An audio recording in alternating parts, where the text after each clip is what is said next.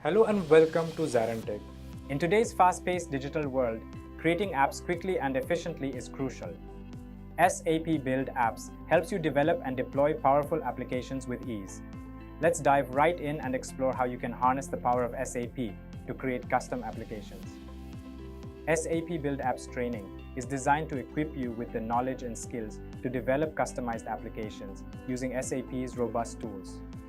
Whether you're a developer, business analyst, or IT professional, this training is tailored to help you create efficient and effective applications. Professionals skilled in SAP development earn 25% more than their peers thanks to their specialized expertise. Companies using SAP solutions see a 32% increase in process efficiency. Mastering SAP Build Apps is crucial for career growth in tech. As businesses digitize, creating customized applications grows more valuable. In today's session, we'll cover the basics of app development, an overview of the SAP tools you'll be using, and we'll even dive into some hands-on project examples to solidify your learning. Before we begin, please make sure you subscribe to our YouTube channel and hit the bell icon for regular updates from us. Now let us look at the agenda. Agenda 1. Introduction to SAP Build Apps. 2. How to set up Build. 3. Basics of SAP Build. 4. Working with variables. 5. Working with formulas. Let's dive in. Hi, in this video, we are going to get an overview over SAP Build Apps. Imagine you are a business manager and want to streamline processes and improve efficiency of your business, but you are held back by your lack of coding skills. Then, at that situation, SAP Build Apps comes into play. SAP Build Apps allows to create enterprise-grade applications with ease. SAP low-code, no-code platform can be used by anyone regardless of their technical background to become an app developer. Let's dive into how this is possible and why it's so transformative for businesses. So, first of all, we are going to know what is low-code, no-code is.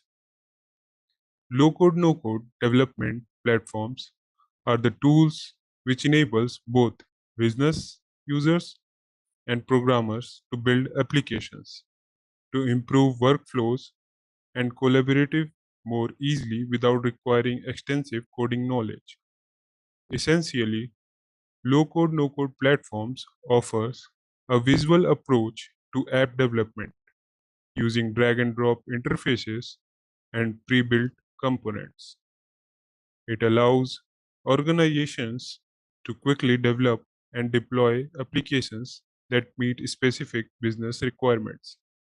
Due to this, it reduces the dependency on IT departments and professional developers. Benefits of low code, no code. It is fast and efficient because of pre built components, visual development tools, and the drag and drop features. It is also cost effective as it removes the dependency from the IT departments. It is also accessible to all technical and non-technical users, as both can contribute to the development processes. To make it short, low-code and no-code platforms breaks down the barriers to software development, making it accessible to a broader audience and accelerates the pace at which the business can innovate. Now, coming to who should learn SAP Build Apps. SAP Build Apps is not just for professional developers. It is designed to provide a cloud-based development environment suitable for both citizen and professional developers within the SAP ecosystem. This means that business analysts, project manager, and even end users can learn to create applications that improve their workflows and address specific business challenges. Therefore, it can be used by citizen developers as well as professional developers. Citizen developers which are not professional developers, but they understand the business requirement and processes deeply.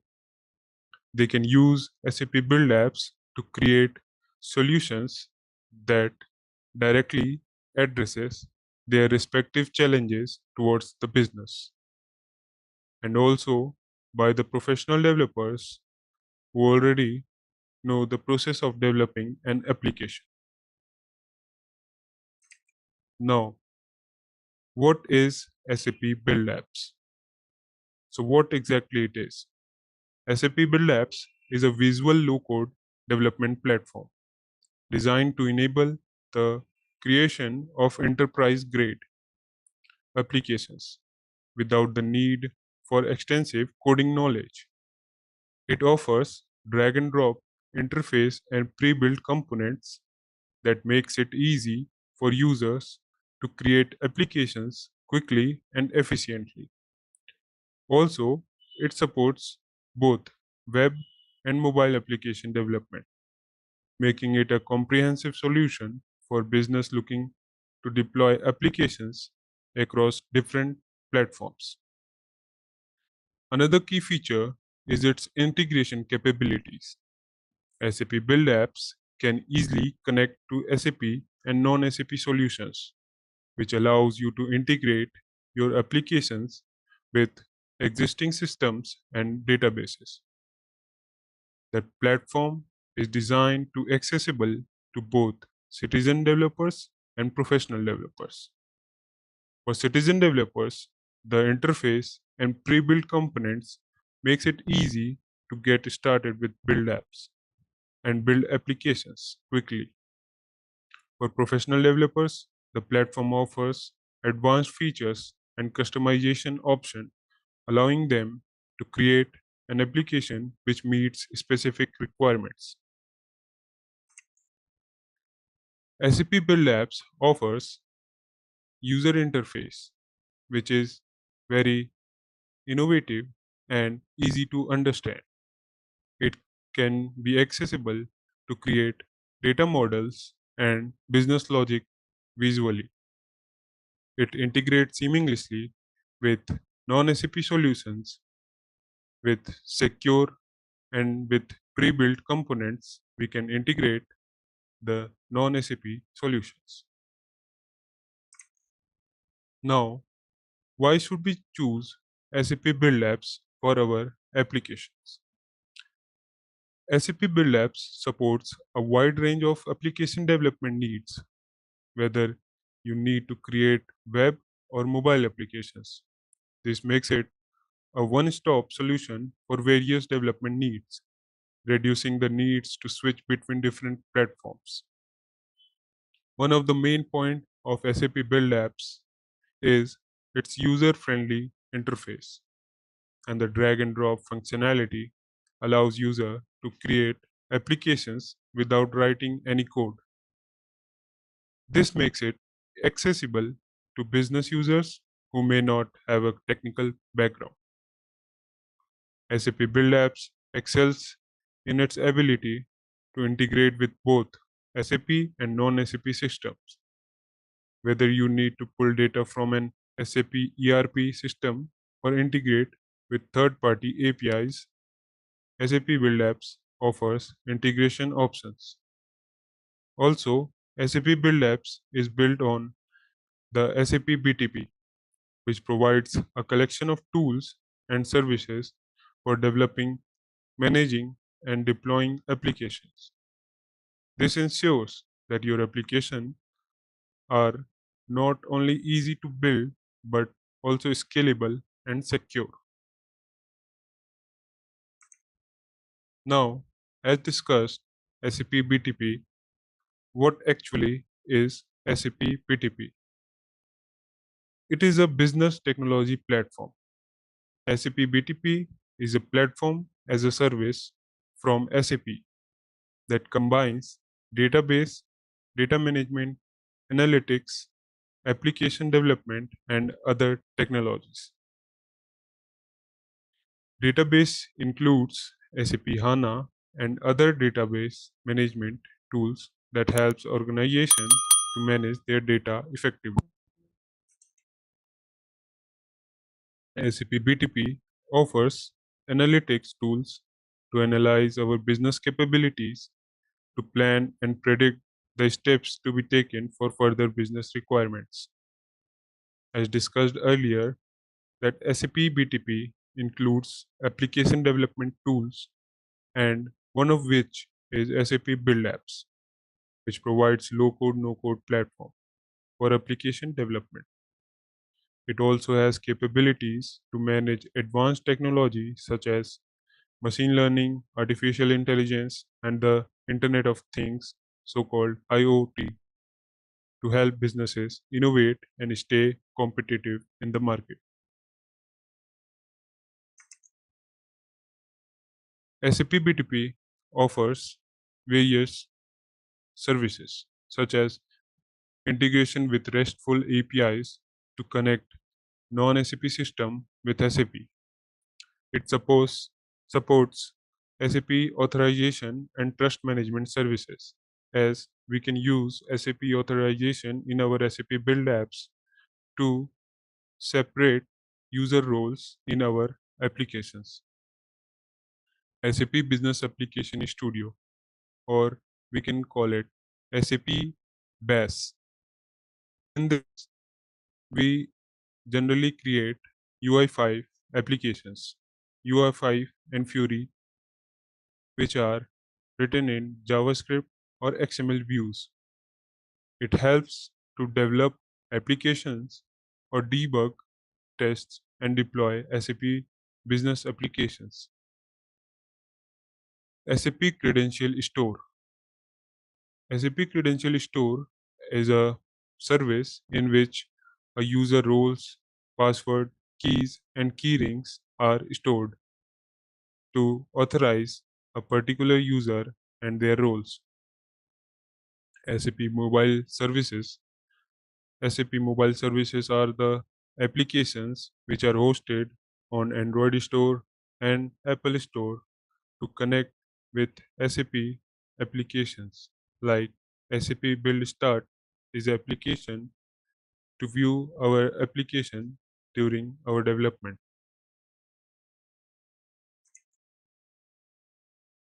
Now, SAP BTP and accounts associated activities with it. This is the structure of SAP BTP platform. It contains platform users and global accounts, which contains different types of account types and entitlements to it. Global accounts consist sub-accounts, which has different region, environment, and quota, respectively. Environments may have different services and applications and tools. And finally, it connects with the business user, which are the end users to the applications. Platform users.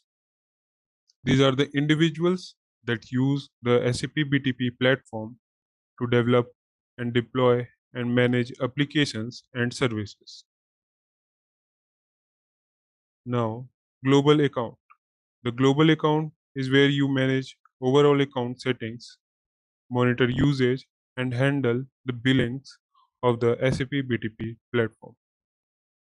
In global accounts, there are account types within SAP BTP, such as trial accounts, subscription accounts, and pay-as-you-go accounts. Each account type offers different level of access and capabilities to different user and organizations. Entitlements. These are the resources and services allotted to the global account. It involves managing the resource allocation to the sub-accounts. Sub-accounts are used to organize and manage different projects, environments, or business units. They can be configured for various purposes, such as development, testing, and production environments. Every sub-account may have different reason. The reason determines the data center location where your sub-account resources will be hosted. Choosing appropriate region can impact performance and latency to your application. SAP BTP supports multiple environments such as Cloud Foundry, Kaima, and ABAP. Each environment provides different capabilities and services to a specific type of development and development needs for your applications.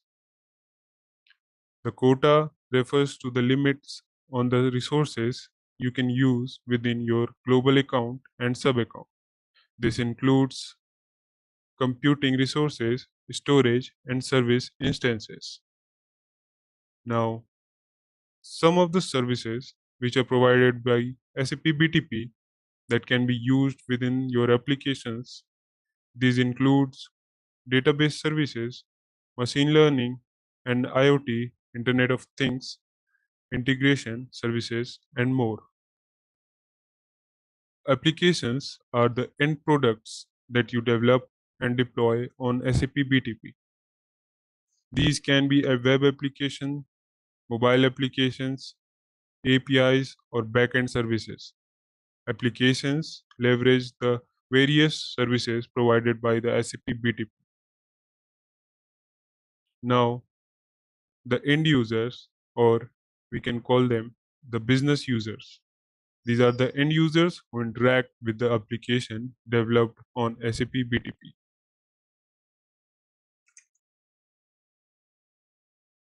First, we will get to know that what are the benefits of SAP BTP. We can use it to develop web and mobile applications. Also, it can be used to manage advanced technology such as machine learning, NLP, artificial intelligence, and the Internet of Things IoT to help businesses innovate. Also, it supports integration of SAP and non-SAP technologies, which makes it universal tool for businesses processes. In this video, we have explored an overview of SAP Build Apps, understanding the importance of benefits of low-code, no-code platform, and identifying who should learn SAP Build Apps. We have gone through the functionality of SAP Build Apps and its integration capabilities within the SAP ecosystem. Additionally, we have discussed the critical aspects of SAP BTP, including its components, benefits, and how it supports the development and deployment of the enterprise application. All right, let's test your knowledge. Here's a question for you. What are SAP Build Apps primarily used for? Option A, database management. Option B, low-code, no-code application development. Option C, financial reporting. Option D, customer relationship management. Take a moment to think, and when you're ready, choose the correct option. Remember, each choice holds a key to unlocking the answer. Good luck. Type the correct answer in the comment section. Hey there! Want to get good at creating apps? Our SAP Build Apps training course is here to help. You can take it at your own pace on our platform. In this course, you'll learn all about SAP Build Apps training. It's like a toolbox for making apps, from designing to deploying them seamlessly. Our course covers everything you need to know, from the basics to more advanced tricks. It's made by experts who know what they're talking about. Your teachers are pros who've been doing this for ages. They're here to help you learn and answer any questions you have. And don't just take our word for it. Our students love the course too. People just like you have found our course super helpful. Best part? It won't break the bank. This awesome opportunity to learn is affordable. Ready to become an SAP Build Apps Pro? Sign up on our page now. For more info, check out ZaranTech's website. In this video, we are going to set up our SAP Build application service through SAP BTP platform. So what is SAP Build? SAP Build is a rapid development of applications and automations application provided by the SAP. It offers simplified and streamlined builder experience by its pre-built components and simple drag and drop feature. The platform provides enterprise-grade scaling and security. It also caters both non-technical business users as well as technical users who have experience to develop apps using coding skills.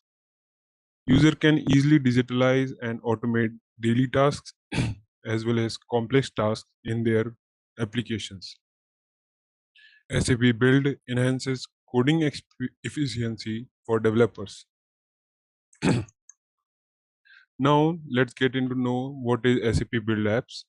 SAP Build Apps is a visual development of full stack applications where we build application of application front end as well as application back end.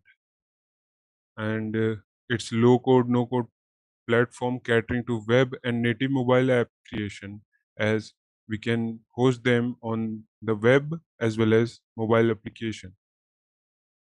Previously, it is known as SAP App Guiber. It now integrates backend capabilities like data models into it, and now it is known as the SAP Build Apps. Business users can create enterprise-grade apps across different operating systems without coding. Professional developers experienced reduces coding efforts, particularly in complex data models and business logic, as previously the data models were integrated with the databases of different non-SAP applications, but in this we can create our own data models in the SAP Build Apps itself. Overall, it enhances productivity for both business user and professional developers. Now we will look into the steps how to get the trial account on SAP BTP platform and get into know that how to add the SAP build services to your BTP account and use them to develop SAP build applications. Now go to your browser and search for SAP BTP. Here, open the first link. In the first link, you will get to know that you are on the overview section of the page. Now move to the try and buy section. As you scroll through this section, you will see the pricing of the SAP BTP options. And here is pay as you go option, enterprise option, and subscription option. As per the need of your enterprise as or you as a individually, you can select the subscription option or pricing option from this account. But we are going to see how to get the trial account of the SAP BTP. So we will scroll up and click on request or demo button. When you will request a demo, a form will pop up and you will fill these services and submit it. After that, you will receive a thank you mail from the SAP, and after an hour or 2 hours, you will get the request from SAP that you have got an trial account access. Now what you need to do after you receive an mail, you will go to your mail and check the mail. This is the mail which I have received on SAP BTP to start our BTP trial account. I will click on this link.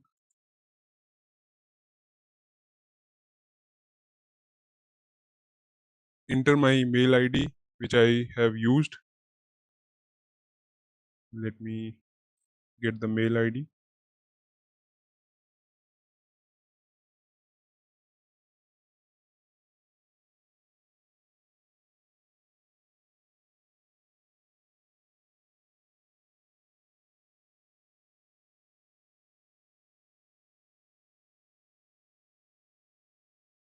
Here enter your password which you have applied for during the form. You will get an email to register and activate your account, and there you need to add the password. Same password will be entered here.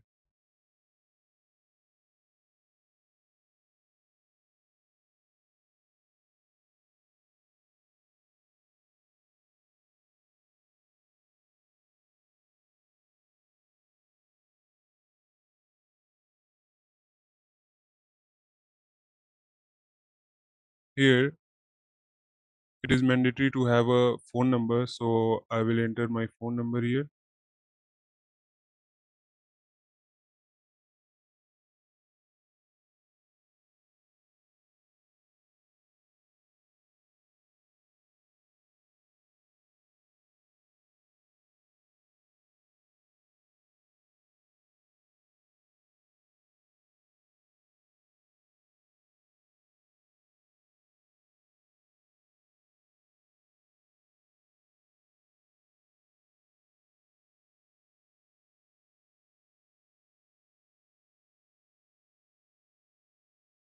Hello.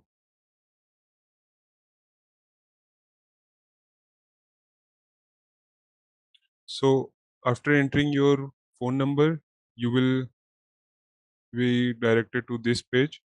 Here you need to click on trial home. Hi. After you will verify your phone number, you will pop up with this page, and then here you will have to decide your region where you want to store or connect your database to your system. This is the US region and this is Singapore region. Whatever closest to you, you will select the region, as it will respond in similar way, as close as possible database response faster. So I will select the US one and create account. It will process through some tasks. It will create a global account and then a sub account and then a organization, and after that in last it will execute the spaces in our SAP BTP trial version. So I will wait for this.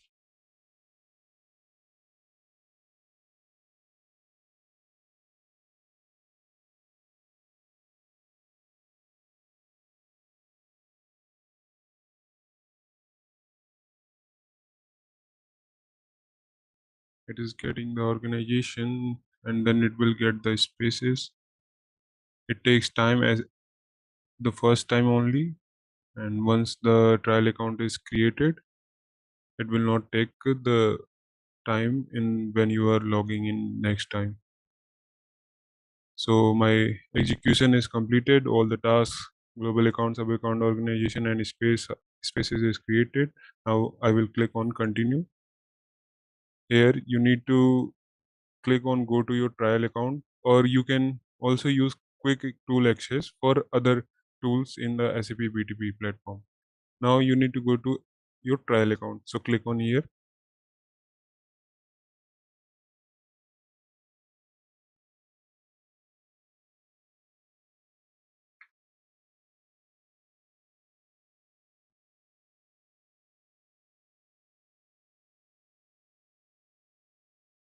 The account creation takes time when you are using it first time, and when you are logging in the next time, it will not take as much time as it would take in first time. So here this is your trial account which is added in your SAP BTP, and now what we are gonna add a service of SAP Build Apps. So what we are gonna do, we are going to Booster to add a service in the navigation pane here. Here we can see all the tools and services provided by the SAP BTP, and we can add all them. If you scroll down, you can see all the types. Here we will write the build apps. I will click on this, and now you need to click on start. It will again execute and assign the processes and small tasks to create a sub account in SAP Build Apps and add this service as a service in your SAP BTP cockpit.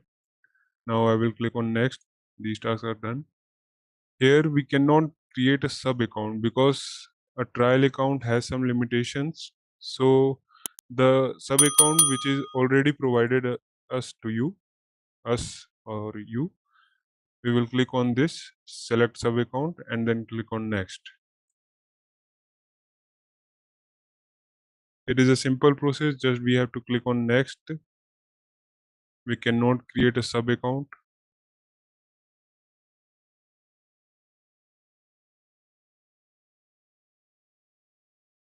We don't do this every time. This is only one go process. Now just finish it. All the small tasks are processing. Subscribing SaaS application. It will create the roles of SAP Build Apps in your services. It will assign the roles to the users which are already created during the BTP trial account processes, and it will map the roles in last. We will wait for it.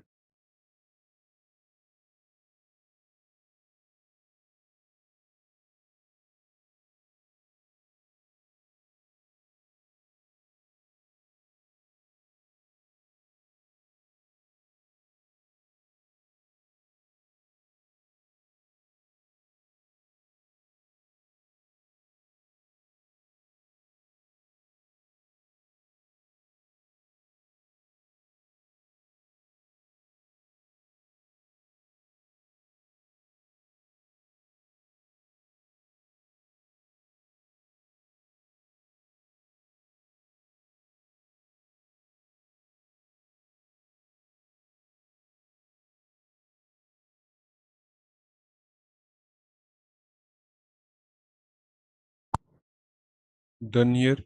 As soon as the roles are assigned to your SAP Build App services, now you will pop up with this success message, and you need to navigate to your sub account to access the Build Apps service.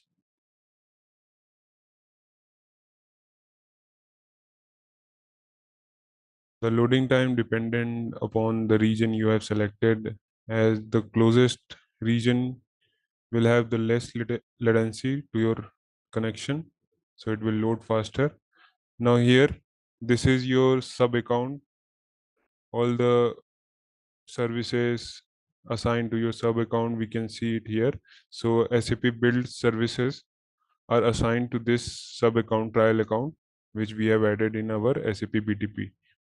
So we can go to instance and subscription.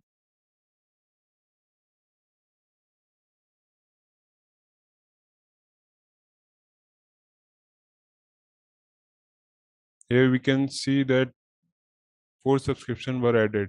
One was failed, which we don't need at this time right now, so we will not go through that. We can check the roles by clicking on here, which are assigned to the SAP Build Apps. These were the SAP Build Apps which is added service to our SAP BTP sub account. Now I will click on here to go to the SAP Build App service to build an application.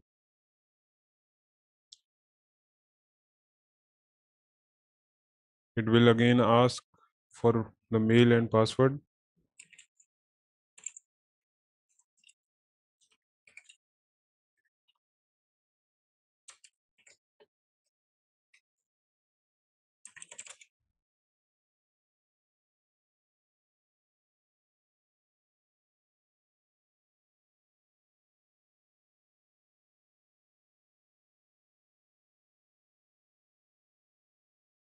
Let me again check the credentials.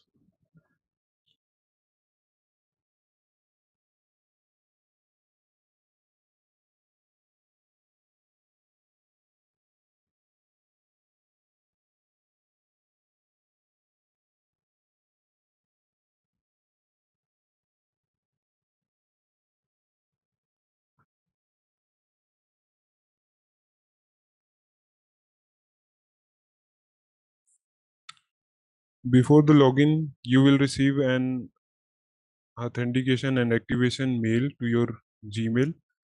So before login, you need to activate it from there itself, and you need to change the password or create a new password to your account. So go through your mail first and then activate your account on SAP Build Apps. After that, you will come here to write your credentials and login.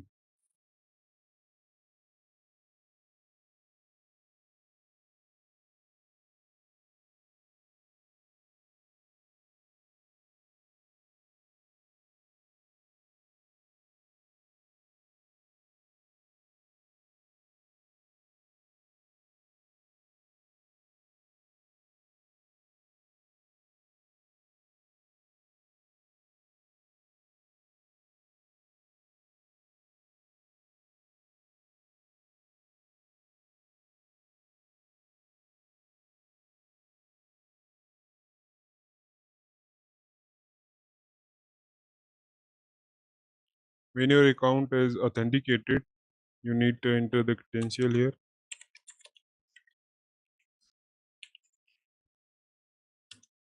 and continue.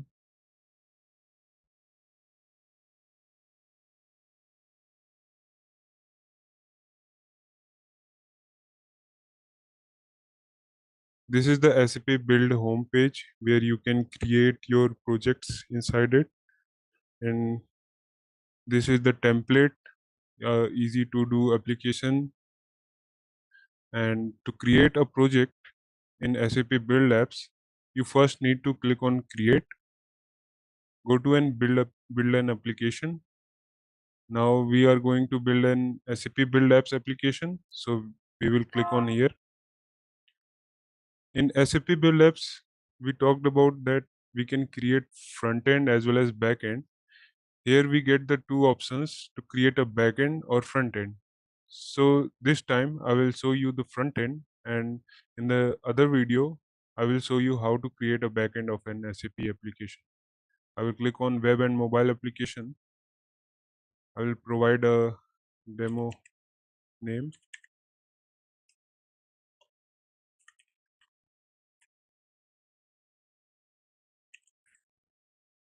and click on create.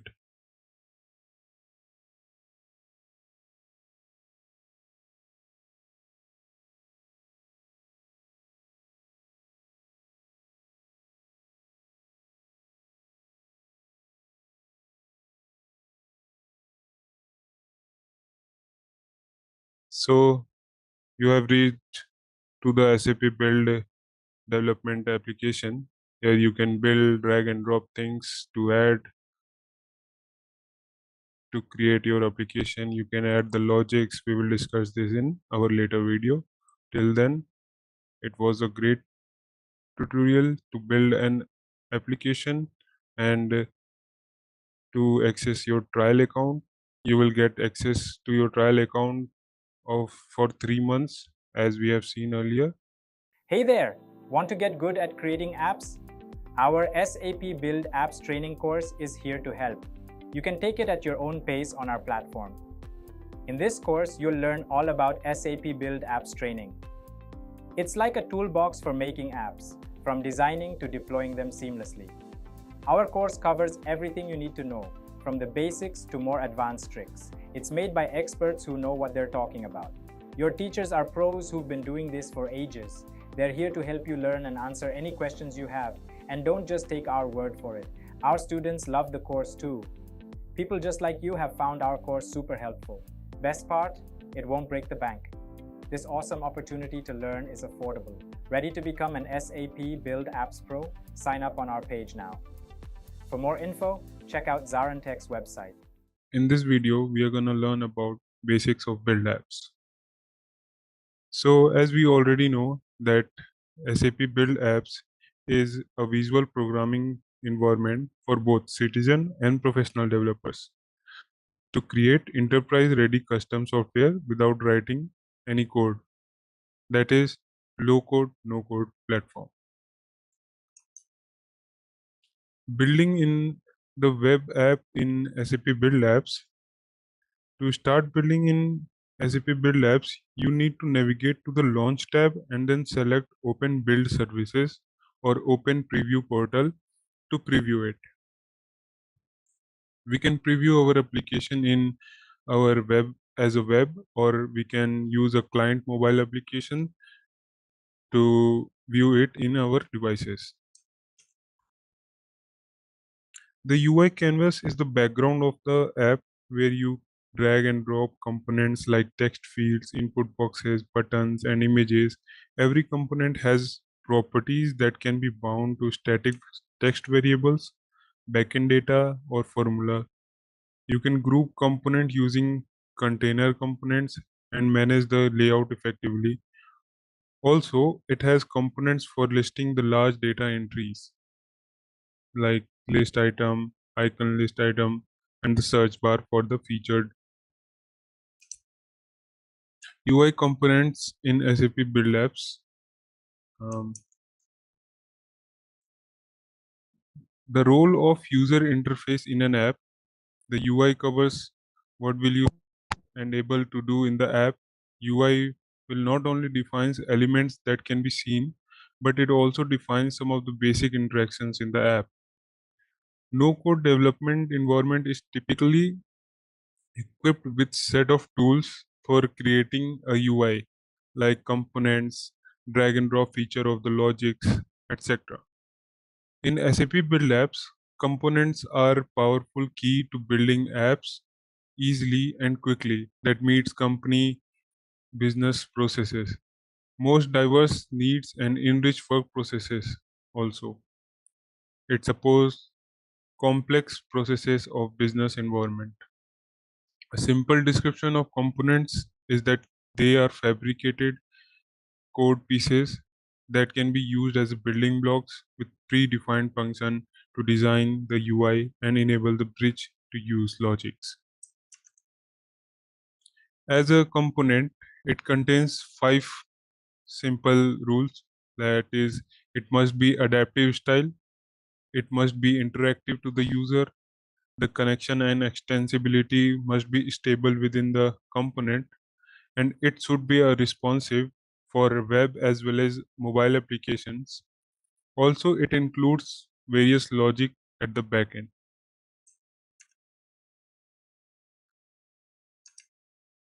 Now, the components also contains buttons, text, images. These are the components which comes under the forms. Forms make it easier to take inputs from the user, and images makes it interactive. These are the some demo applications which you can see that images are used and containers are used to make our application more friendly and more interactive to the users.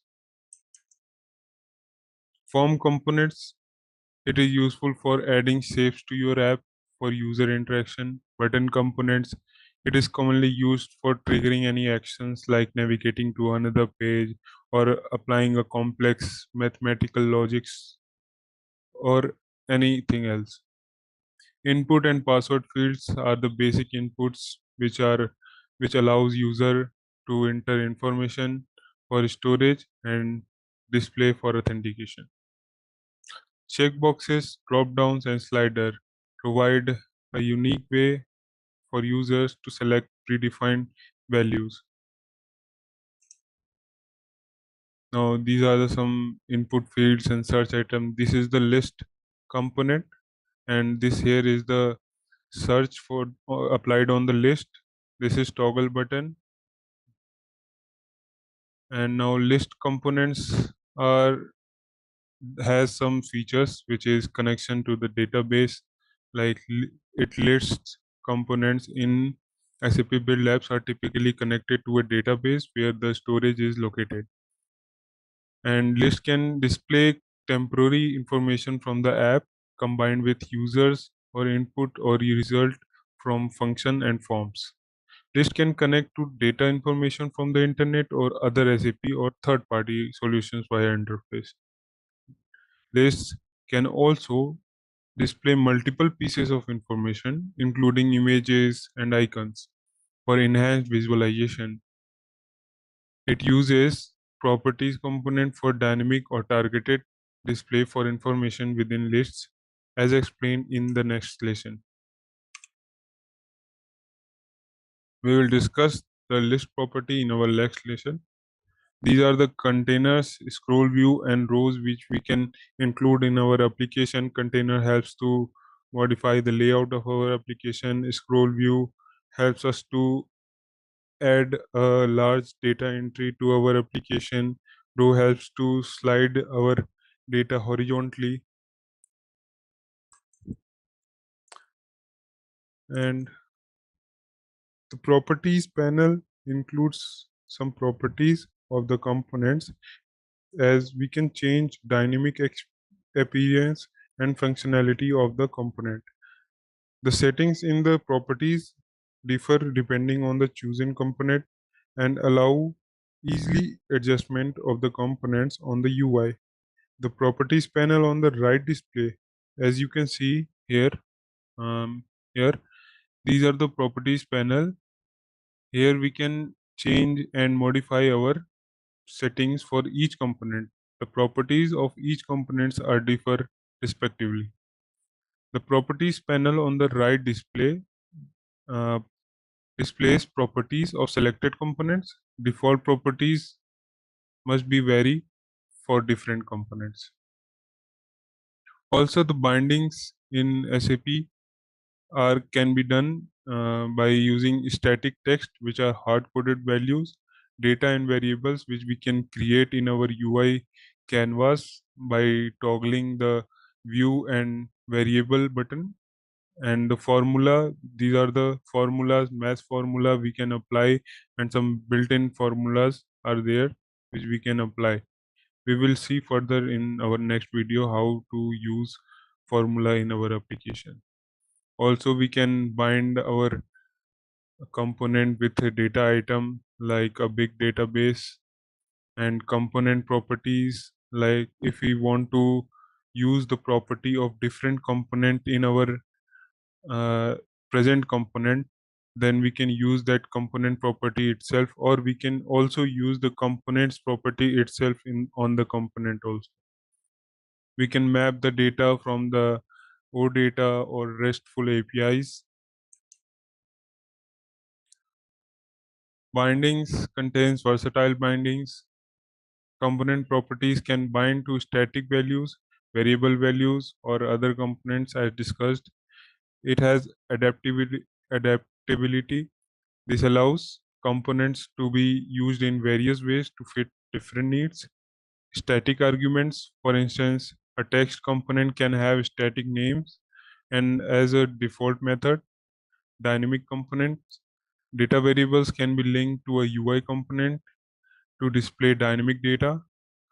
Unlimited option means dynamic content can include user specific text, time, date, etc., made possible by various bindings types of component properties. Now there are some advanced properties like tree layout. Tree basically it is a page layout where you use your components to layer it accordingly. Like if we want to create a container which contains customer information and customer picture, then it has a separate layer, and the product view has a separate layer. These are the layouts which are layered accordingly to the application as you have built on. You can rename them as per the need and requirement for your applications. Some more dynamic properties are there, means advanced properties, like it is visible, that is very useful to the dynamic control and about how users can see components and content they need. The visible properties can be bound using the binding that enables dynamic control of the component visibility. And also default visibility to false.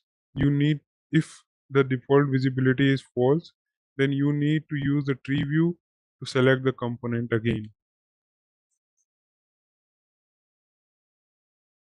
Now repeating a component. If you want to repeat a component, means you want to add a list component where the items are repeated, then we can select the components label and then bind it to the database so that the repeated element can be seen in our application when we preview it.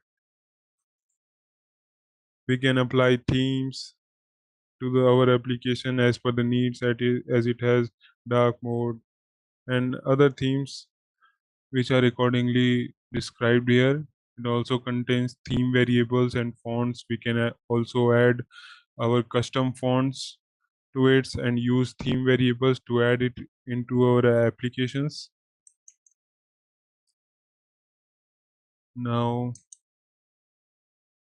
we can use layouting, as you can see on the right panel here. Here is the layout option.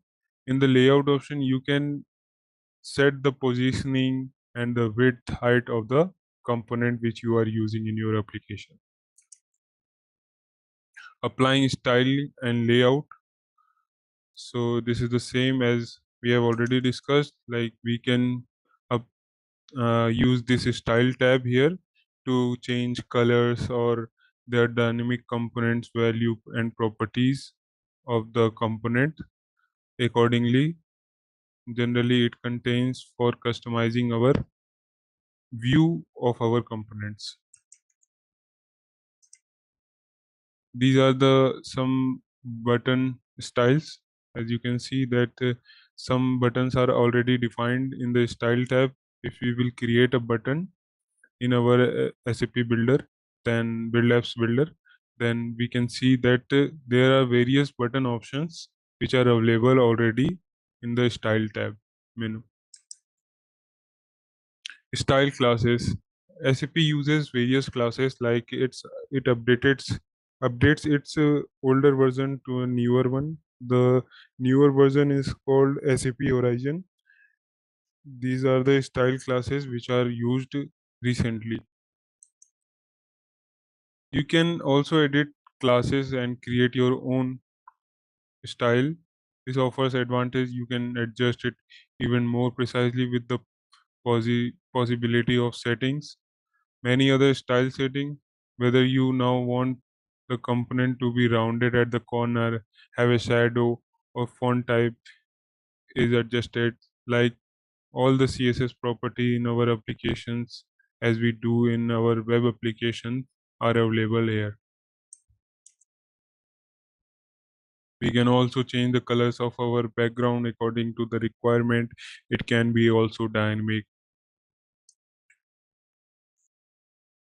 You can also use layout tab to configure the layout components and layout of the selected page or component. The page layout can be achieved by using space on a free area. This makes it possible to change the alignment of components on the page at the same time, which are then aligned to the left, center, or right, as you can see here in the video itself. Click on layout and then go to width and height or go to full width so that it touches all left and right horizontally, and we can position them as per our need. We want in the middle or the left as per the needs. We can use Z index to layer out our component towards our application. Like if we want to come up at the top of the application for any components, then we can increase our Z index to the higher value so that it displays on the top. Now space between components. In the layout section, we can use space between components tab to display our components margin or padding as we want. Like here we have given a top spacing 20 pixel, so there is the gap of 20 pixel toward the upper box of this element. Thank you. Now let's get to the practical process of the application. This is our builder view. Here in the left panel, you will get the categorized component in the form of display, forms, layout, and list. In the display section, we can see the components which can be used as a static display, which makes your application more interactive and user friendly. And then in the in form section, we generally get the elements which are meant to be created for user inputs like button, input fields, checkboxes, drop downs, etc. Further, we get the layout section where those components are listed, which helps to define the design and the design of the application components. And then last, we get the list section where we can see components which use repetitive data to list them in a view. Also in the left panel, if you will go to the top, you will see three tabs: core, by me, and installed. In the core tab, all the basic and classical components are available. In the by me panel, you will get to see the composite or custom components which are created by you. And in the installed panel, you will see the components which are installed from the marketplace. If we will click on the marketplace, then we will get to see various complex and designed components which can be installed and then be used in our application. We can find these installed components of marketplace in our installed panel. The marketplace is also categorized in three sections: view components, flows, function, and data, where flow function and data includes components which are related to logic and data sources like REST APIs and more. And then in updates, we can see the components which has been updated by build apps and are installed in our application. And then if we will go back and exit it, in the right panel, if we will select any component, you can see the properties of that component. We get two windows here, one for customizing the UI component. Let me zoom it. One is for customizing the UI components, and the other one is for tree structure of components which we used in our applications like layering. These are the labels and buttons. So they are assigned or layered accordingly.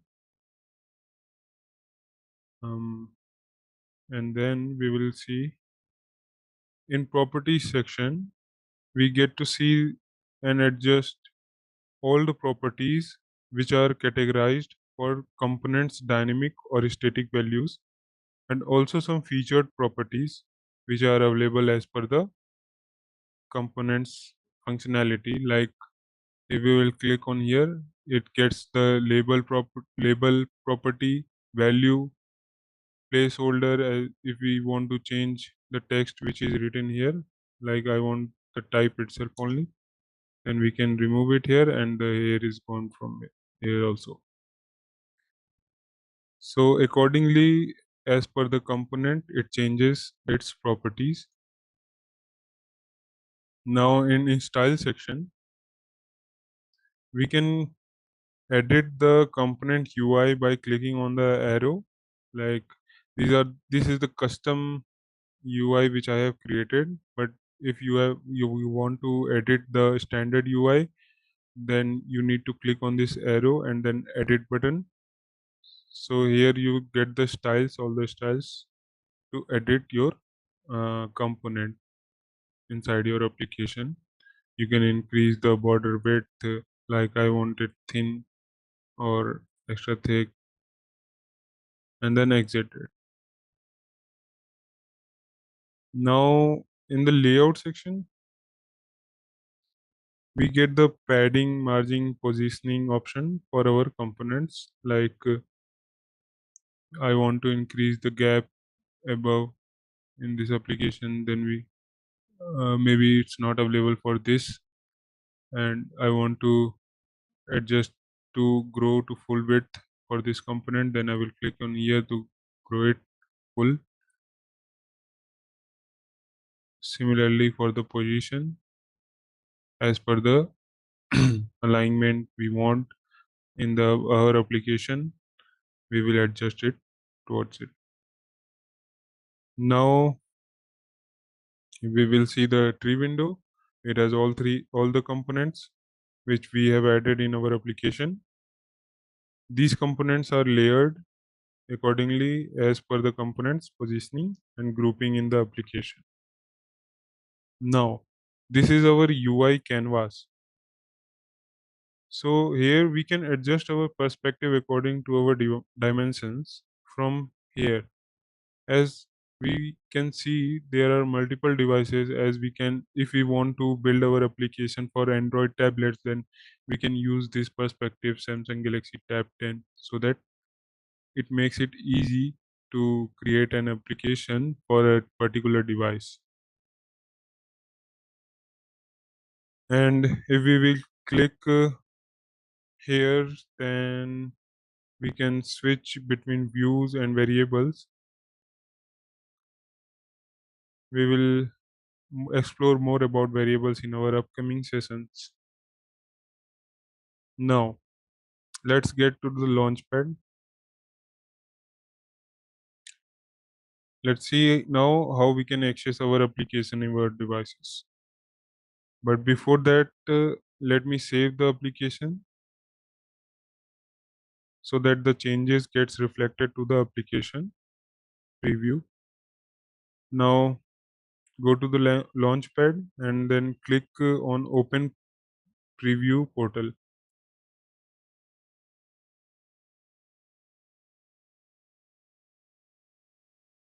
From here, if you want to preview your app, then you can click on open web preview and then select your application to preview it. Like I want to preview this application. So here is the application, and if you want to preview it on your device, then you need to install an app called SAP Build Apps in your devices. Like I will go here again, and these are the apps link. You can get it on Apple App Store and Google Play Store.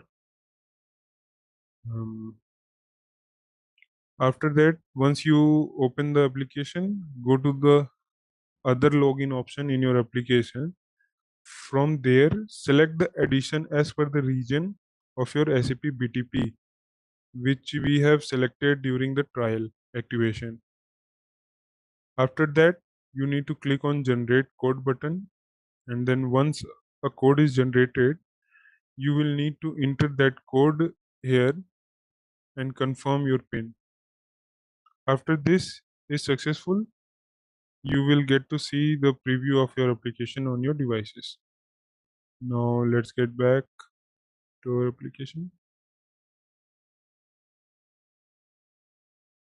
Now let's get to the theme section where we can theme our application as per our needs. Here we can customize colors, themes and fonts. Also we can adjust custom fonts using theme variables here. We can add font family here to use a custom fonts in our applications.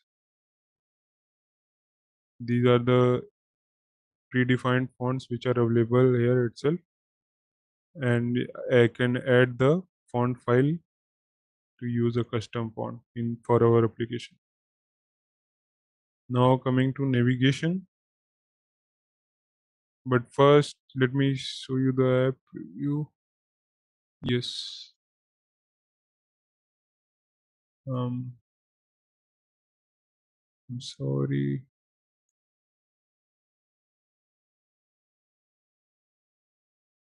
This here we here we are getting the name of our page at the top and the navigation panel here.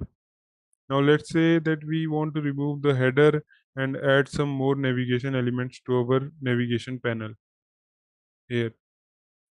So we will go back to our navigation tab, and if we want to remove the header, then we will click on here and disable it from properties. Once it is disabled, you can see it in your application that the header is not coming now. Now if we want to remove our navigation, then we can do the similar process. Click on navigation menu, and then from properties you can disable it. But remember, you must need to select the page which you have disabled. Now save the application and go back to your preview of your application. As you can see, we have removed the navigation panel from here. Now let's enable it again. Once enabled, if we want to add another item like this was the home page,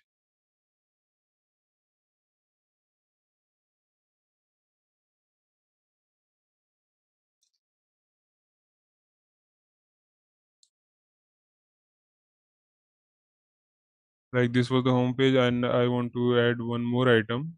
So I will click on here and then add an icon to the navigation icon as we want. Like we want to navigate to the mail option.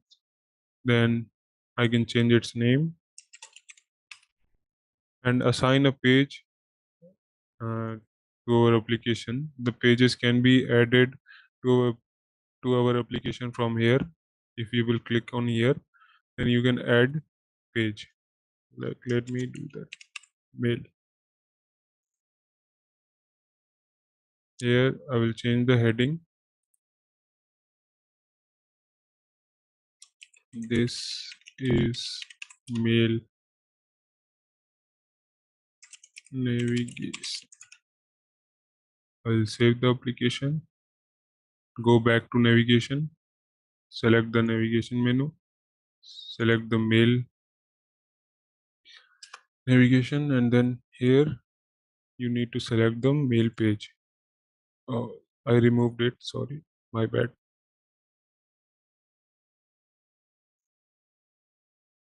Now I will save it here. Now go back to your app preview. You can see the mail component here, which if you will click on here, then you will move to your another page. Now go back to home page.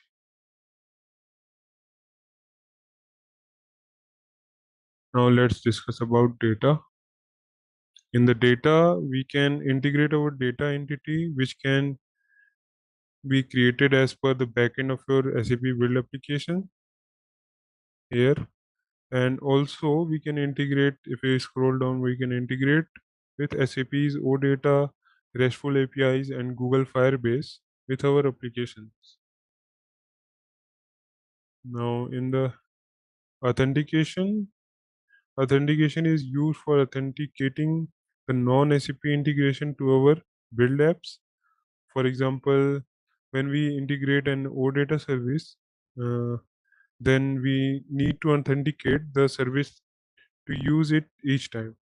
Therefore, this method can automatically authorize a user access to the services which we use and add in our application. And in the help section, you get the documentation for SAP Build Apps, from where you can get the reference, and SAP community here, where various other developers helps each other to understand the process. Also, you can access the below learning path, which is very useful as I have gone through it, and to track use this below learning track to get more practical implementation, as it is very helpful for the beginners. And these were the UI canvas. Until we will discuss all the left topics in our next video. All right, let's test your knowledge. Here's a question for you. Which of the following best describes the target users of SAP Build Apps? Option A, only professional developers. Option B, only business users with no technical background. Option C, both business users and professional developers. Option D, only SAP consultants. Take a moment to think, and when you're ready, choose the correct option. Remember, each choice holds a key to unlocking the answer. Good luck. Type the correct answer in the comment section. Hey there! Want to get good at creating apps? Our SAP Build Apps training course is here to help. You can take it at your own pace on our platform. In this course, you'll learn all about SAP Build Apps training. It's like a toolbox for making apps, from designing to deploying them seamlessly. Our course covers everything you need to know, from the basics to more advanced tricks. It's made by experts who know what they're talking about. Your teachers are pros who've been doing this for ages. They're here to help you learn and answer any questions you have. And don't just take our word for it. Our students love the course too. People just like you have found our course super helpful. Best part, it won't break the bank. This awesome opportunity to learn is affordable. Ready to become an SAP Build Apps Pro? Sign up on our page now. For more info, check out ZaranTech's website. In this video, we are going to learn about variables in SAP Build Apps. Now let's see what variables is.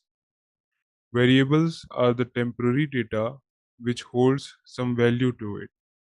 These variables will be used further as a backend system to access the value it has. There are 5 different types of variables available in Build Apps: app variable, page parameters, data variable, and translation variables. App variable in build application exists globally, which means we can create an app variable and then we are able to access the variable in any page of the application as it supports global scope for the variables. For page variables in build apps exists only for the page for which they are created, which means that we will not be able to access the page variable in other pages. To access the value of page variables in different pages, we must pass it as a parameter for another page. Therefore, page parameters can only be able to read by another pages, which means that the original page value of the page variable will not be changed if any changes is done through the next page of parameter variables. For data variables, the scope is similar to the app variables, which means it can be accessed globally from any pages. But the data variables holds values which are generally bind to the backend data or database. Similarly, for translation variable, this allows you to translate text from one language to another. Now, to define a variable, we first need to go to the UI canvas and then click on the toggle button as shown in the image here. And after that, from the left panel, as we can see here, we select the variable type, then click on add app variable to add a variable according to your need. Now, the usage of app variable is to create such variables which are not necessarily stored in the backend database. Similarly, we create page variables if we want to specify a variable for a particular page. We can see here different pages by we can see our page variables for different pages by clicking on top left page text here as shown here. If the variable is assigned in different page, then you need to click on this page text, and then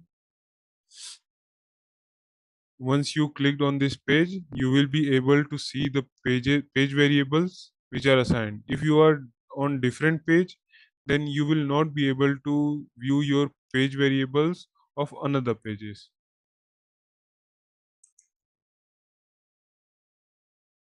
Now, once the app or page variable is defined as a variable, then we can toggle back to the UI canvas by clicking on the toggle button and select the component which we need to bind with a parameter. Like if I want to bind this text with a parameter variable or page variable, then we will select this component. After selecting the component on the properties panel, here we can see and bind the variable with the component by clicking on the icon shown here under the value text. Now let's consider a scenario in which you want to create an app variable Then you first need to click on toggle, then go to variables and select the app variable from here or whatever you want to create. After that, go to your variable section and then click on add app variable. After clicking on add app variable, now you can just enter the initial values from the properties panel which are available on the right panel.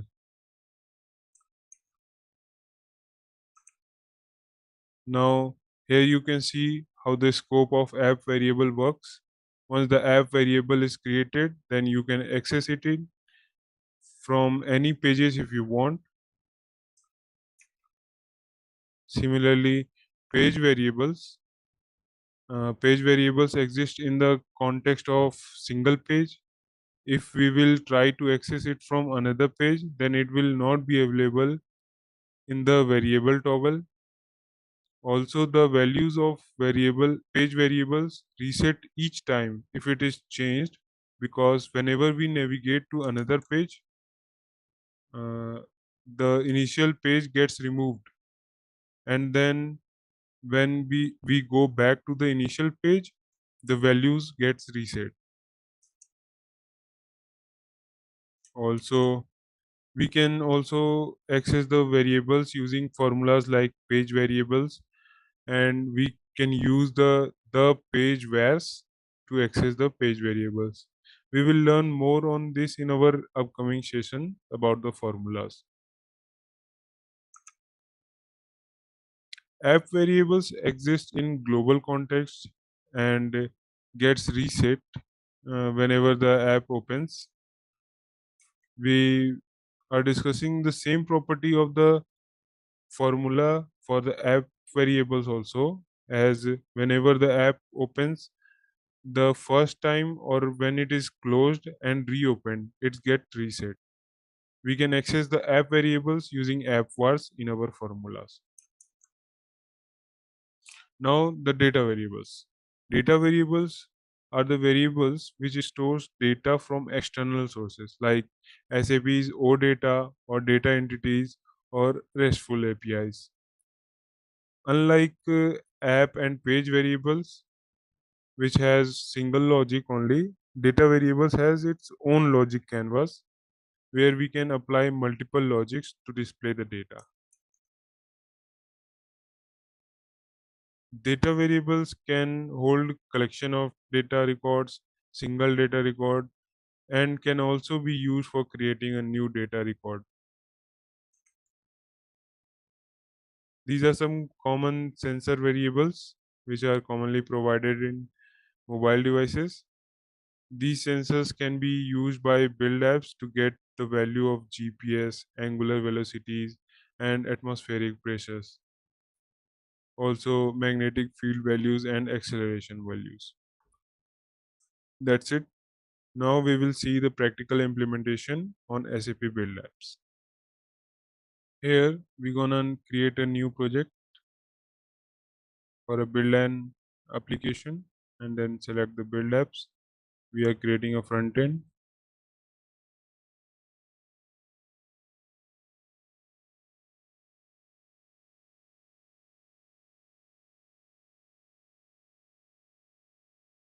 Provide it a project name and then click on create.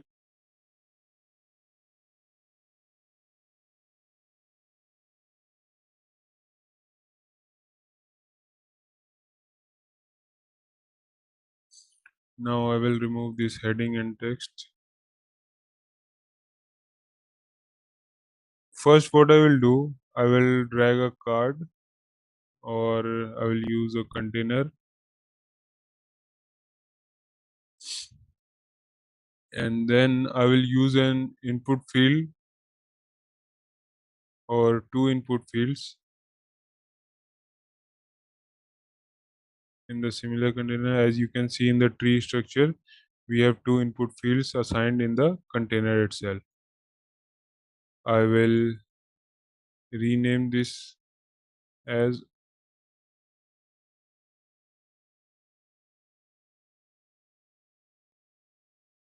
That's it. From here, I will rename this as a first name,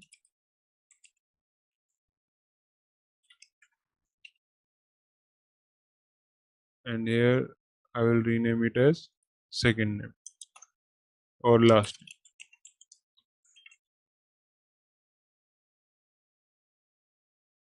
Now, what I will do, I will add a button to get a result which combines these both first name and last name. Now what I will do, I will click on this toggle button and create a variable. I will just create a page variable because I want to keep the scope in page itself. I have only one page created here, that's called home page. So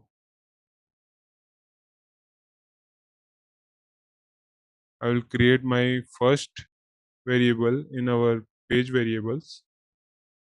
Now when you navigate it to the page variables, then click on add page variable. A new variable will be added, and here you can set the name of the variable. I will just choose here first name, and I want to keep it as a text. I will add another variable as a last name.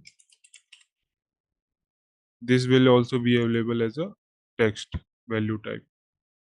Now I will combine these both and to an result. So I will create a third variable as a full name.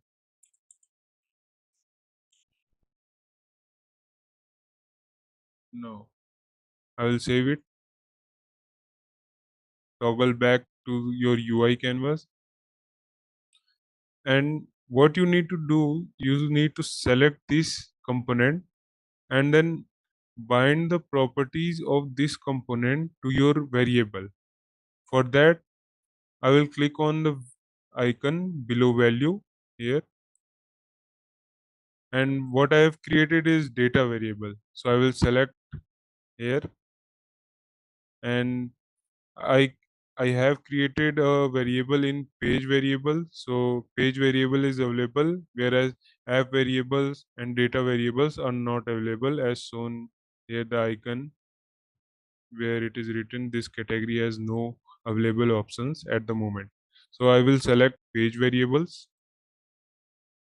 Now here I want to bind the first name with this component. So I will select first name and then save. Similarly, I will select the second component of last name and then bind it to the last name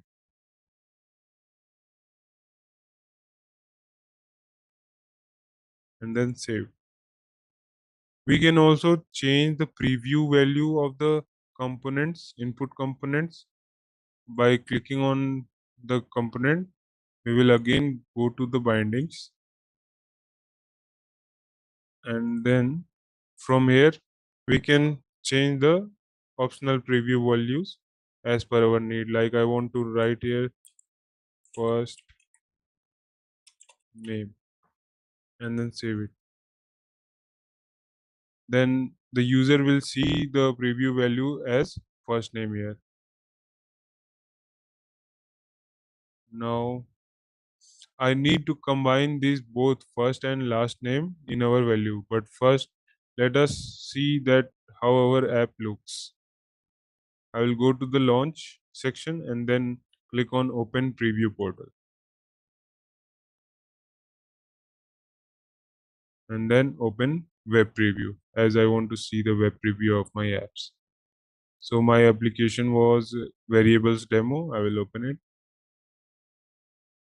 This is our app preview. So we can write here anything.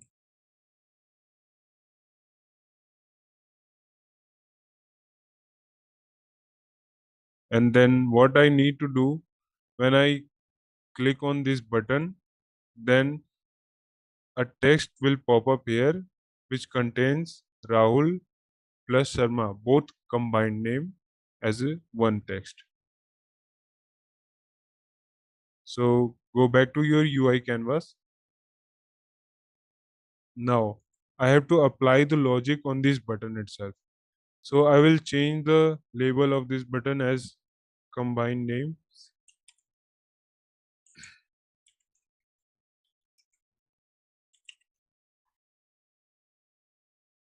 Now when you will see the below bar where add logic is here, click on it. Here you can add the logic on different components. So I want to add an logic to this component. But first I will need to add a text variable which is binded to the our result. So I will add the text variable from the left panel and then bind it using content. From here I will go to data and variables and then select the page variable, and then I need to select the full name where I want to store our combined value of our name. After that, click on save. That's it. Now, when I will click on this button, these both name will be combined and then assigned to this variable, and this variable will pop up when the button is clicked. So what I will do, I will click on this button, but after clicking on this button, scroll down from the core tab of logic canvas and you can see that set page variable component here. Drag it to the canvas and then assign it the logic like this. Now click on set page variable. Here the variable name is already assigned, but if it is not assigned for you, then you can click on this icon and then go to page variable and then select the first name. Click on save. But I don't want to assign the first name to our results. I want to assign both names to the result and then show them in the application after clicking on the button. So after the event component tab, it means that whenever I click on this button, then it will follow the logic which is described in the logic canvas. So whenever I am clicking on this icon, I will go to the variable name here and set the assigned value as I will select the variable first. I want to store the data in full name variable. Click on it and save it. Now go to assigned values and click on the icon and click on formulas. Now here I will select the page variables, search for page, and then from here you can see the page where's dot first name is available. So I can select this first name and then use the icon, use the syntax plus and then give a space and then again plus. Use the second last name, click on the last name and select it. Now save this. Now after entering first name and last name, whenever I click on this button, I spelled it wrong. Whenever I will click on this button, this event will be launched and then set page variable will be activated. After this, our result variable which we have assigned in the variables as a page variable will be assigned to this component. Now let's preview what our apps look like.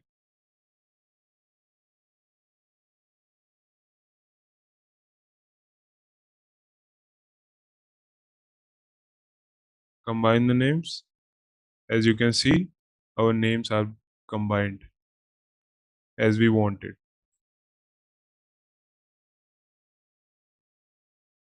Now go back to your UI canvas.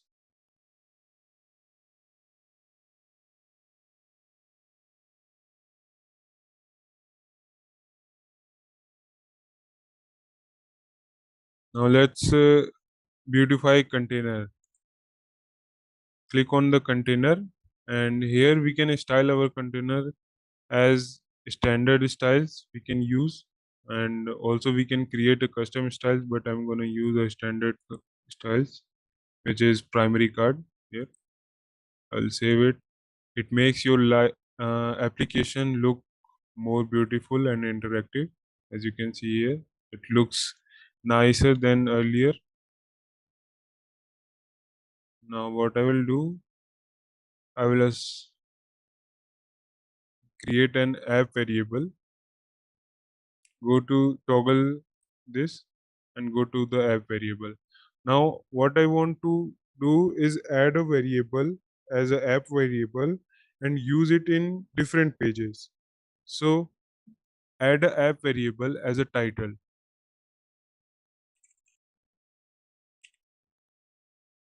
Now give it the same type as a text, and I will assign it a initial value, as I am not gonna change it in any pages. I will add it as a variables demo. Save it. Now this is my home page. Now I will create another page.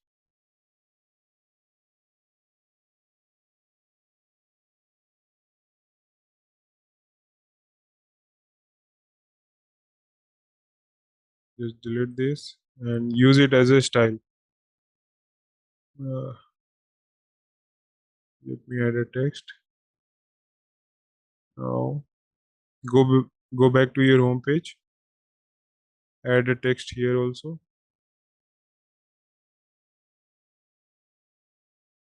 I want to use similar text which was assigned in the app variable in multiple pages.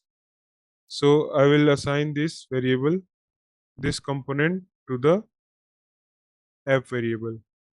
Now I will click on this icon below content. Go to data and variables. Go to the app variables and select the title. Save it. Similarly, do this same with our second page. Click on component. Click on this content icon and then go to data and variables and then select the app variables and then title. Save it. Save it again. Now what I will do, that there is no logic behind navigating to our next page, so we will not be able to see that. So I will create a navigation. In the navigation menu, I will add one more navigation as a second page.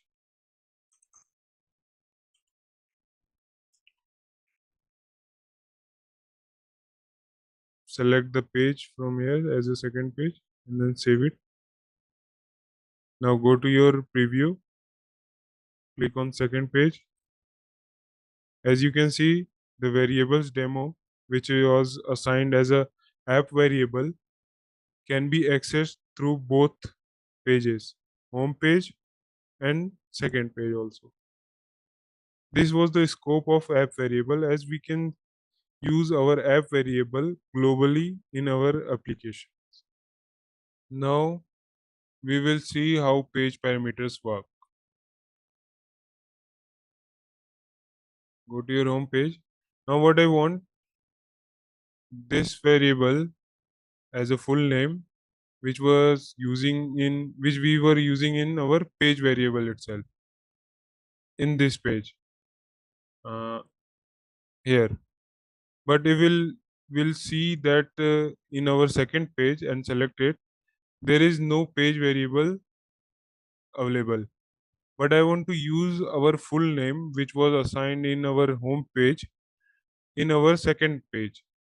For that, we need to assign a page parameter to this application, to this page. So what we will do, toggle back to the variables, go to page parameters, and then add a parameter. Parameters would be created as a full name here, and the type would be same as the full name we assigned in our home page. Now save it. Go back to your home page.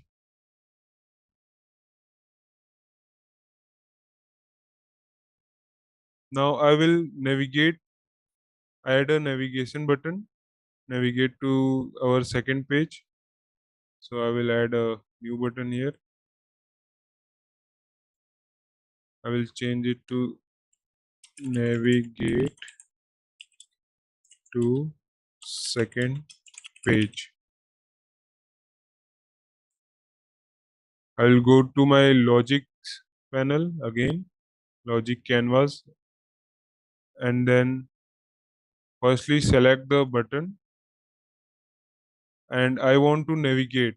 So I will select the open page from the navigation section of the logic canvas and drag this and drop it to the logic canvas. Now connect these components and select the navigation part. Now here I want to open the page variable. If the page which you want to select is not selected already, then you can click on this icon and select that page. Now what we have done, that in parameters of second page, we have created a variable called full name as a page parameter. So it is showing up here that our second page accepts a parameter which is full name of type text. So I will click on this icon and bind that item to our full name of home page. I will click on here, go to the data and variables, go to the page variables and select the full name. Save it. Now let's go back to our second page. Here I will add a new text which stores the value of full name which we are importing as a parameter. Click on the component and then click on the icon below content here. Go to your data and variables. Now this time I want to bind my component with the page parameters. So I will select the page parameter here and then select the full name and save it. Let's go back and preview our application, how it looks. This is my application now. I will enter the name. I will combine the names.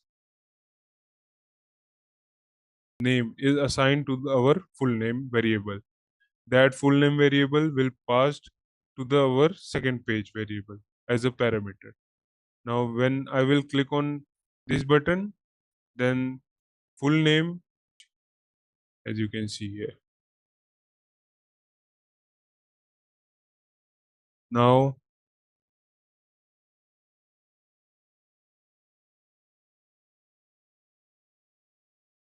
we will be discussing the data variables, how we can create a database or use a RESTful APIs or OData services in our SAP Build applications.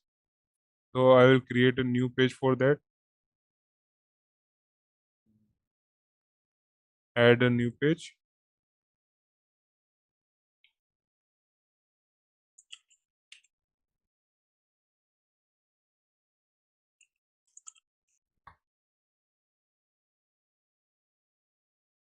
I'm deleting this. Now here, to add a data variable, we will again toggle back to variables and go to our data variables. Here, we will add the data variable from our data section, where we import our RESTful APIs or OData services or data entities which is backend created on the build apps itself. So here, as you can see that add data variable button is disabled because no data entity is available right now. So I will create a data variable first, data entity first. Go to the data section. Now create a data entity from here. I will name it as a student table. Create a data entity. Now I want to add a parameter as a roll number. Maybe it doesn't. Okay. And then use it as a text. Add new field as a name.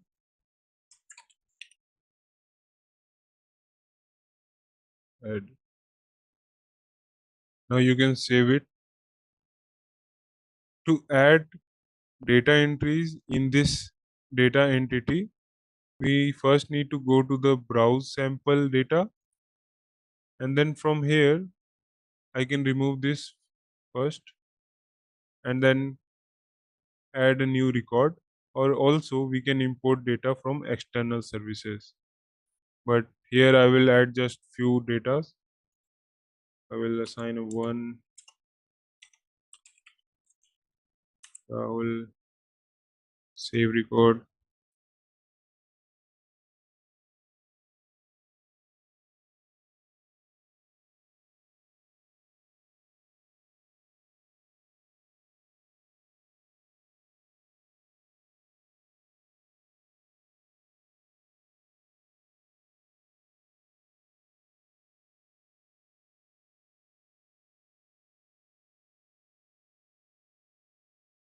These are the four data which I have added in our data entity. Now I will use these data in our SAP Build Apps to show these data in our table. Save this and go back to your UI canvas. Now when I will toggle to the variables and go to data variable, this add data variable button is now enabled.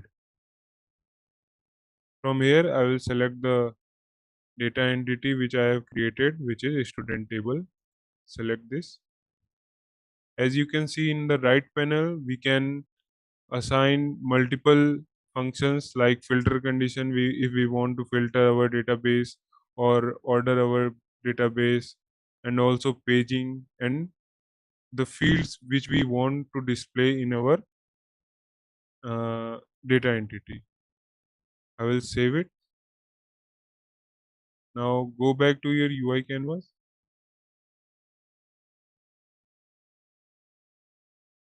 You first need to go to marketplace, as the table component is not available in our core components. So go to the marketplace and search for table.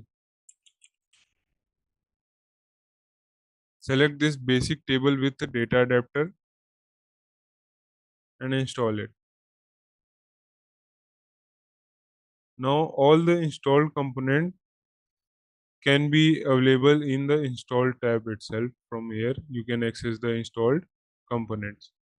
I will drag this and drop it here. Now I will configure the table resources with our data entity. So click on configure and select the student table as your data service. From here you can add a text or name value to assign the heading to our data entity. Like for roll number I need to add roll number, and for name I will just assign it name. Save and exit. Save it. I will again add this page to our navigation tables page. I will change the icon so that we don't get confused. Save it. Now go and preview your application. Maybe I've done something wrong. Go back to UI canvas, edit configuration, remove this, save it. So the reason why it was not showing up there, because we need to launch it again and then turn on the toggle of our data entity which we have created. Go to open preview portal again and open web preview.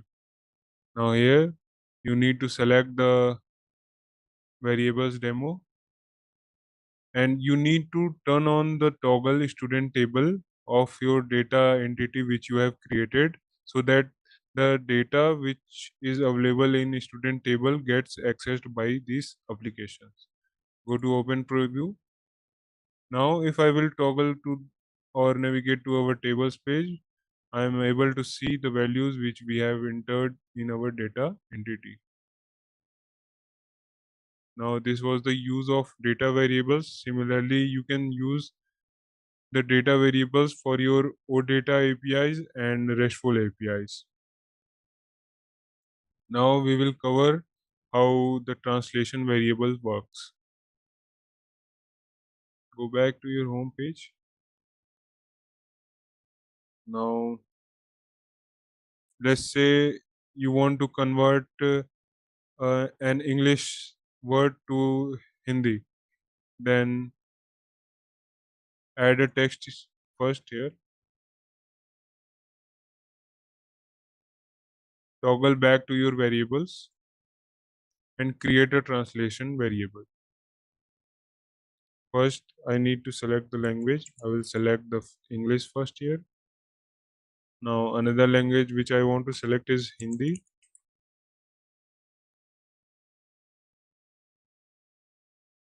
Now, add a translation variable. The translation variable which I want to create is, I will name it as a translation of hello.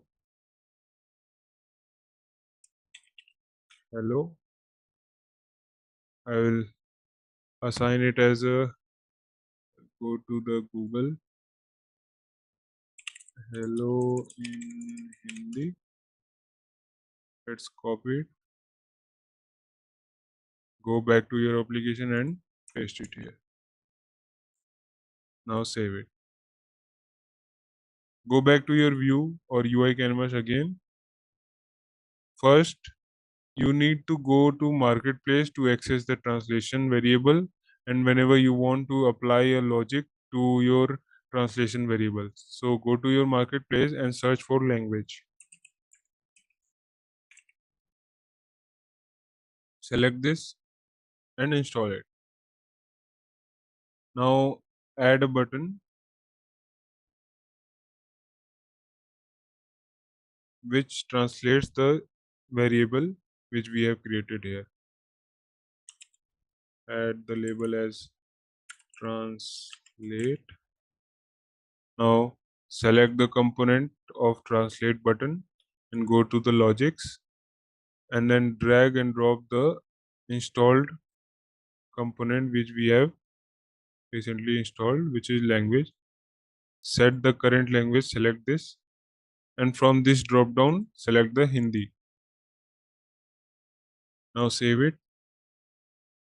Now what will happen, whenever I click this translate button, it will convert this variable into Hindi. But first I will need to assign this to our translation variable. So I will go and below the content, I will click on this icon and bind it to our translation variable. Go to the translation variable and select this. Save it. Now save the application as a whole and go to your preview. From here, as you can see that hello text is available. Now when I will click on this button, it should convert the hello text to Hindi. That's called Namaste. As you can see, on clicking on the translate button, it converted the our variable. Now we will see some sensor variables which we can apply in our logics or use it from our logics. This, as I am not using any device, I am accessing this application from a browser itself, and it is not possible to access a device for me, but you can access it from your device if you want, as we have discussed how we can preview our application on our mobile application.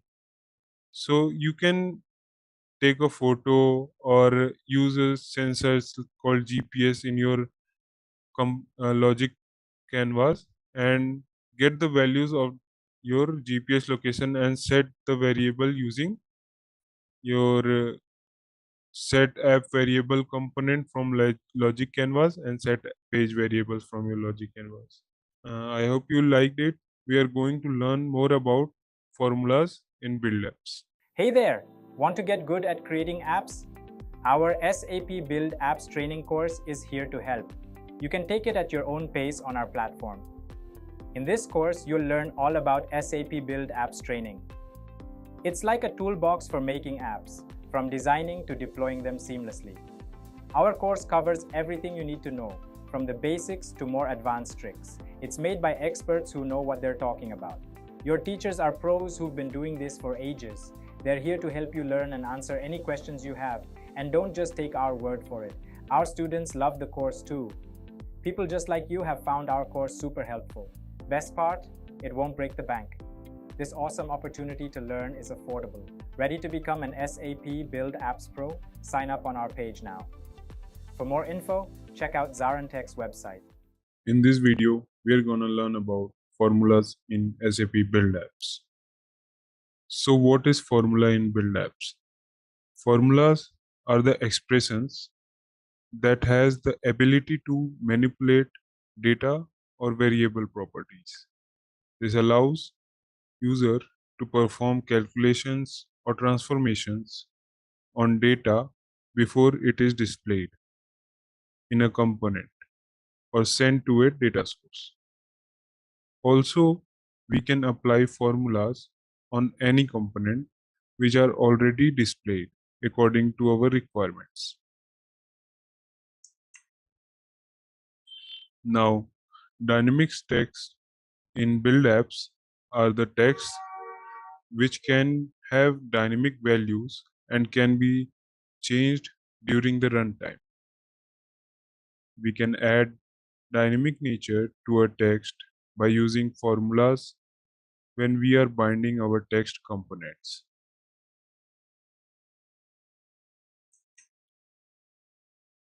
Now, to create a dynamic text in Build Apps, we can follow these steps. First, drag and drop the text element in the UI canvas. Then, set the name for the text component from the properties panel. Now, toggle back to variables and create a variable of type number. Give it an initial value if you want, and then toggle back to your UI canvas and then bind the text component with the variable which you have created in variables tab. And then in the logic canvas of the text component, add a logic called set page variable and connect it with the component tab event.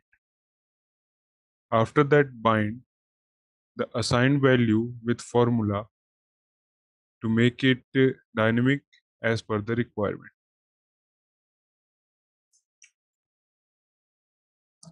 In SAP Build Apps, we can perform simple mathematical operations like addition, subtraction, multiplication, and division. There are also some easy to use formula functions which are available in Build Apps. Formula functions in Build Apps are used to create expressions, which can manipulate data within application runtime. These functions helps to calculate and perform operations on various different types of data, such as numbers, strings, dates, and Boolean values. The functions are already categorized and available in Formula Editor, which makes it easy to use and select.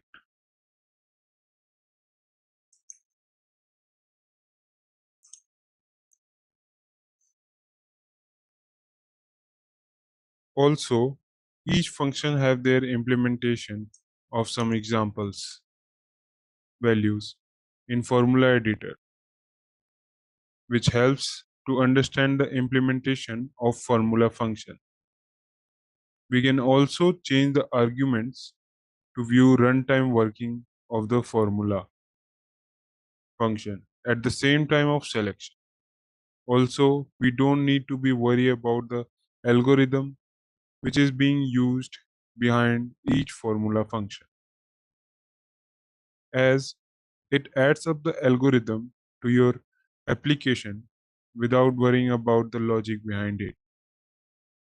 There are various formula functions and system variables, as well as the sensor like GPS, which can be accessed via formula editor.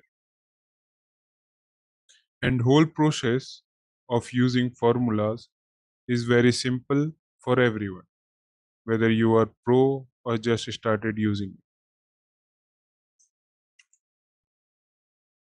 These are some formula operators which we can use in our formula editor to change or modify any data, or just want to use multiple formula function at one time.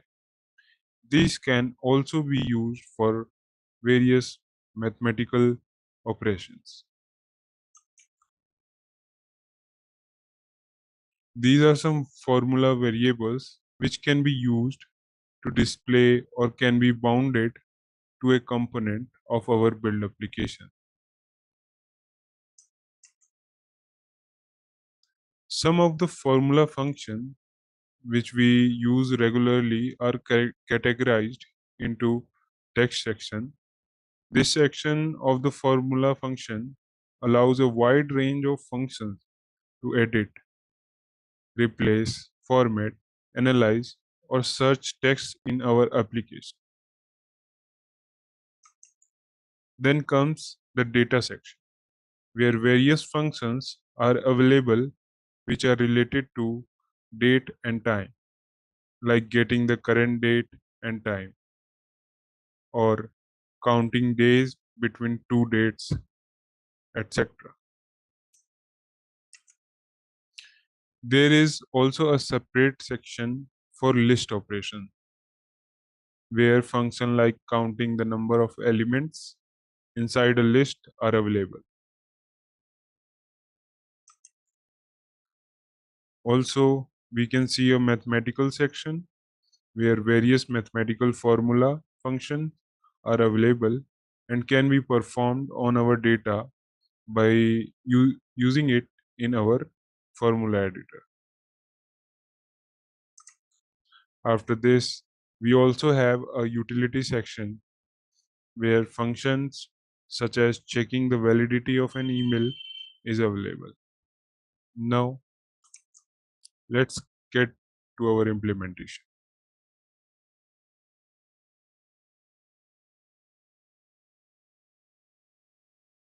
To again log into the BTP cockpit, we need to search the SAP BTP cockpit and then sign in again.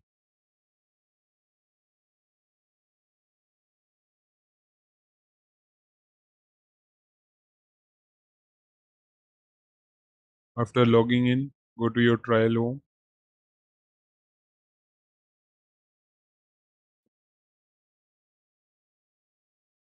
Now go to your sub accounts. I have already created one, a trial account.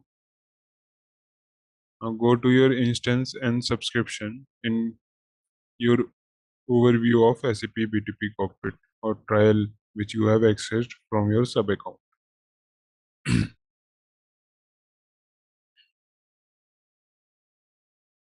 Now go to your SAP Build Apps.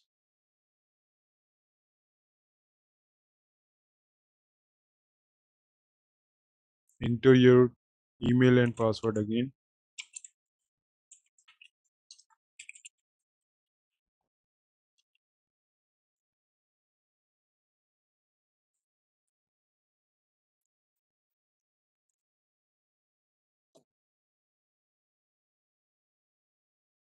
Now we will create a new project for formulas.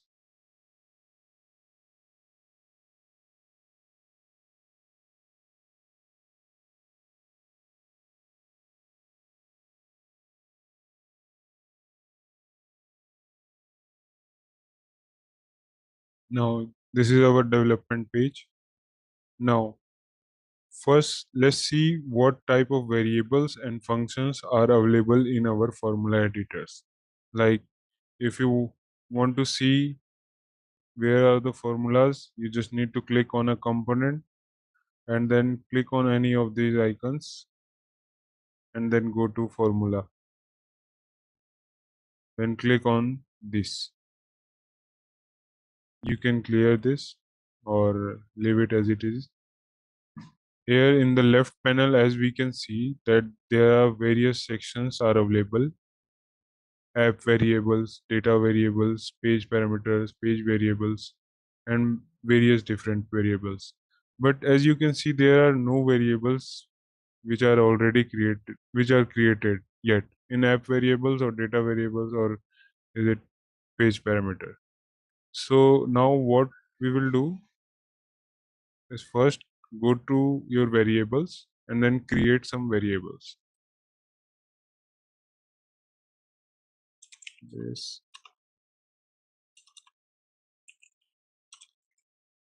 app where give a initial value to it.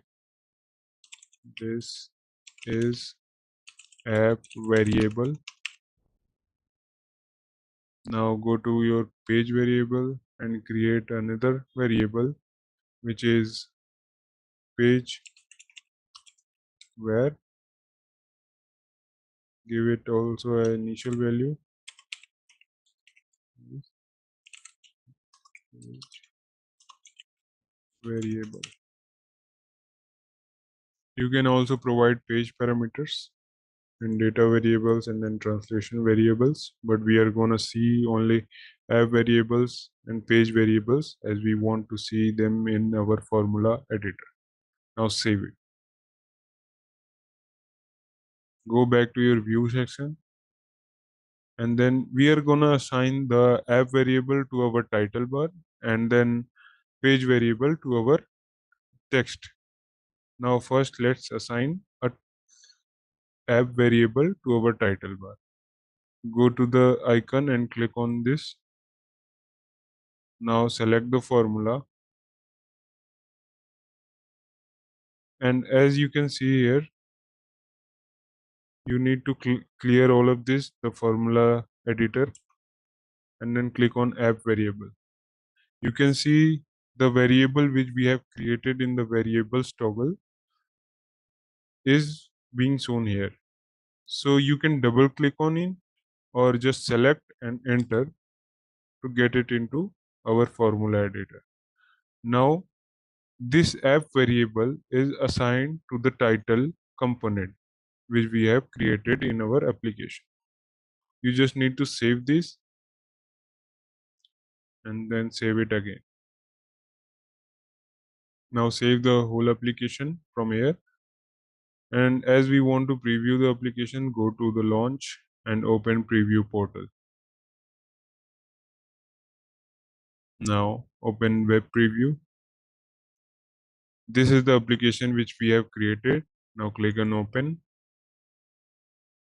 As you can see, the variables which we have created, the app variable, and assigned the initial value as this is my app variable, is currently being shown up here. Similarly, we can do the same thing with our text field. Click on the component and go to the icon below content and then select it. Again, for binding, go to the formulas and then click on the formula. Clear all of this. Now, what we want to bound is page variable. Go to your page variables, and then as you can see here, page variable is available already. Or you can just write it down and you will see the example of variables which you have created in your variables towel. Like if I want to say search a page variable which we have created, I will just enter page, and then all the page related function formula functions or variables are shown up here. So from here I can select my page variable by double clicking on this. Now save it. Again save it. As you can see, first let me save the whole application and then go again. As the page refreshes, you can see that our text variable is also changed, which is page variable. Now let's see where we will create a two input fields and then use a formula function to create application and different concepts on them. So I'm gonna delete this for now. Let's add a container. In this container we will add two input fields. I will just add input fields for the first name and the last name. So this is my first name. Click on the second component and then change the label as last name. No value is assigned right now to any of these, so we will create a variable for both of them. Now I can remove this variable which we have created in app variable or page variable, as we don't have to use it. Now in the page variables, you need to add a page variable for the first name and the second name, last name. Now first variable, I want to give it as first name. I want to keep the value type as text. Now this is my last name, and I will create another variable which will store the result or just final name. Save this. Toggle back to your view section, and then here you can add a button. Drag this button and drop it here. Now I will change the name of the button as get the corrected name. Now I will enter the first name, last name, and will get the concatenated result in our result as a text. So I will add a title, or you can add any of the title or text. I just want to add the title because it will show it as a result. And then in the layout section, if you want to align it in the middle, then go to the layout section, and then you can see that text align is available here. From here you can just select center. The result will be on center. Now save it. Go to your properties again. First, what I'm gonna do is to connect or bind the first name with our variable. Select the component and then Under the value, click on this icon. You can access the variable from formulas also, and then from data variable also. Let's apply the first name as a data variable. You can see here the first name variable which we have created can be shown here. Now select it and then save it. Now last name, we are going to bind it with the formulas. Select it from here and then go to your values. Now go to your formula. Again click on this. Now you want to bind the value of the component with our page variable. Go to your page variable section and then select the last name. Now save it. As you can see, the last name component is now connected with the or binded with the variable which we have created in variables toggle. Now both are binded to the variables. Now I have to apply the logic on this button to get the corrected name or concatenated name in the result which we are going to show in our title text. So click on this component, go to the logics panel. Now on component tab, I want to assign a variable, like I want to set a variable. So that variable is in page variable. So I will drag this and connect it with the component tab. Now click on this variable, set page variable. Variable name should be the result name or the final name, as it is already connected. But if in your case it is not connected, then you can click on this icon and then go to your page variable and then select it and then save it. After your variable is connected, now you have to assign the value. So I want to assign the value which is connected, which is concatenated result of first name and last name. So click on this.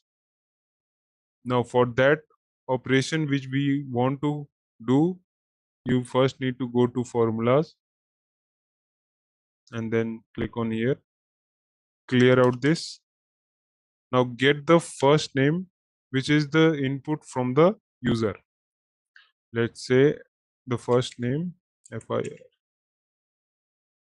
Select the page variable from here, and then I want to add a space between both first name and last name. So I will just add a string up here and then again add a plus icon to concatenate.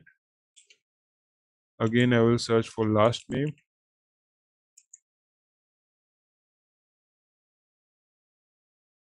Now what I'm gonna do is save. Now the result will have the access to your variable. Now save the whole application as the logic is completed for this button.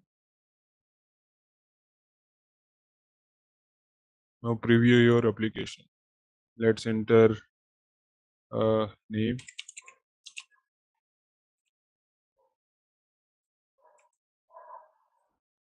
We can't get the correct. It may have some issue.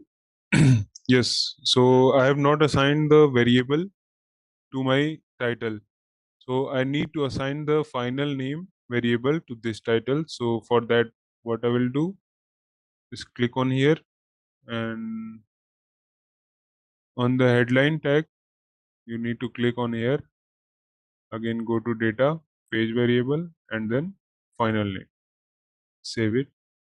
Save the whole application. Go back and preview your application again.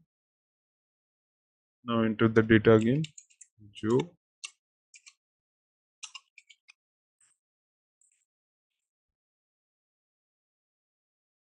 Now as you can see that Joe Goldberg full name is coming with concatenated result.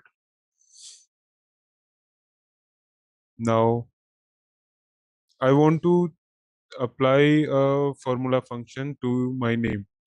whatever I am entering. Like I want to capitalize the first letter of the word. So for that, we can use a formula function from our formula tag. So for that, click on your component and then, um, sorry, go to your button and then from logic panel, click on the variables, and then here we have assigned our value for the final name variable. Go to the formula section again. Now you can see that this text section is available here. You can see the capitalize function, formula function, which is available. If you scroll down to from your right panel, you can see the examples of a function, what function formula functions actually do.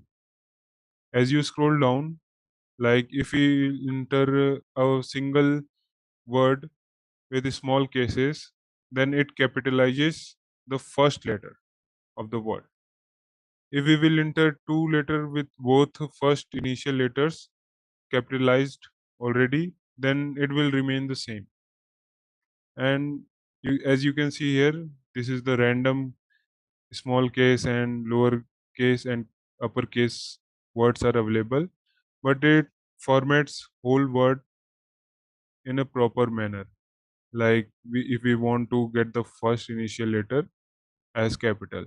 So I will use this capitalize method to uppercase my first letter of the word of the name.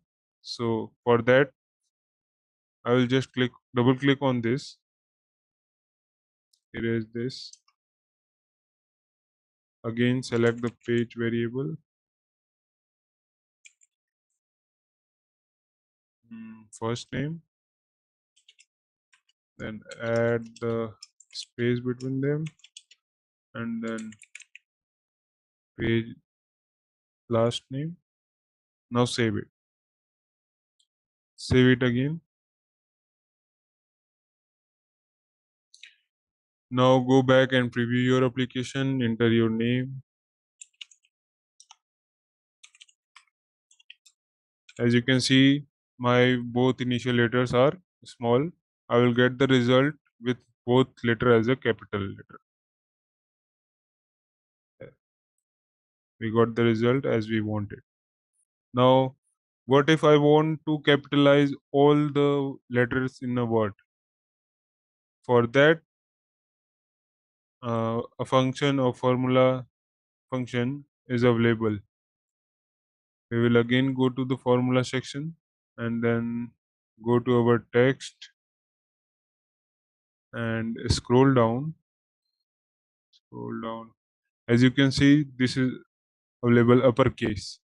It will capitalize all the letters in your string which you are passing inside the parameter or argument.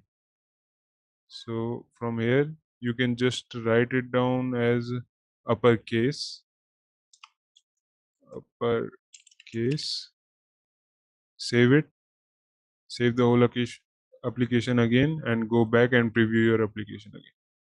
Now I will enter the name again.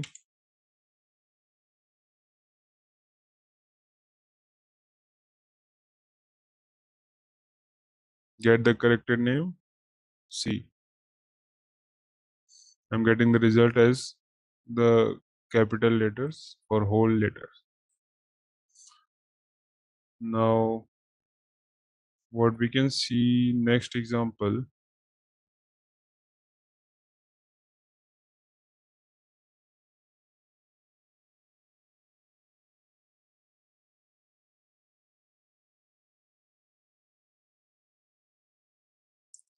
For another example, we will create a new page. Let's add a page.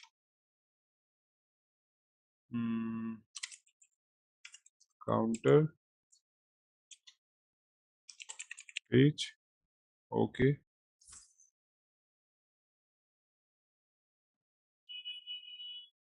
delete this, add a text.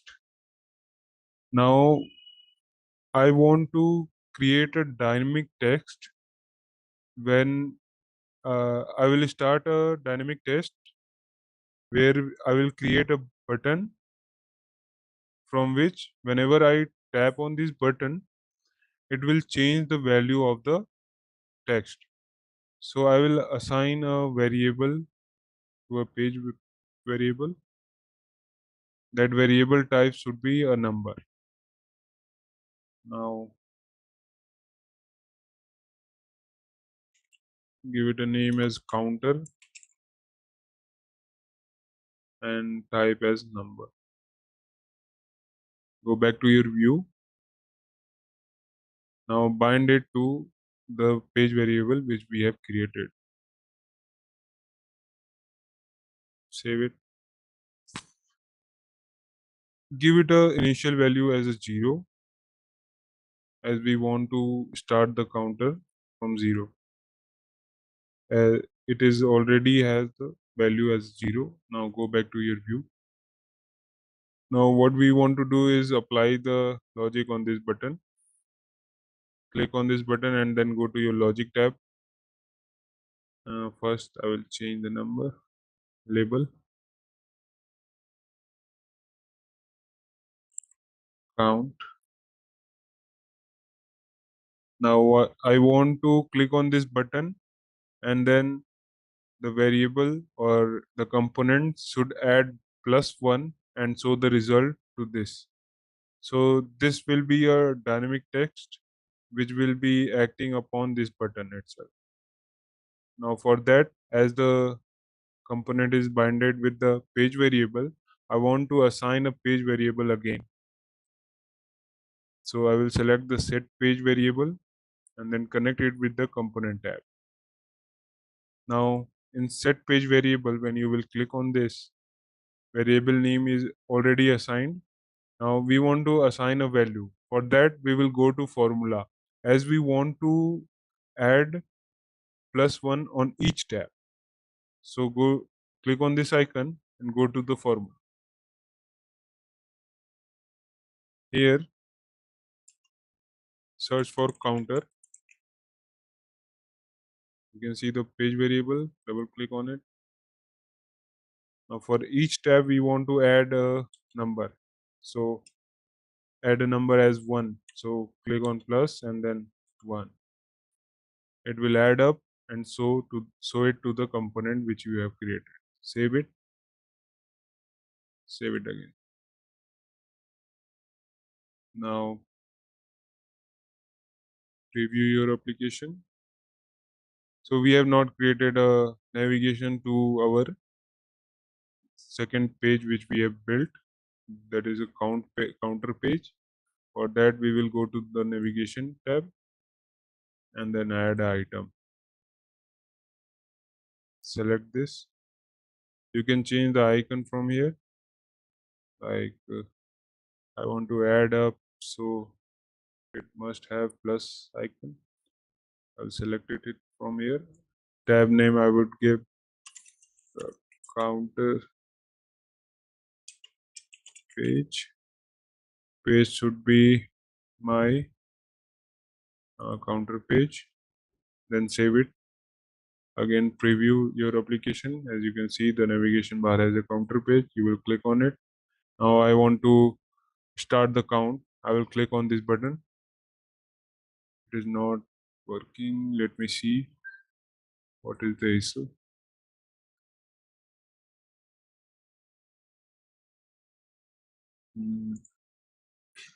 This is already bounded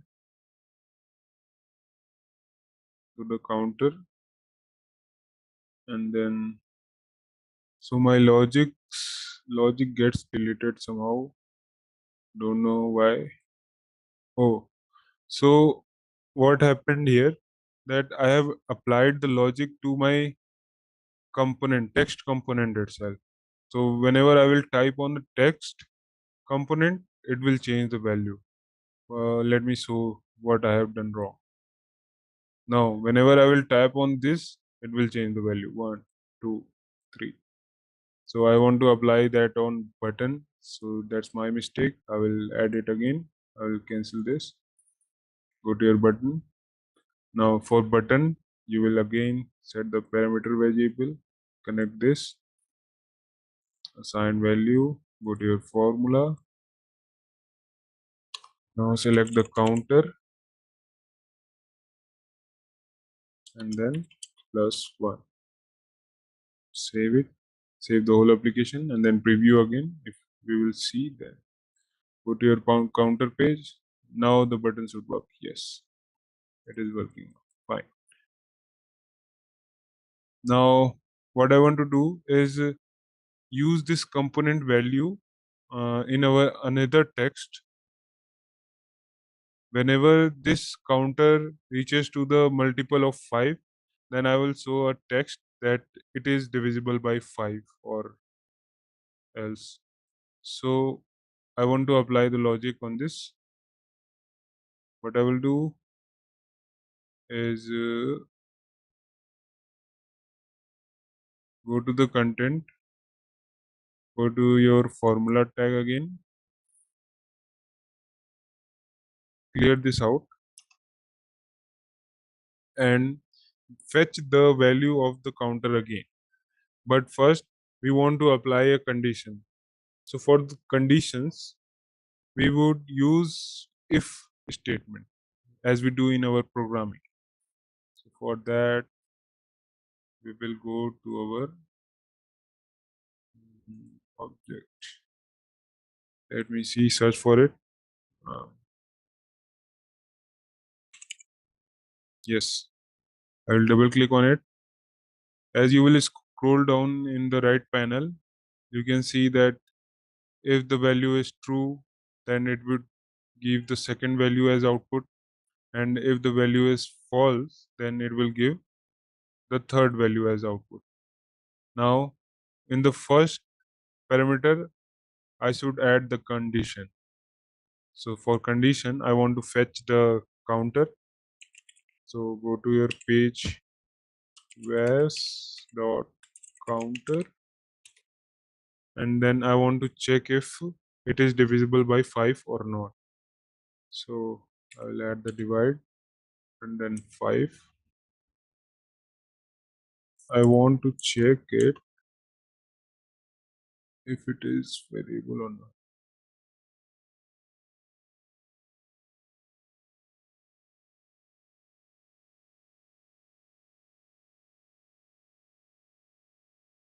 I think for this we need to check the mod of our variable. So I will just go to our math section. From here,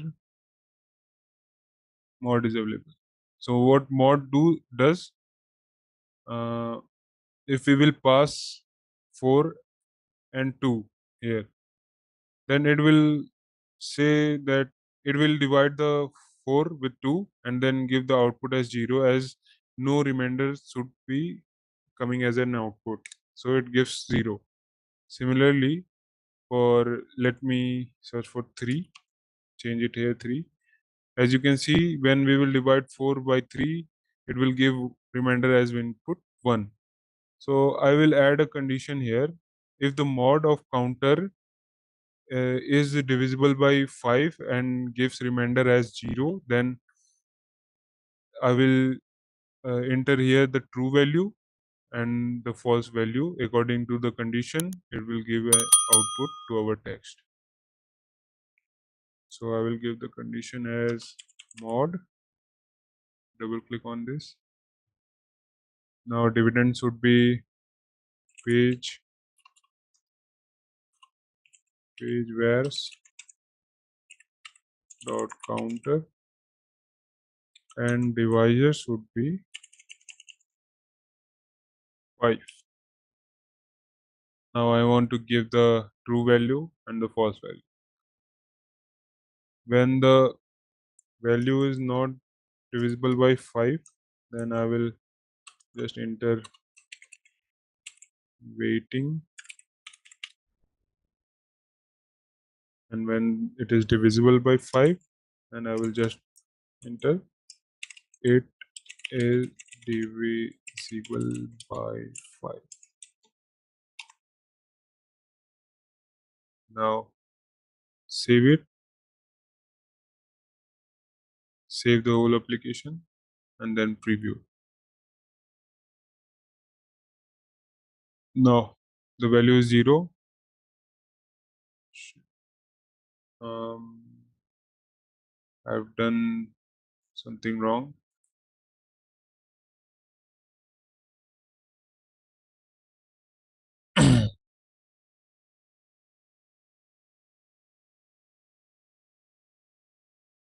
So here I haven't checked the variable, should be a 0 here.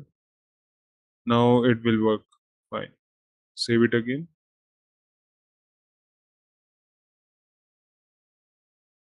Let's go to counter page. Now count it again, refresh this.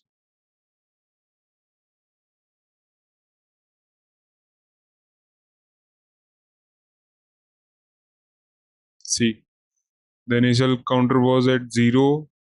When we will divide the 0 by 5, it will give output as a 5. That's why it was showing it is divisible by 5, and then counter goes to 5, then it is also showing it is divisible by 5. But if I will increase the counter again, it goes to 6, then it will show waiting. When it goes to 10, then again it is divisible by 5.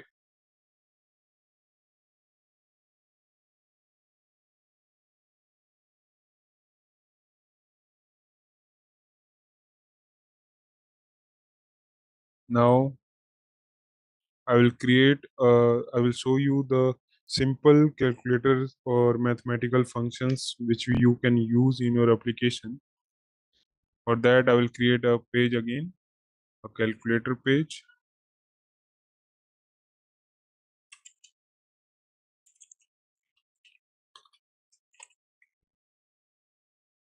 Okay, remove this title as I don't want.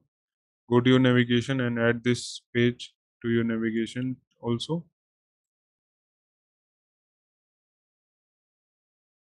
Select a icon as I want to create a calculator, so I will select a calculator, give it a name, calculator. Select the page which you have created. Now go back to your UI canvas. Here I will add a container. Now I want to operate two inputs from the user with and providing him or her as a drop down values for addition, subtraction, multiplication, and division.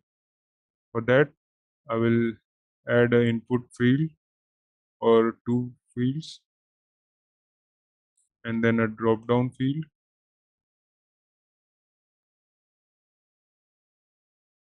to select operation and then a button to calculate.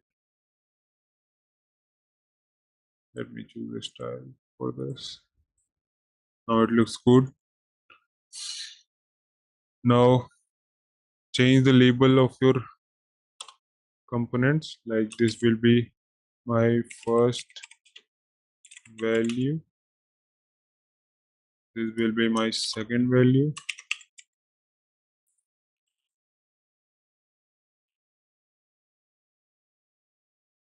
this will be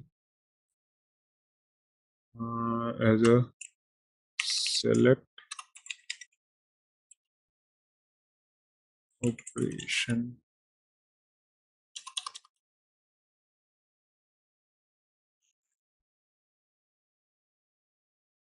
Now go to your variables, add a page variable or two, and then change the name as first value, give it a type as number, and again for the second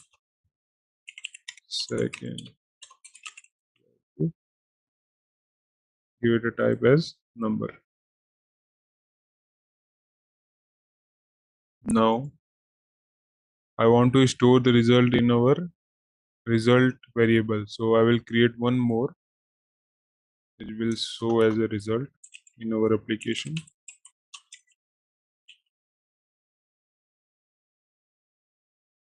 It will be also of type number. Save it. Go back to your UI canvas. Now assign the variable or bind the variable to their respective components. Click on the icon, data variable, page variable, and then click on the first value for the first component. Similarly for the second, go to the data variable, page variable, and then second variable. Save it. Now for the select operations, we have created a drop down. So for this, we want to create a list which will give an output, like if a user selects addition, then we must know it that it is a addition. So I will create a list of operations from here, option lists. Click on here and then add a value. A value will have a label and its value. Then you just need to add, like for addition, I will give it a name and then simply add a operator here. Similarly, I will do it for the subtraction. I will just give it as a name, add, subtract, provide a negative. Now multiply, add a star, and then in last divide, add a slash. Now save it. As you can see, 4 items are being added to our option list. Now I will change the label of this component button as calculate. I will add a title here to get my result after the operation. Go to the layout and then align it center. Go to the properties and change the binding, data variables, page variables, and then select the result value. Save it. Now the result value is currently 0. I want to click on calculate and save the result on this component. Now I will apply all the logic on this button. So click on this button, go to your logic canvas. From here, we want to set a page variable. Like I want to change the result value of this component. Then the result value is my variable. So I will click on this component and select the set page variable from the logic canvas and add it here, and then connect it with the component tab.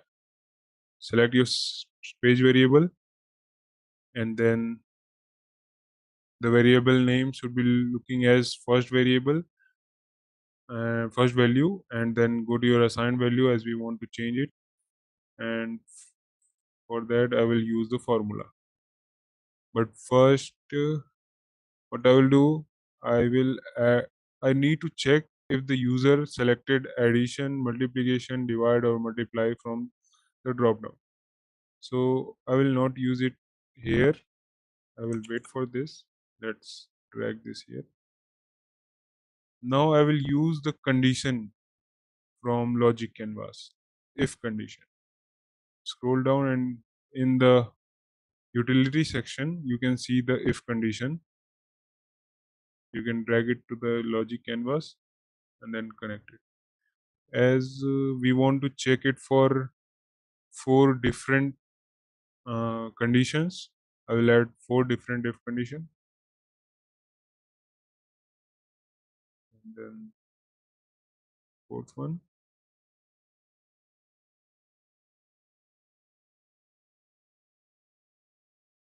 Now select the first one, and the initial condition should be false. Go to the advanced section and name it as this is for addition. I will name it as add. Similarly, this is for subtraction, so sub. This will be for multiplication, and this will be for division. I will check the 4 conditions in our logic canvas.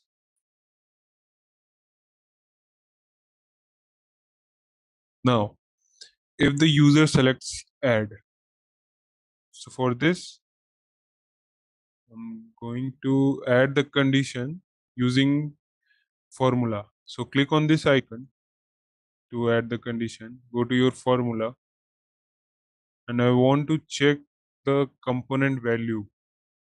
So for the component value, you can select it from the formula, or you can go back and select it from the component properties. From the component properties, as I want to get the component property from another component, click on and then select from drop down field.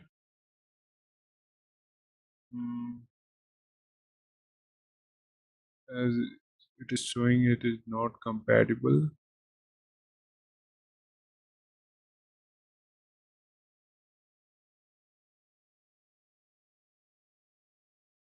Let me go back again and then go to the variables. We are getting an issue because whenever I'm clicking on whenever user will select the options from drop down, then it must store in a variable. So for that, I will create a page variable again, and then store that operator in our page variable. So go again to your page variable and then create a variable.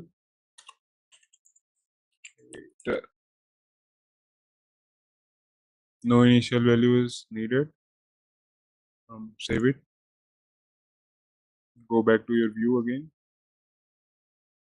Now click on the component of button and then create a logic again. Now for this, whenever a user selects this component, I must bind it to the value. Go to your data variable, page variable, and then select the operator. Save it. Go to your button component. Now we will go to the formula. Here I will search for operator.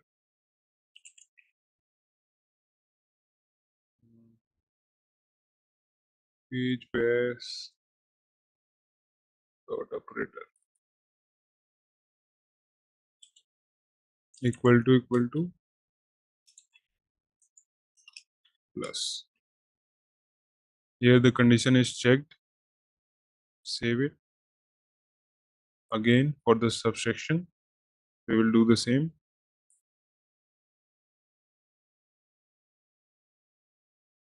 If the page operator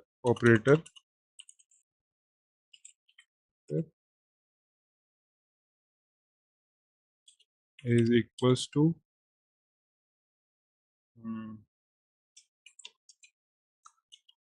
minus, then it will satisfy this condition. Similarly for this multiplication, go to your formula, change it to the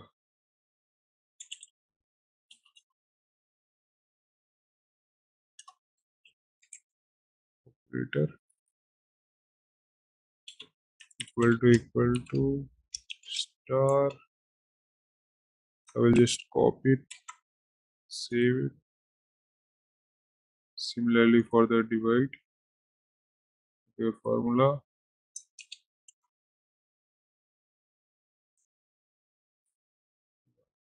Save.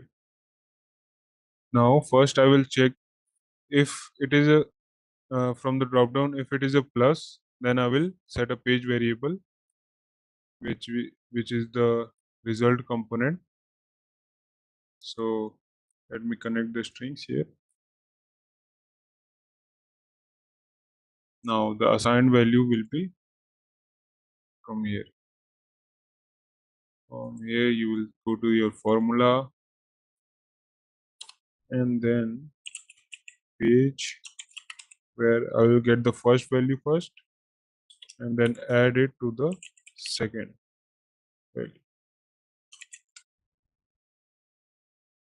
Now this will be stored in our result. So save it. And the variable name should be here, the final value or the result value. Save it. Now save the whole application, go to your preview and then calculator. Here enter the number as you can enter. Select the add and calculate. So here as you can see that 223 and 443 both are getting concatenated, but I want to add them. For addition, what we will do, the formula editor does that it will take it as a string. So to convert this string into integer, we should use a formula function to change its type. That is, we will use a integer formula function here. Double click on it. As it changes the value, just copy it, paste it here, and then again add the plus icon. Add this again. Remove this.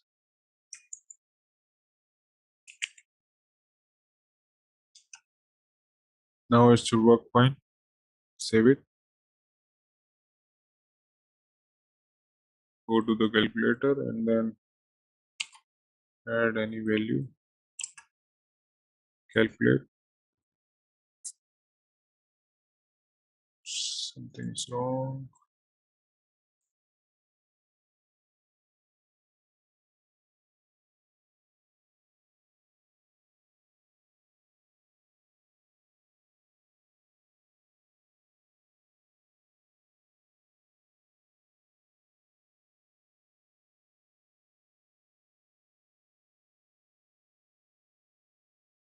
So what is wrong here is that we don't have to use the plus here, as we are using the formula functions. We can use a function of addition. So for this, search for add and double click on it. So the first variable should go here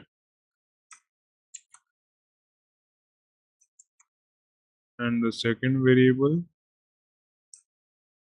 to the second number. Now it should work fine. Save it, preview it again, go to the calculator, enter a number, select add, calculate, as you are getting the addition value, which is the result value of the first and second. Now I will apply the same logic to all the operations. So if this is false, then I want to connect this. Similarly, if the subtraction is not selected, then for multiplication, and then multiplication is not selected, then for division. Or what we can do is we can remove this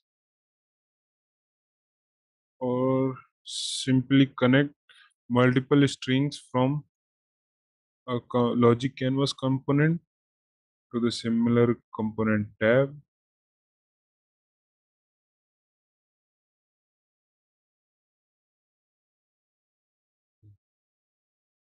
It will check the as it will optimize our result, because at the same time it will check add, subtract, multiplication and division.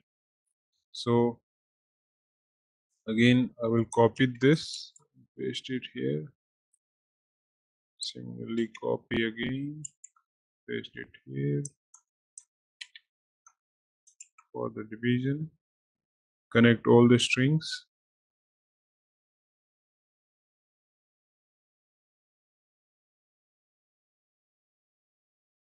Now for the subtraction, go to your formula and then instead of add I want to use subtract.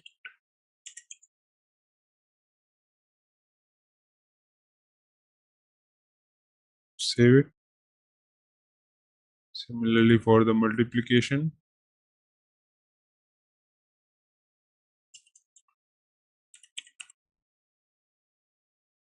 select the multiply, save it. Now for addition, division,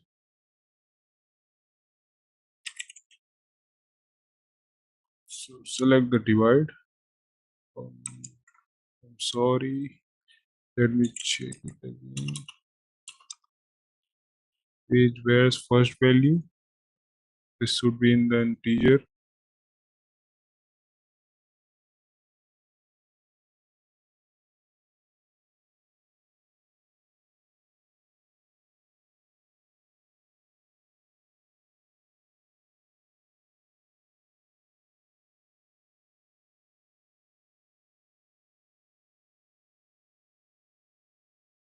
Save it. Now it should work for the all operations selected by the user. Go to your preview again. First go to the calculator, then let's say we are adding up 100 and 5. First I'm gonna add, it's 105. Now I'm gonna subtract, it's 95. Now I'm gonna multiply. So multiply is it, it's not working. Let me check it again. So there is the problem.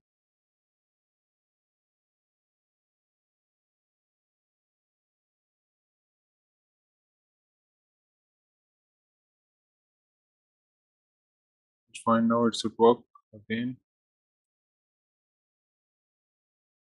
Save the whole application.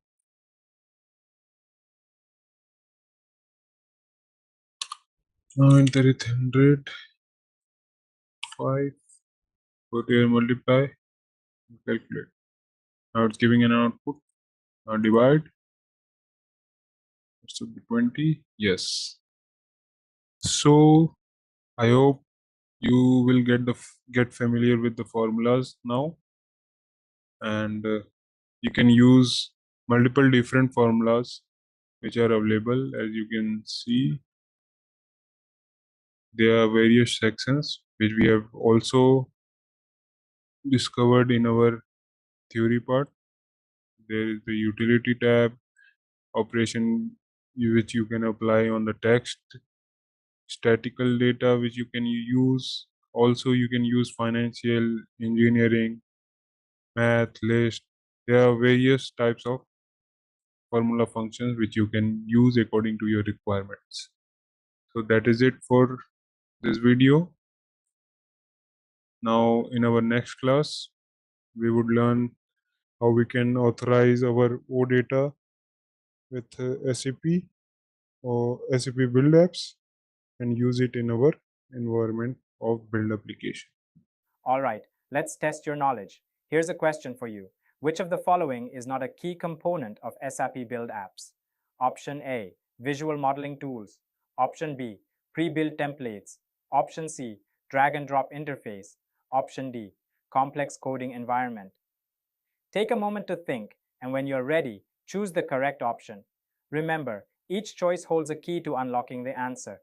Good luck. Type the correct answer in the comment section. Hey there! Want to get good at creating apps? Our SAP Build Apps training course is here to help. You can take it at your own pace on our platform. In this course, you'll learn all about SAP Build Apps training. It's like a toolbox for making apps, from designing to deploying them seamlessly. Our course covers everything you need to know, from the basics to more advanced tricks. It's made by experts who know what they're talking about. Your teachers are pros who've been doing this for ages. They're here to help you learn and answer any questions you have. And don't just take our word for it. Our students love the course too. People just like you have found our course super helpful. Best part? It won't break the bank. This awesome opportunity to learn is affordable. Ready to become an SAP Build Apps Pro? Sign up on our page now.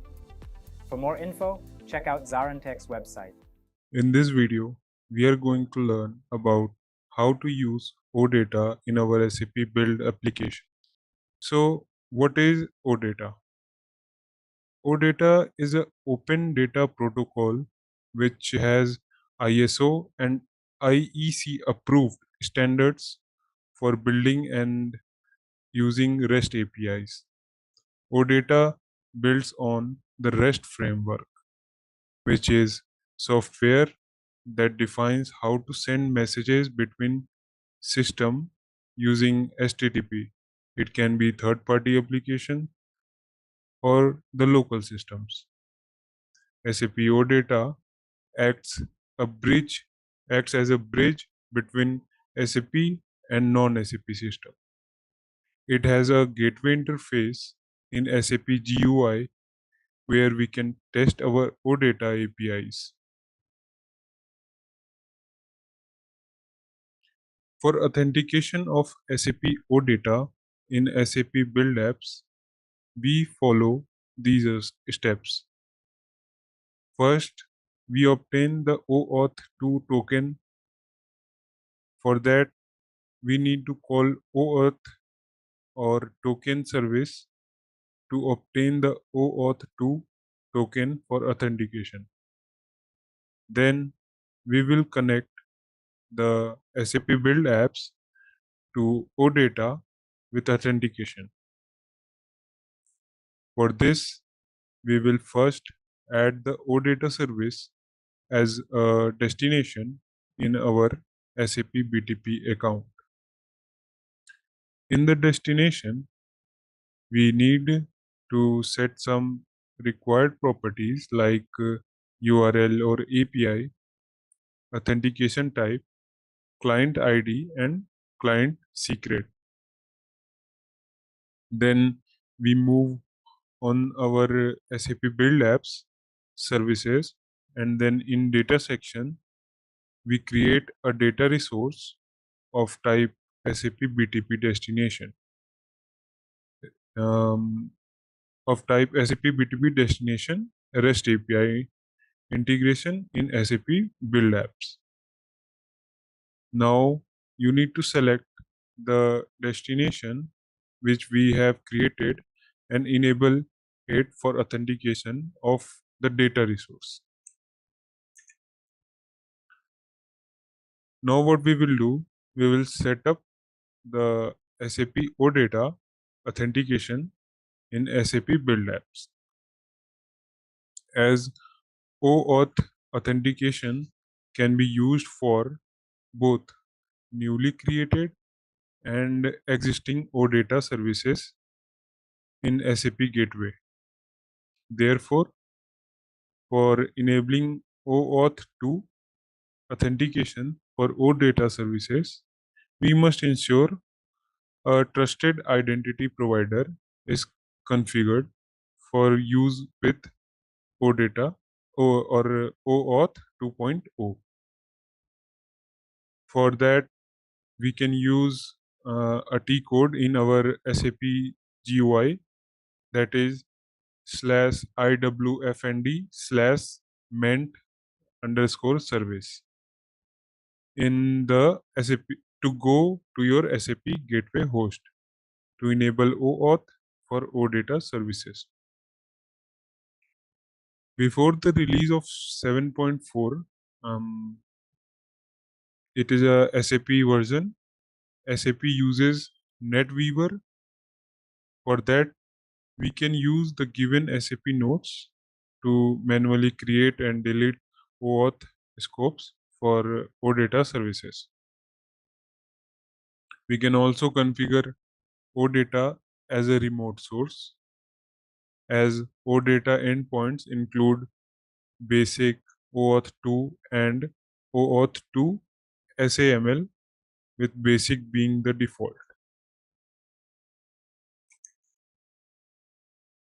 OData and its basic authentication in SAP Cloud Platform with basic authentication may require specific configurations in SAP Cloud Connector and destinations to ensure successful authentication and data retrieval. And for implementing authentication for OData services in SAP HANA can be achieved through basic authentication or SAML 2.0 authentication. Before that, users faced challenges with implementing login and logout mechanisms and bearer assertion for SAML usage in OData services.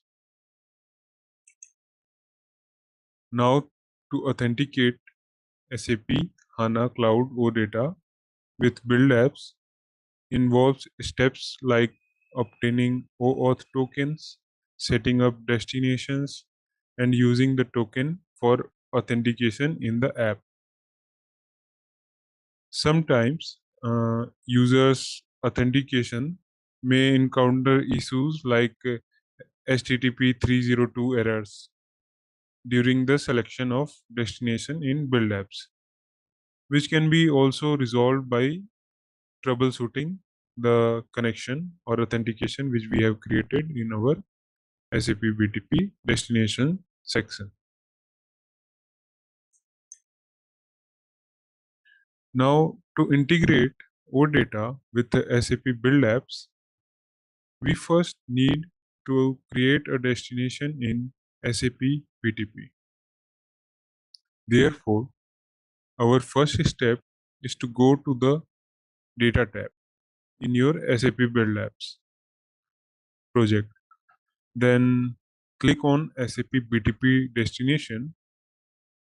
After that, enter the URL of your OData service and finally run the connection test to ensure whether the connection is successful or not.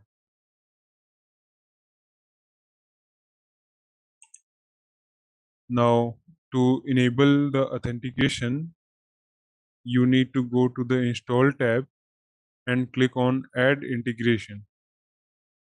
Then select the destination which you have created and then enable the data entity to enable the data access.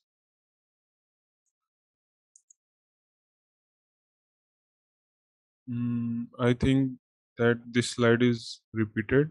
It is similar to previous one. So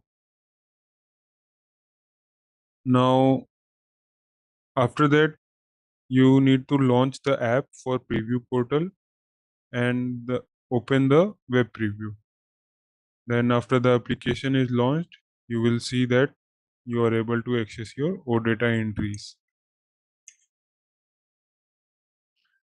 To display your data from an OData services to a table component in SAP Build Apps, you will need to follow the similar steps as discussed above. Then after the integration part is done, you must go to your UI canvas, and then from marketplace you can add and install a component called table component.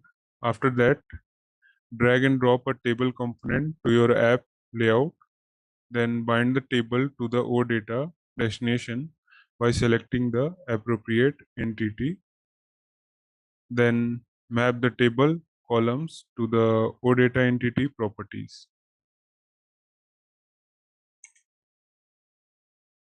Then if you need to troubleshoot, then you will go to your troubleshooting for OData, and if the table is not displaying any data, you need to check that if the destination is correctly set up and the app giver is prop- enabled. This is a property present in the destination services. And also you need to check that if OData services is returning any data in the table columns are mapped correctly to the entity or not. There are some limitations, like SAP Build Apps currently do not automate calling OData functions or actions. It uses workarounds like REST data resources with destinations to manually achieve filtering and other OData manipulations. Like if we need to add some filtration to our APIs for a particular entity or entry, then we need to manually create those entities and filtration to our build apps. Thank you. Now let's get to our implementation section. Go to the SAP BTP cockpit again.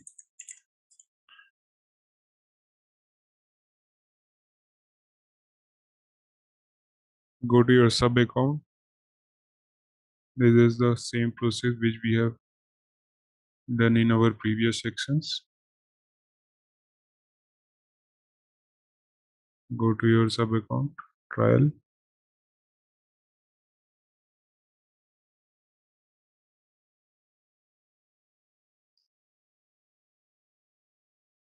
In your instance and subscription, you will get the application which you have subscribed to, that is SAP Build Apps. For this, you need to log in again.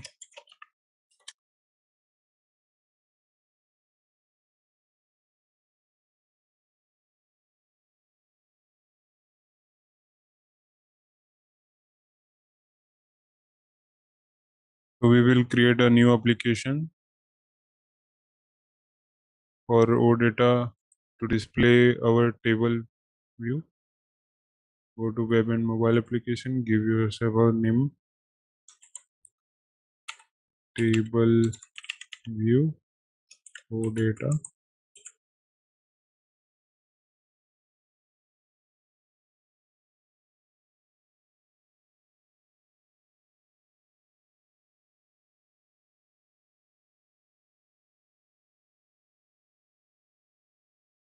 Let me delete this.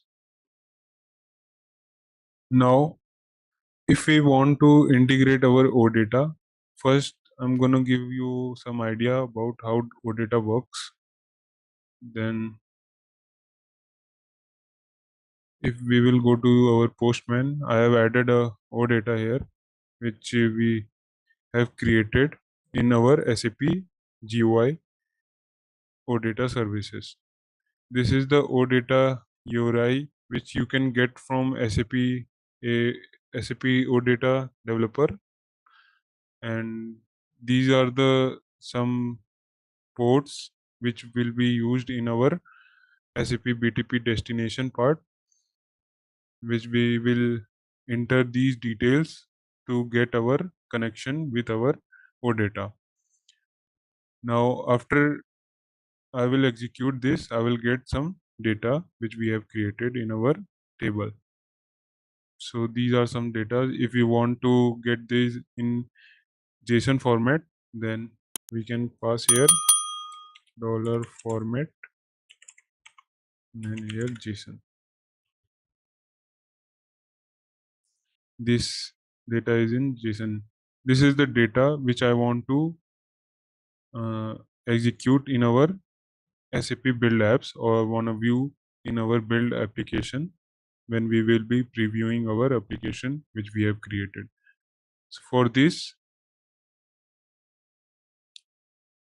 we will go to our HANA, then I will show you how the OData is created. So in SAGWT code, we have created API. These are the entities which we want to display in our build apps application. These properties are described in our table. So if we will go to our student, double click on it, entity, this ABAP structure is assigned to this student entity. So if we will go to our SAP T code, which is SE11,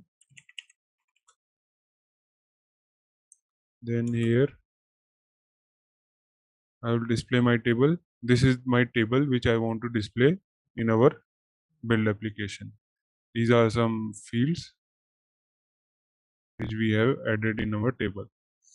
So to view this in our build application or access OData in our application, we will use this URI. Now to view this in our SAP gateway interface, we will go to our service maintenance and then go to E8H underscore 000 and then click on SAP gateway client.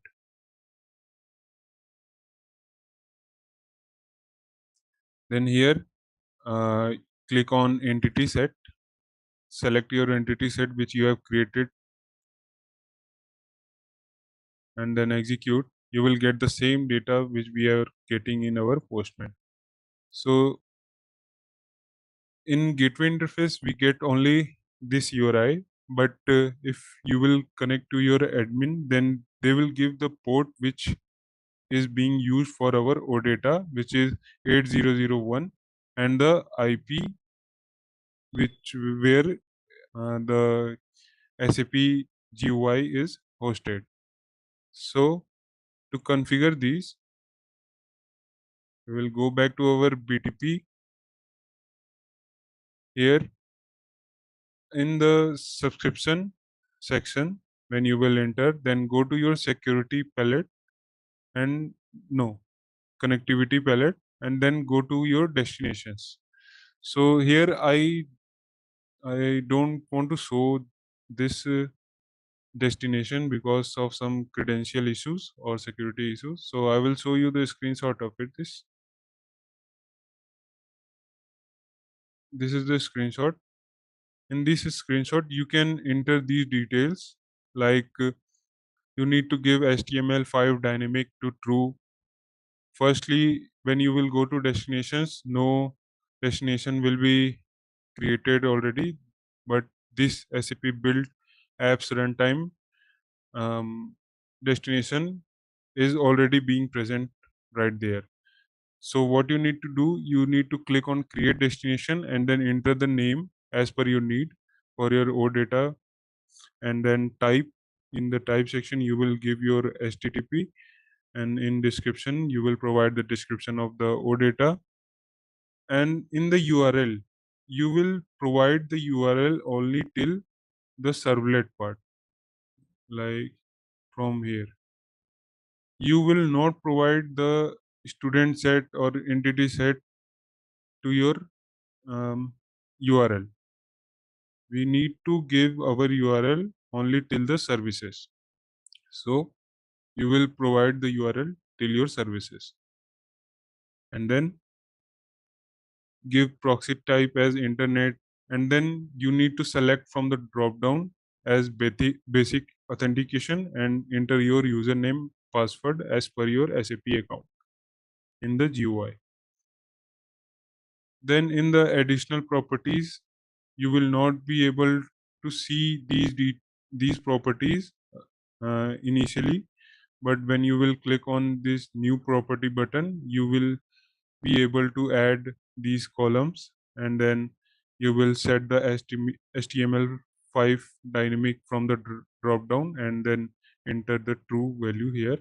And for SAP client, as per your SAP configuration for the GUI, you need to enter the SAP client. You can see your SAP client from, if you will go here and then see, this is A4H is the as A4H and 100. SAP client is 100.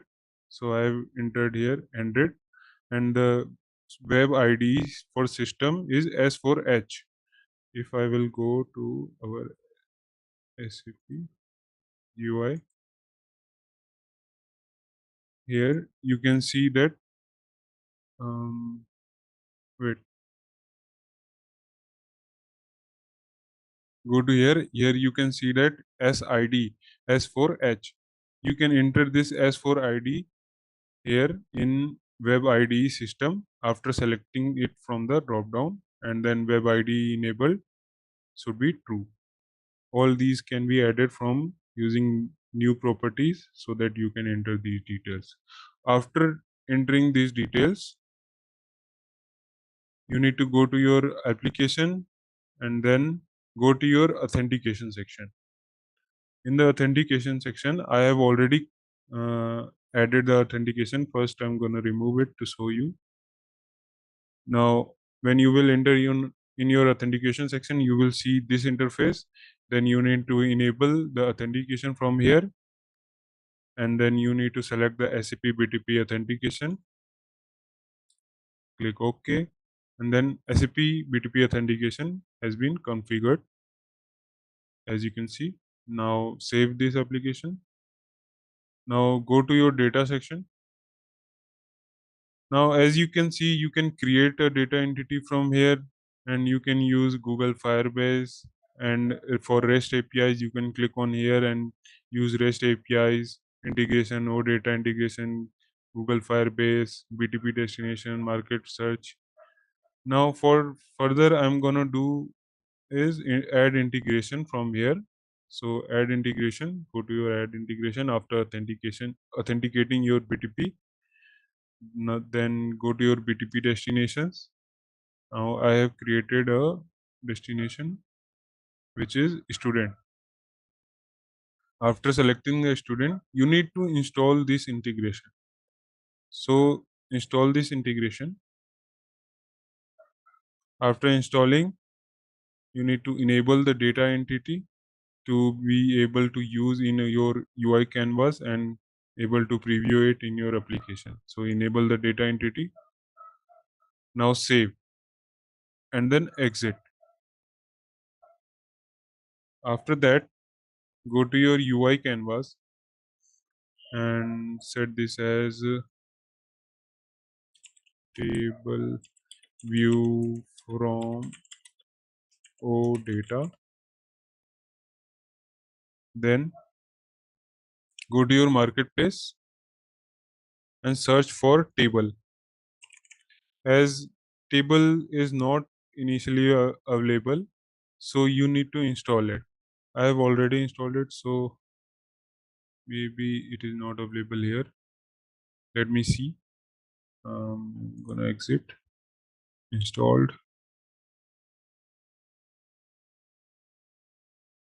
So I'm not already installed it, so I need to install it again. Search for table in the marketplace and then see this basic table with data adapter. Select this component and then install it. After installing this, you need to drag and drop to your UI canvas here. Now what you need to do is toggle back to your variables and then go to the data variable section. Here you need to create a data variable. As you can see that in our data section, we have added a student when we have created the integration, then the sets which we have required is already integrated to our SAP Build Apps. So it is already present in our Build Apps data section.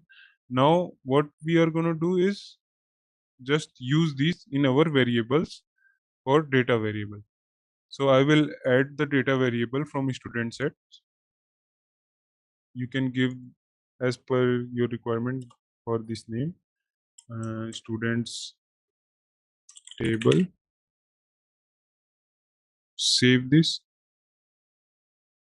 Now toggle back to your view, click on the table. In the right section of the properties for the table, when you will select the table, then in the table resource you can use this configure button, and after that go select your set which you want to integrate with your table, and here you just save and exit. Save this. Now go to your launch, open preview portal, which was our data, table view data. Open it. As you can see, these are some details which are already present in our tables. So this is the table, and if you want to change the heading of that or the title for the same, then you need to go to your launch section, and then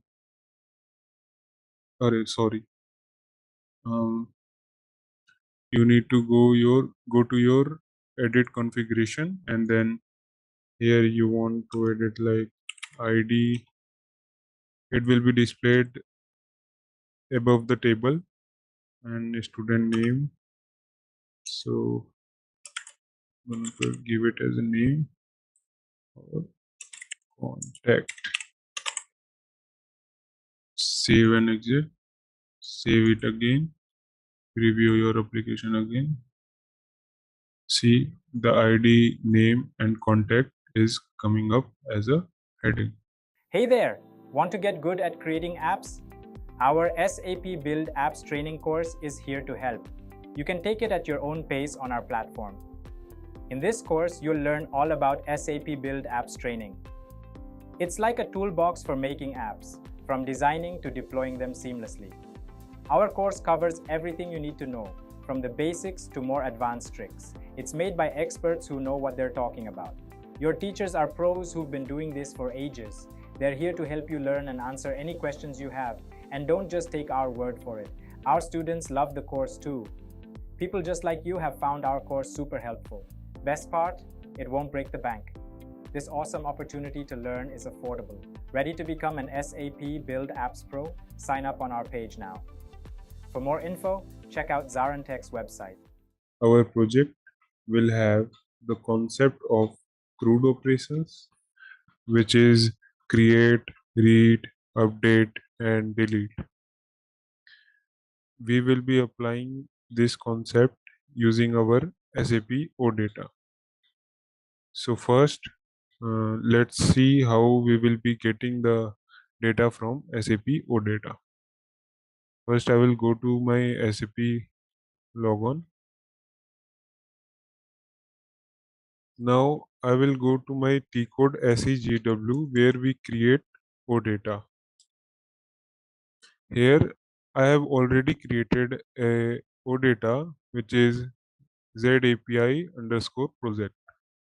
In this, when we will go to our data model and entity type, we can see that we have created an entity with name students, and it has properties ID, name, contact. If we will double click on the name students, which is an entity type, we can see that I have provided a ABAP structure to it, which is nothing but a data structure table.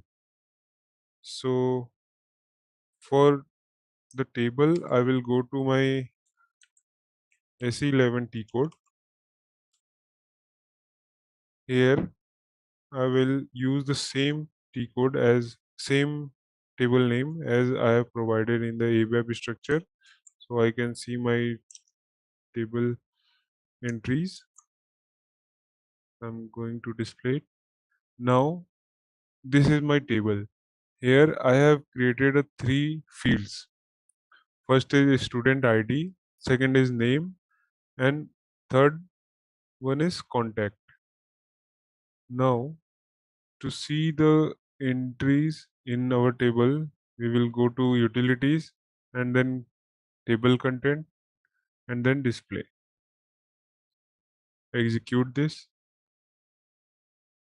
These are the entries which we are gonna use in our build apps by fetching it with the OData bridge.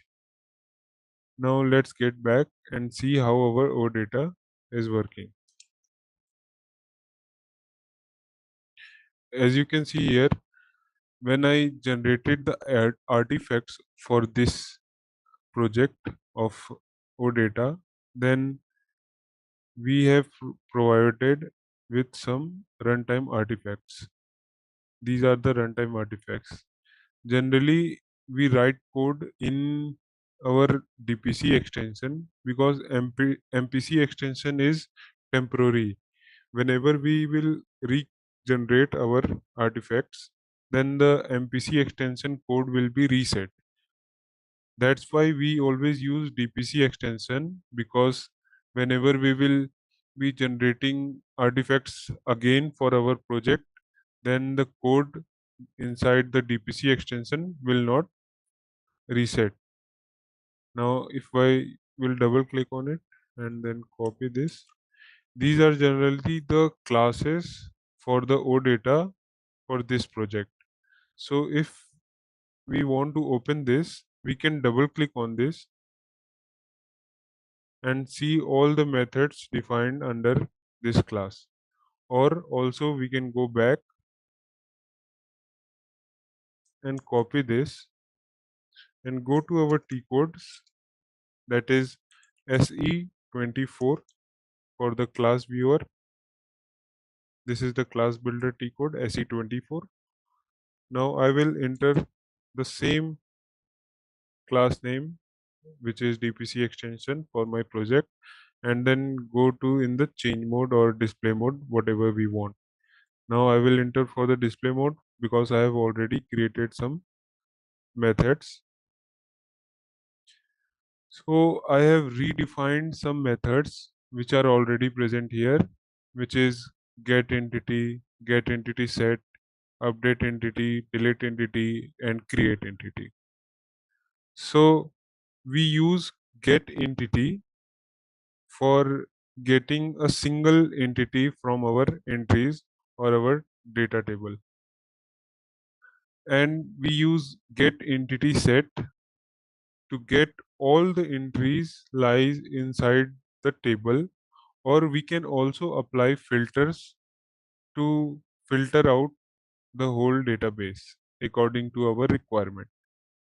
And for the update entity, we just update the existing entries which are present in our database table, and deletes the entries which we want as per the requirement.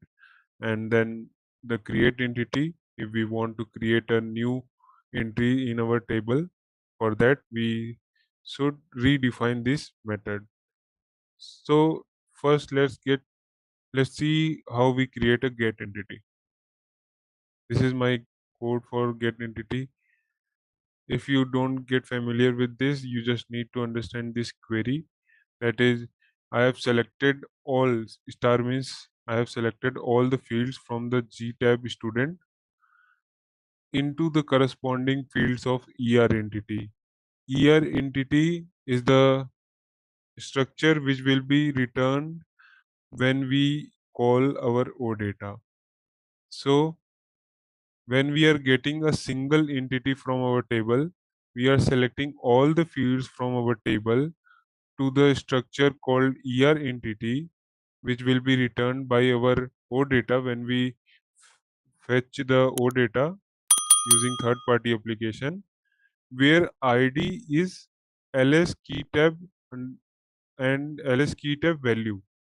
So whenever we will provide the unique ID with the URL, then the unique ID will comes into ls key tab hyphen value. So we can easily get the specific value which we want in our OData. So this is get entity. Now get back to the previous. Now if we will see the get entity set, in this we use select star from Z tab into corresponding fields of ET entity set.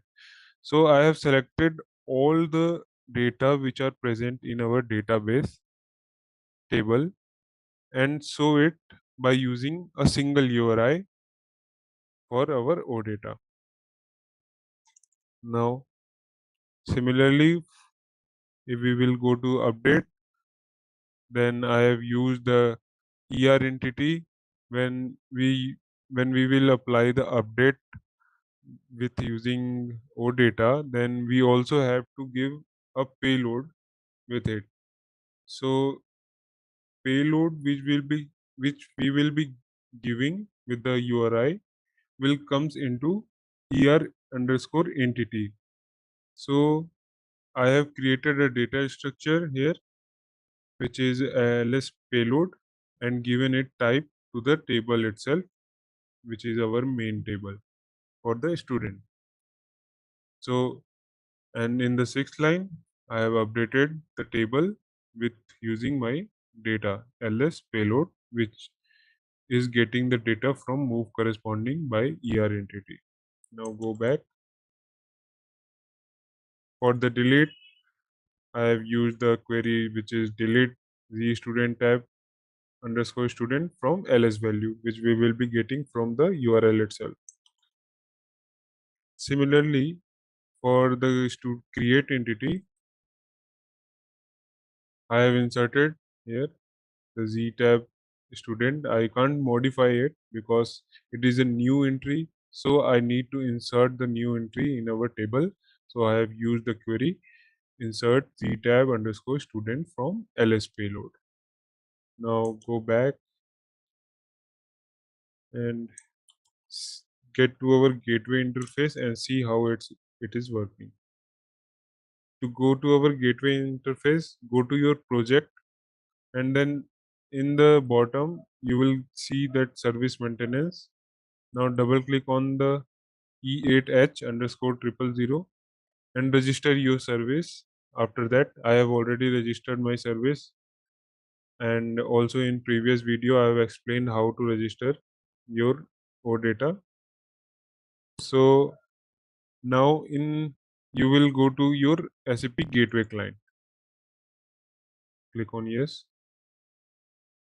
This is your URI which you will be using. So the entity set which I have created can be seen here, which is a student set. Now double click on it.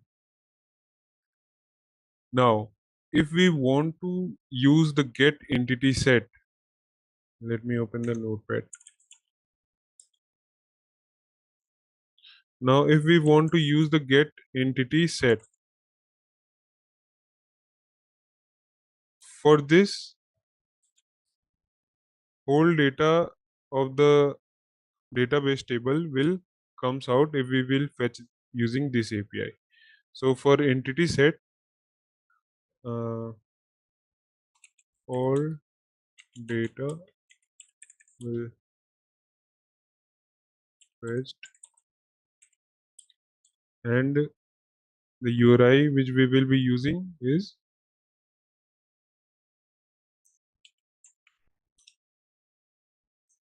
this. Now if we will execute it, you can see all the data which we have in our database table is available here for by response from the HTTP. Now, what if we want only single data? Like if we will see our program again. Let me go back to my program.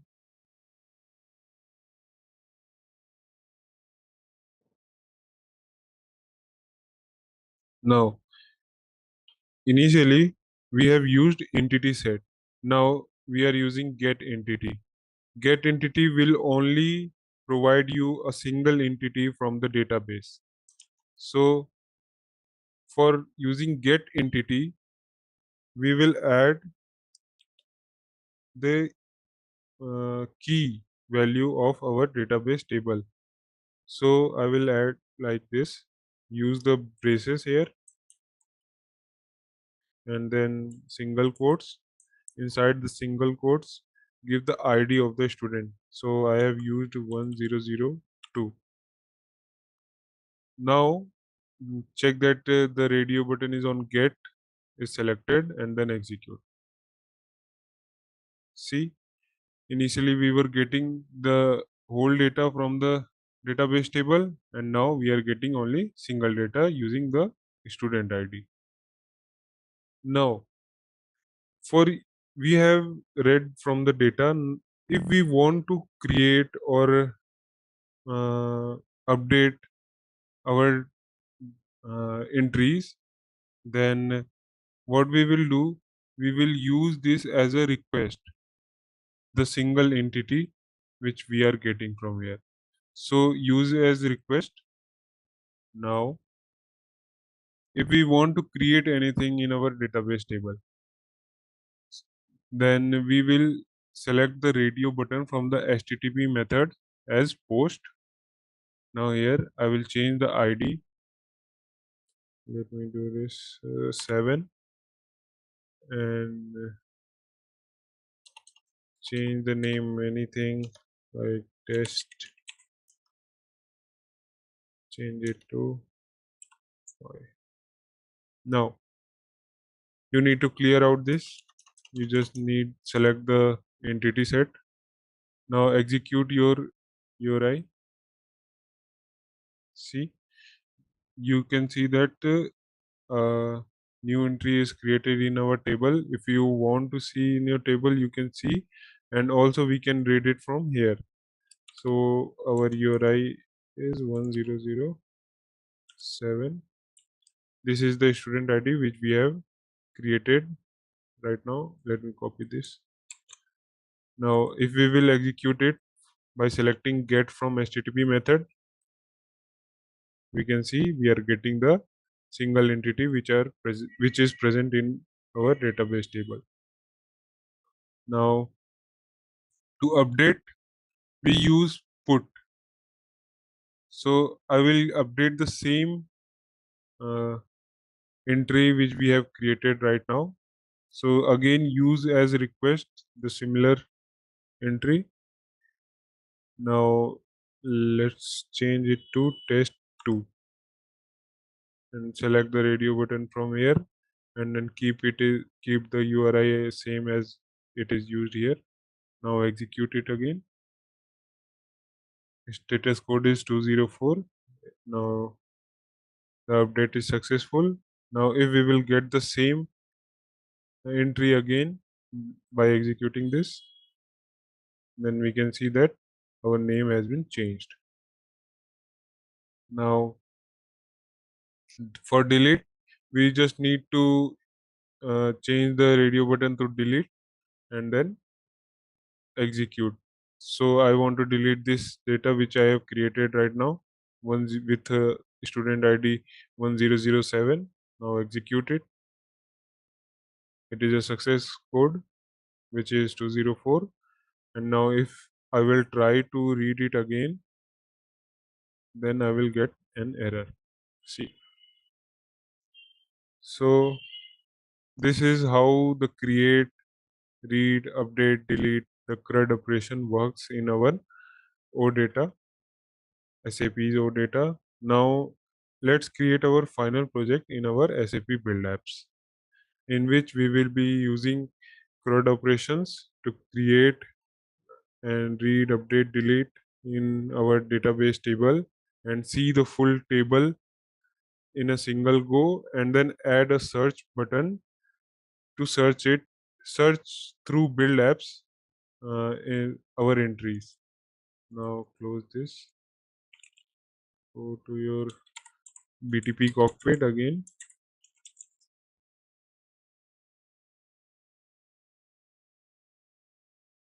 In our project, we will be creating a dashboard which will include uh, 5 cards which have add students, find students, update students, delete student, and a tab, a card which will be navigating to our database table which has all the entries, and then we will apply a search filter on that table. So as soon as it opens, it takes time.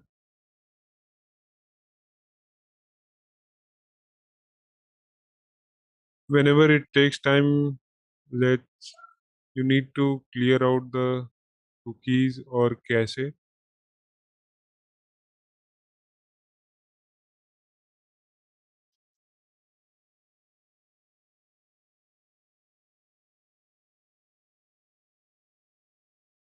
Yes, it is open now. Let me sign in again.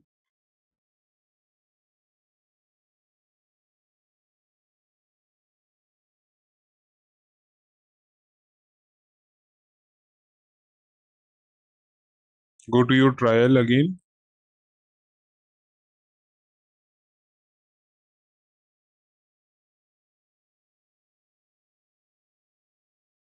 Now go to your trial account. Select the trial sub account.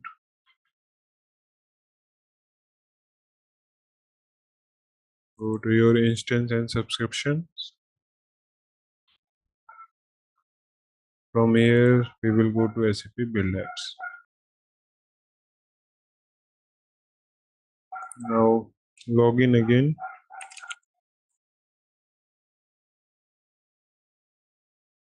Here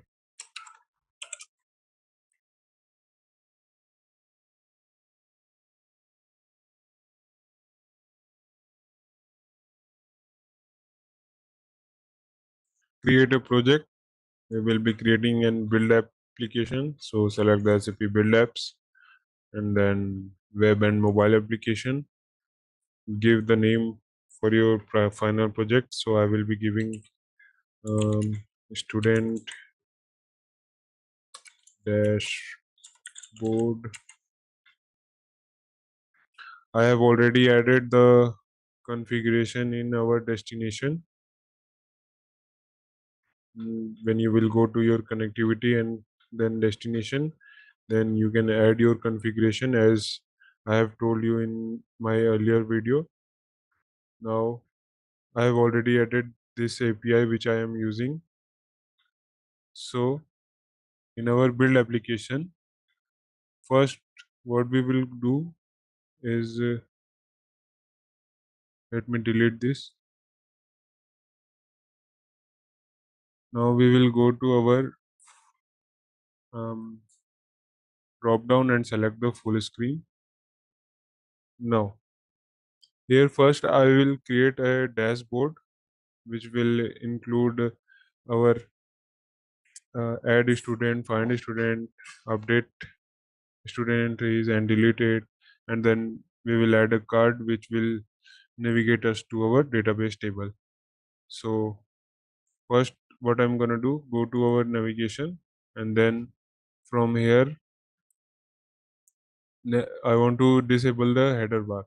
So select this and go to no and then disable the navigation menu to no. Save it. Now I want to authenticate my OData which I have added in our connectivity destination. So my BTP configuration is already set. Now go back to your data and now from here add integration. Go to your SAP system, BTP destinations. Select the destination which you have created. So I have created a student destination. Install this integration in your build application. Now after installing the destination, you need to enable the data entity. After enabling it, you need to exit and save.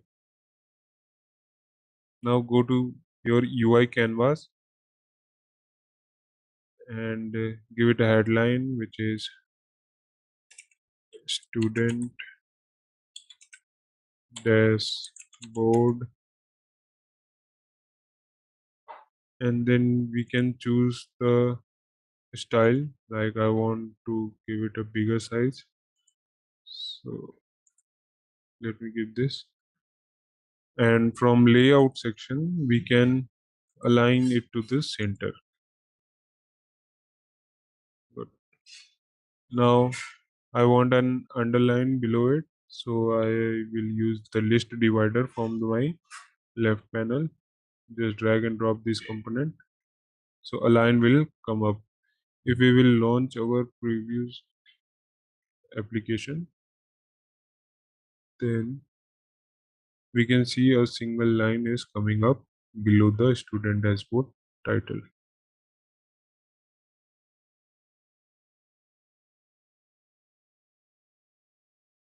Let me open it again. I think I haven't saved it. Save it again and then launch again. Open web preview, then open your student dashboard. Let me edit something and then we will try it again to preview our application. Now I want to add a card. So I will add 5 cards. 2, 3, 4, 5. Now the first card will have add student's title as a title. So I will write it here. Add students. I don't want to see the contents which is written here. So when you will be editing from properties, then you can see the content property here. You just need to clear out the text written in the content. So I just only want to see the title. Similarly, for the next, I will select the name as find students. Clear out the content. Now for the third one, I will update the students entry. So update student and then delete.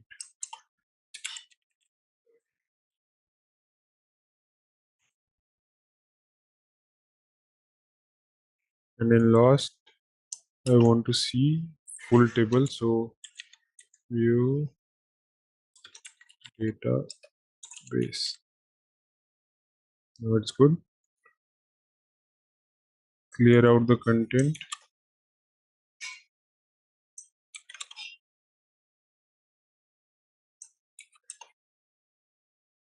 Now to make it more attractive, we can use containers from the layout. Add the container and then you can drag and drop this from the layout itself, or you can go to your tree and then from here you can select the card and then drag it to the container. So these are two which are in container 1. So for the container, select the container first from the tree or from the layout itself, or and then you can go to the right panel and select the layout panel. From here you can change the layout of the elements which are inside in the container. Go to your layout and then in the layout section you can see that the elements are defined vertically. From here you can select it horizontally, so we can get the elements horizontally.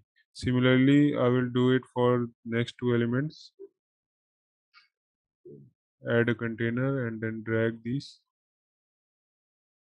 here. Now for this container again, I will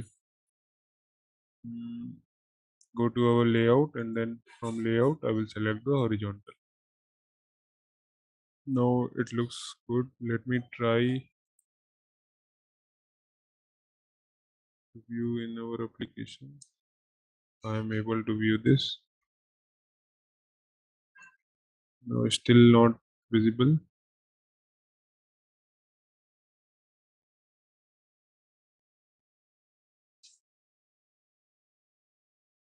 Let me clear out the cache cookies. Then close it. Open preview portal again, and then preview on web. This is the application. I don't want.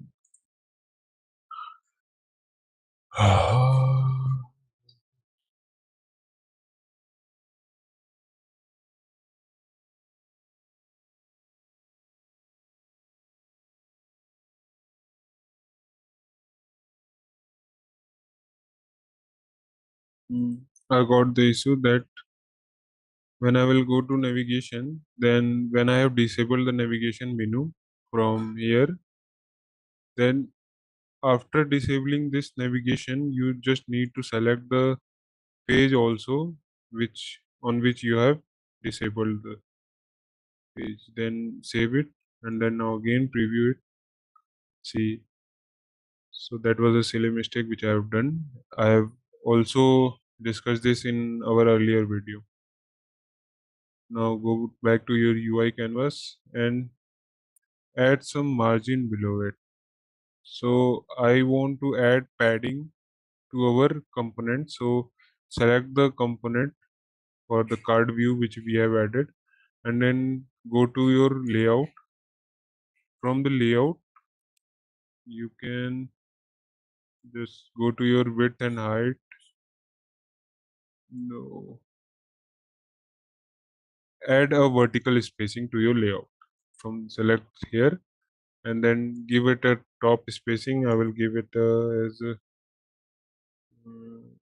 5 pixels, and then bottom spacing as 5 pixels.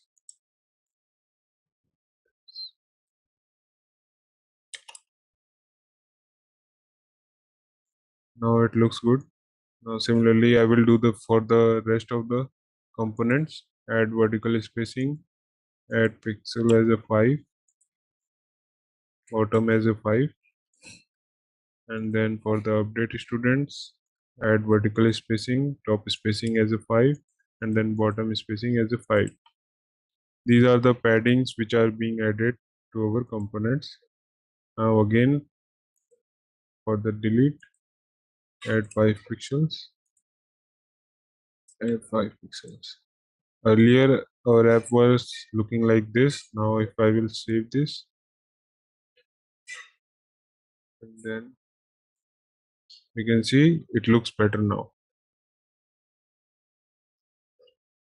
Now I want to apply navigation to all these cards which we have added. For that we need to add pages. So to add pages, we will go to our home page. From this drop down, we will add some pages here. So first I will add a page called add page, and then find page,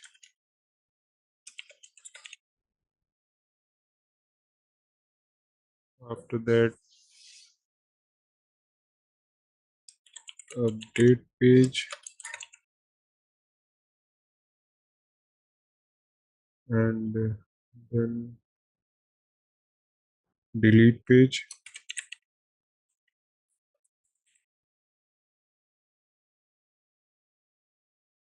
and then last view database, which is table page.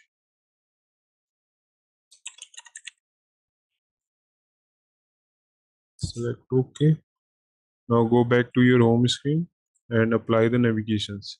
So to apply navigation, select your components and select the logic card below, and then from the logic canvas you need to select a component called open page.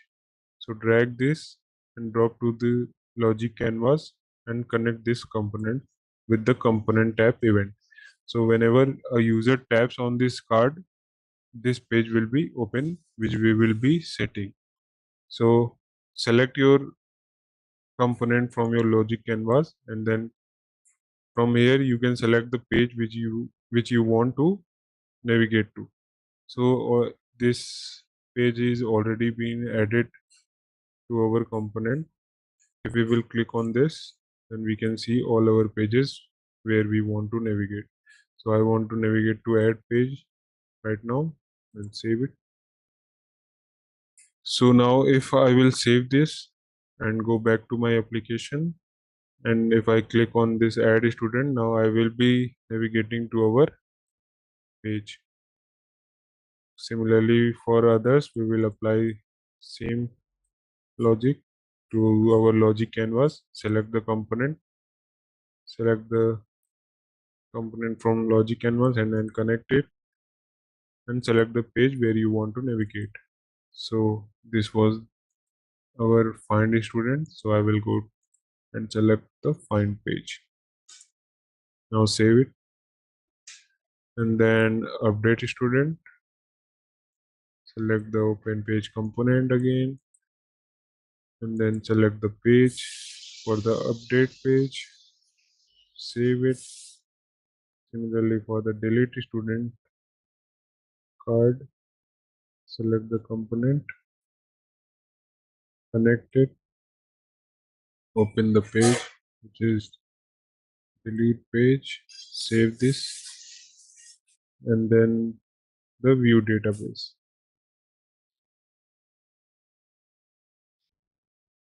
Now select this and select the table page. Save this. Now first we will be applying all the logics in our students add students page. Now select the add student page from the home page. Select this. Here change the name as add students, align it to the center,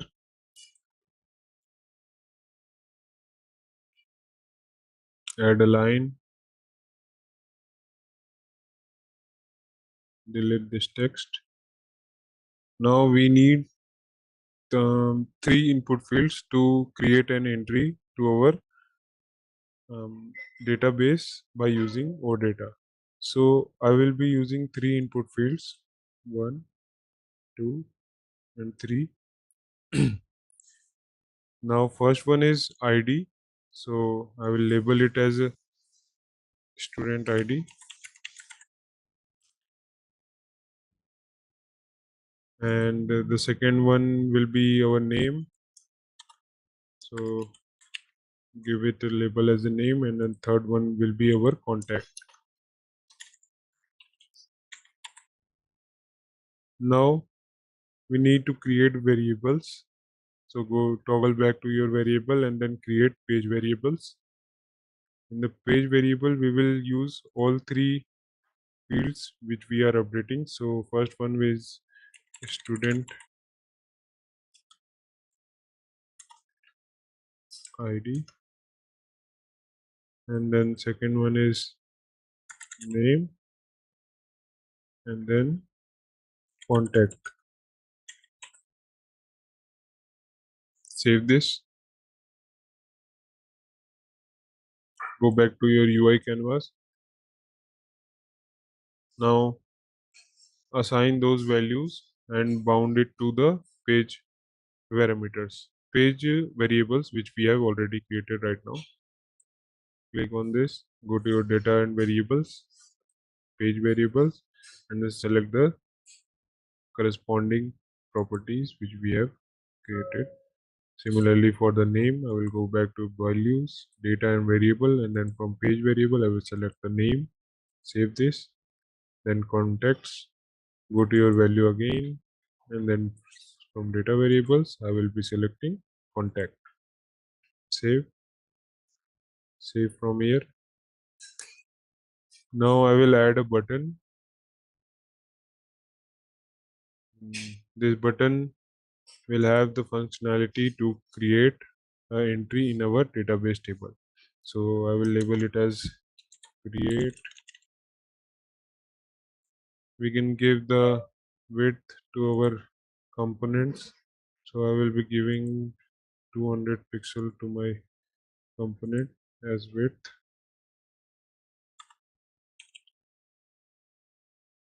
Similarly, you can do it for all the elements.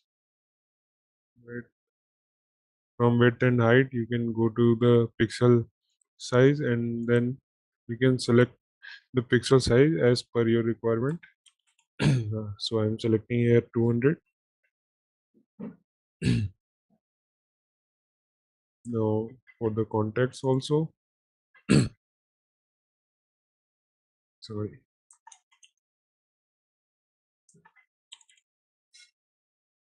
Now for the create button, I have typed it wrong. Create. Go back to your layout and then from the width height, I will give it as width 100 pixels. Now it's look good. Save this. Now all the functionality which we are going to add will be on this button. So select this component and then in the component you in the logic canvas you can see the component type event. So I want to create to our database. So for that I will scroll down in our logic canvas components and then we can see that I have a component called create record. So drag this as we want to create a record and connect it to the component tab component event, and then after selecting this we want to update the resource which is student set which we have added in our data. So from record from the username we will select student set and then the record which we want to update is a custom object. So the custom object will give three values which is student ID, name and contact. So click on the custom object and then provide the student ID, student name and phone number. So we have already created the variables. So I will bound these details with the variables itself. Whenever user enters these values in any input fields, the variables will be updated and then these bindings will be updated. So from this, you need to go to your data and variables and then select the variable which you have created. Save this. Similarly, do this for the name. Name, save, and then contact. Save it. Save it here. Save this. So we have created the create, but how can we rate it? Like if we create anything in our from using our web preview application, if we will go to our add students, then to view this, we need to the component, update the card component, which is find components, or let me first update the full database. So go to your home page again, sorry, table page again, and then change these two properties as the student database, and then go to your layout, set the line to the center, add a list divider, delete this. Now if we want to see a table, or we can also see it by using list item. So we have already seen how we have applied the table to our table adapter which we have installed from the marketplace. For this time we will be using the list item. So drag this list item And then after selecting this list item, go back to your properties, and when you will scroll down, then you can see that repeated width. In repeated width, if we will select our um, component properties, wait, in the primary label, I think I have not added the data variable. So first, whenever you want to add some values to your list view or list item, then you just need to create a data variable for your table. So go back to your variables and add a data variable which will be bounded to our student OData, student set. So after adding this student set, it is a collection of data records. So I will select the radio button from here and then save this. Toggle back to your UI canvas again, and then now go back to your properties for the list, and from here go to your data and variables, and then data variable, and then select the student set, which is a data variable we have created. Save this. Now if we will preview this,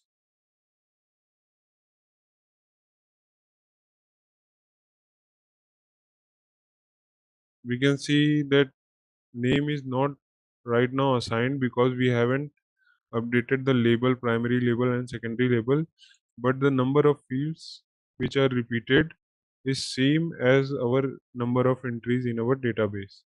So let me update the labels also. So from here you can select the data item in repeat, which is current, and I want to give the primary label as student name. Save this, and secondary label as student contact number, and save this. Now if we will save it and see the list, then we will get the name and mobile number from here. So let me add a value to my add student components. So in our add student components, let's create a value 1010, name as test, contact 123. Let's create it. So go back and then see whether it is created or not. So the creation has been successful, the entity which we have created by using add entries. Now if we want to see the URI which is passed to fetch the component, we will see it further in the video. First, let's get and see how get entity works for a single item. Now go back and go to your find page, and then from here select the heading, find students, align it to the center, add a line item or a list divider. My bad. Now I want to give an input field where we can search, give an input to the field, and then add a button to find. Here the user will enter the ID for the student and then find using the button. So for the label, I will change the label to the student ID, and then button to find. Give the width as 200 pixels, and then for the button component I will provide it width as 100 pixels.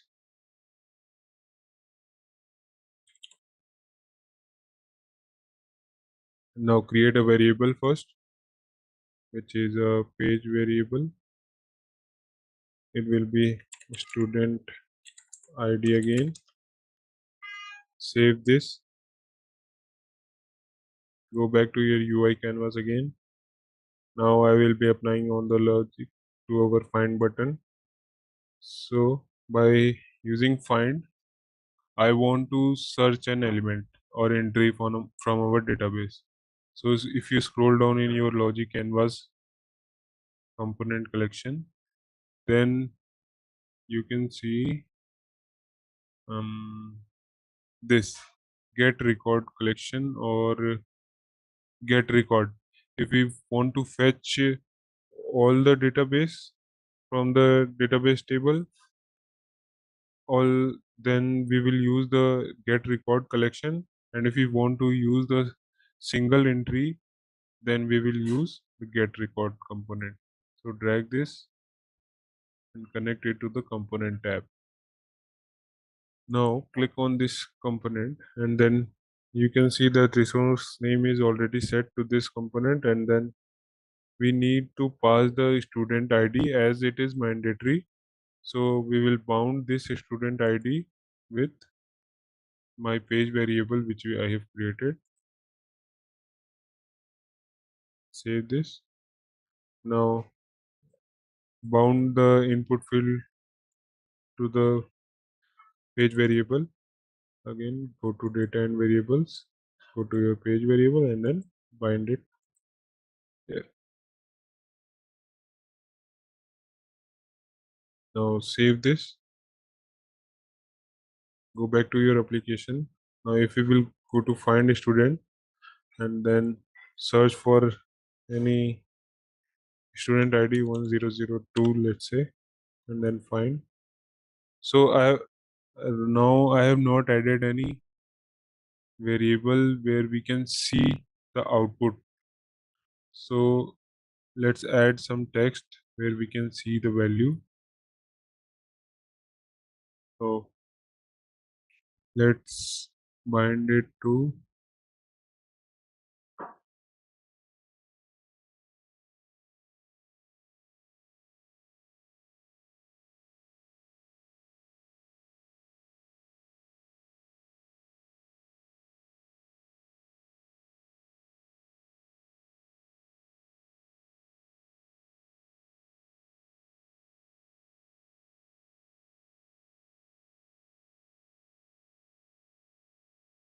now.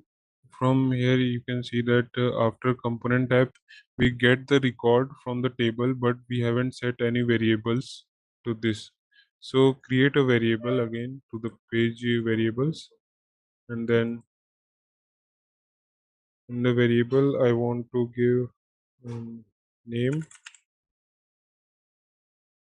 and then the contact which I want to receive.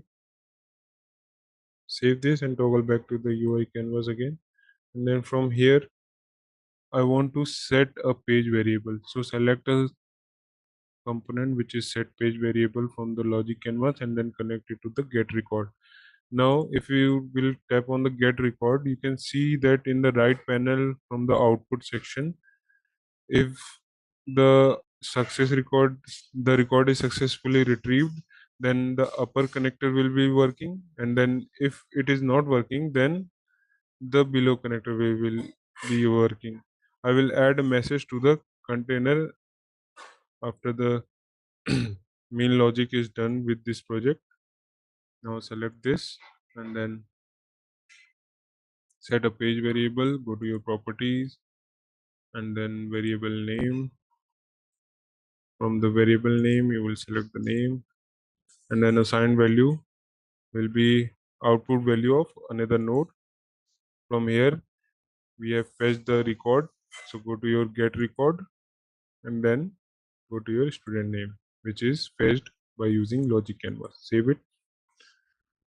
Now again we want to set a page variable which is for context. You can connect it again with this get record and then select the variable as a contact and then assign it value as output value of another node. Select this and then go to your get record and then select the phone number from the record. Save it. Now the variable is set. The text which we have added bound the content with the variables also. Save this. Similarly, do this for the another one. Go to your data and variable, page variable, and select the contact. Now, if we will be trying to fetch after save, fetch the records from our application, then we will be getting the value in the below text elements. Like you want to search 1002 and go to find. I'm getting the values from the table. Now the read section is done, and I need to update now. Update students. Go to your update page. Similarly, add the heading as update student, align it to the center, add a list divider, delete this text component, and then for update we will be using 3 input fields again to fetch the ID of the entry which we are going to update, and then the name, and then the contact. Similarly, again you need to correct the label for the database or user experience. Change it to the name and then contact.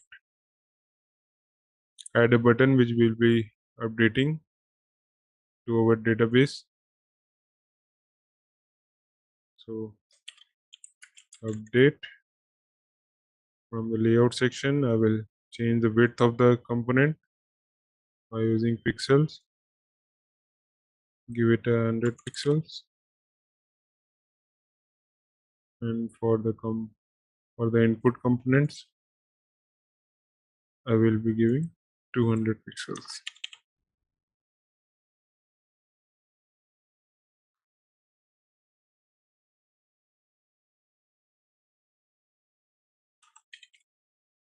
Pixels.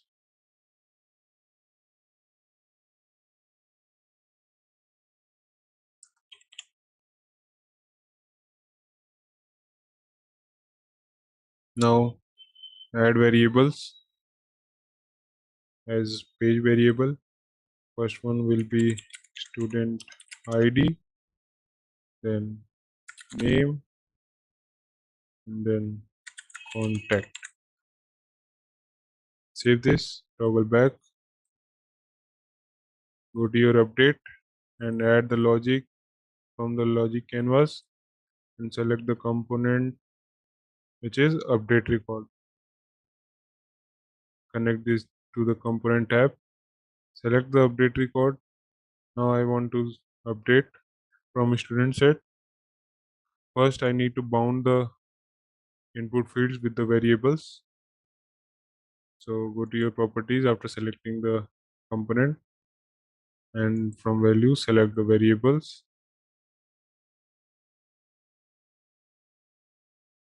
Select the corresponding variable with the type of which is defined in the variables name, and then similarly for the contacts.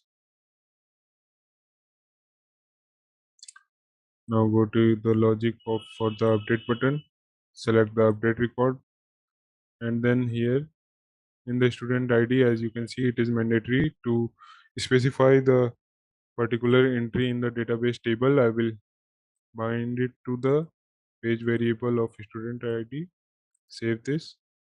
Now I need to provide the record, or we can say that we need to give the name or number if we will be updating any entries.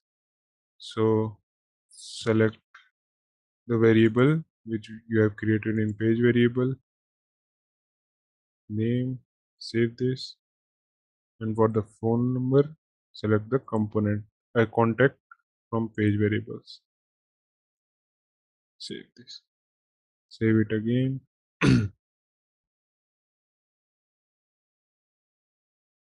Now, if we will see the data for 1005, let's say, find Bestie Crimson, whatever it is, 1005. Go back and update it. So I want to update it as 1005, provide the same ID, and then let's say updated entry, contact as anything you want, update it, go back and check same for the same entry. Now we are getting the updated value from the database table as our update student card is working fine. Now I will be applying the delete student logic in our build apps. Go to your build apps and select the delete page again. Now from here change this delete student.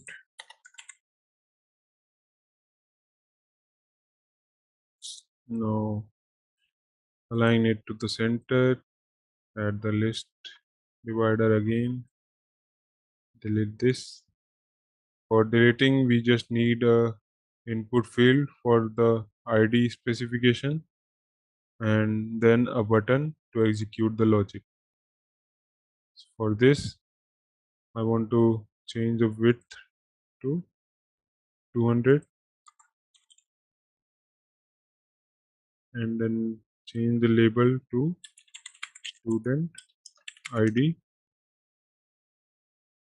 and then change the width of the button to 100 pixels. Go to the properties again and change the label to delete.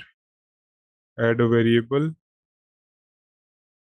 as student ID, toggle back, save. Now to add the logic, you will click on the delete button and in the logic canvas you will select from the data tab delete record, connect it to the component tab and then resource name is already selected. Now we need to select the student ID which is bound to the page variable, but it is so I have created our variable in our app variable. Let me remove this from the apps and add it to our page variable. Student ID, go back to your view, bind it to the input field, page variable, and then go to your delete section, select your delete logic component, and then from here select bind the student ID to the page variable which is student ID. Save this.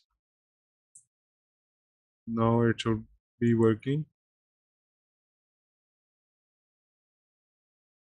Go back to preview your apps. Now if we will check our 1005 entry, this was the entry, but now go back and in the delete student select the 1005 entry and then delete it. After deleting, go back and find the similar ID, find with similar ID,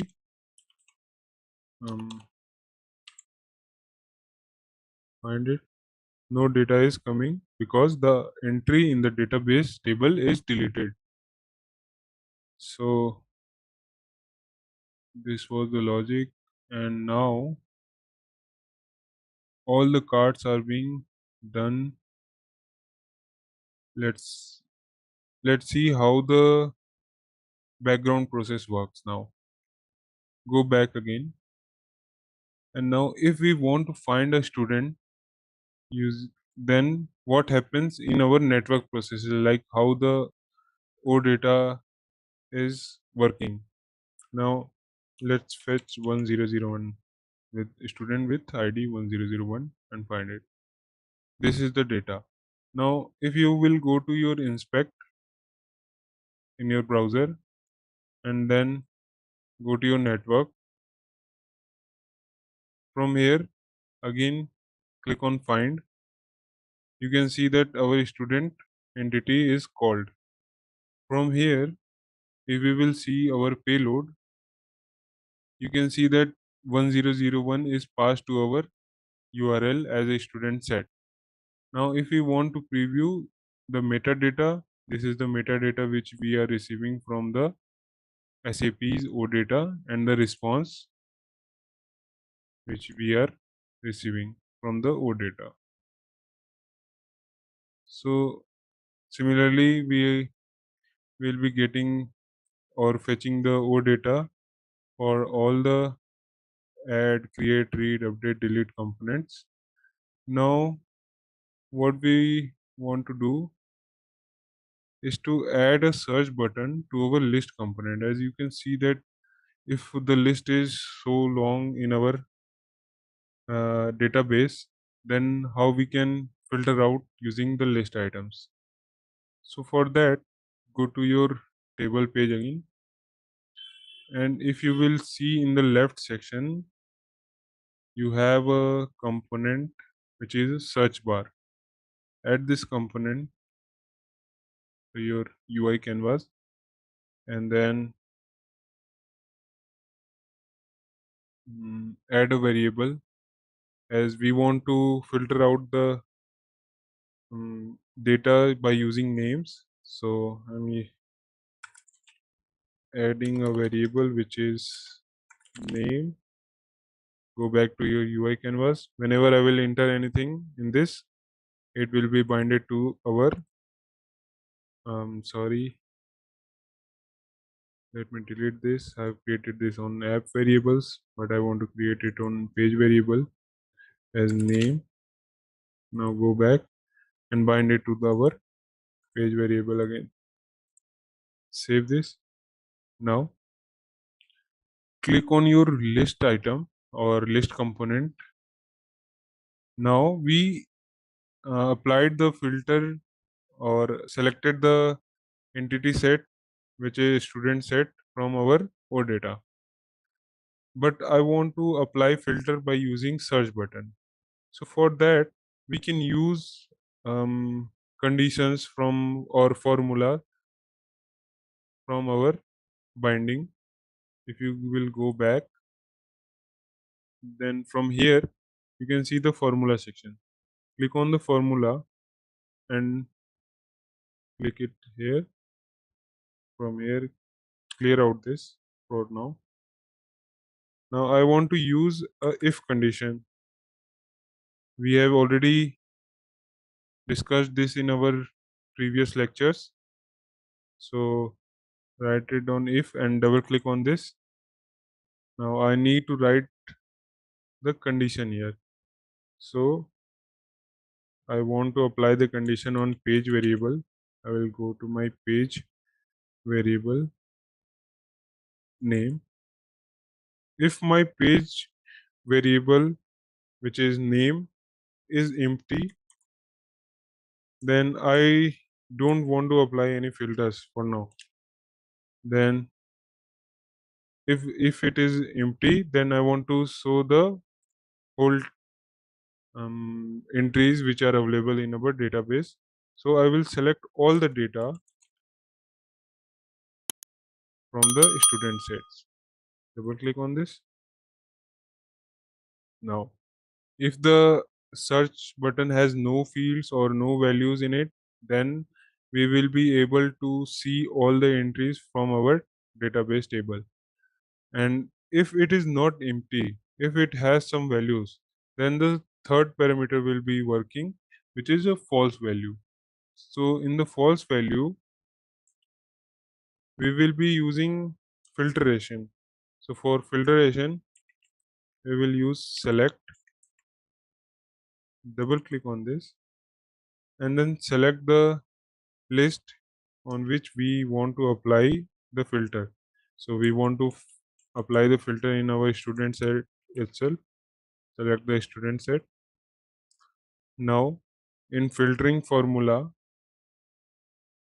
we want to see if that um, student set contains any item which has same name as the page variable which we have created, then filter out the student set data. So for that, I will use contains, and then I will use the uppercase as the all the values are being available in uppercase, and then in the upper text I will provide the item dot student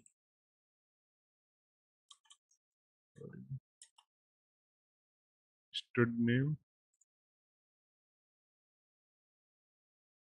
and then comma I will provide here upper case, then page where name. So this is our formula to filter out our list. If the search field is empty, then I will show all the entries in our database, and if it is not empty, it has some values, then it will filter out by using um, the entries which we have provided in our search field. So now missing close parenthesis, I think. Now save this, save it again.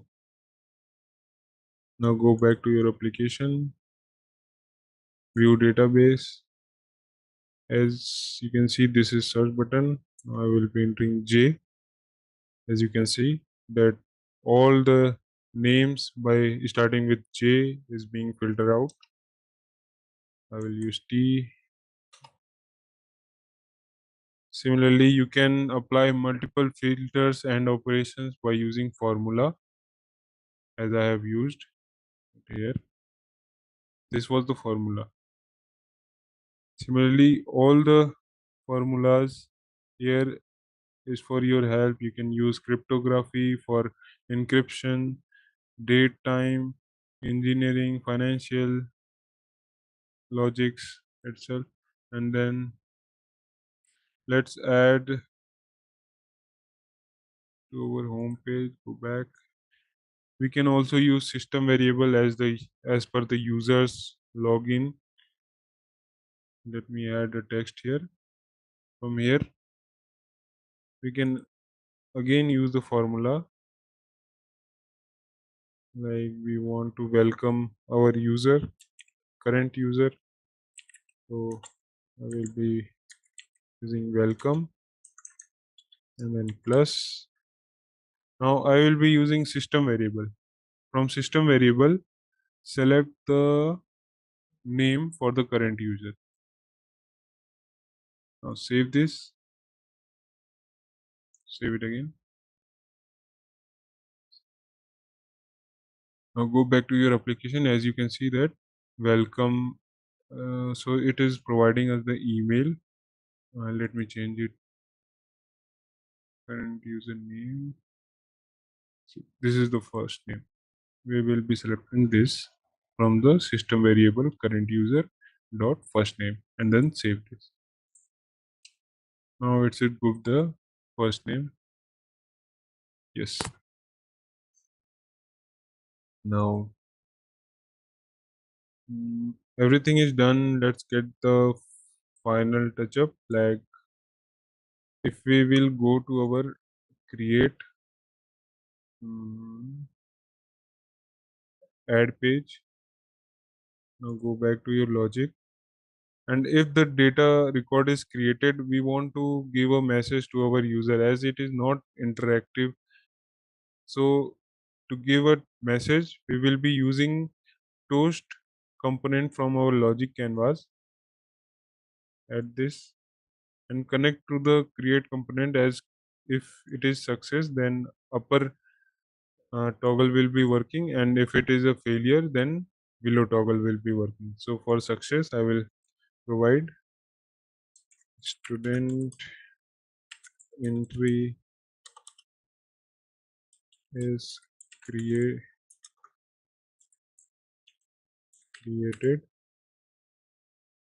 Now copy this for the error message. If it has some error, then some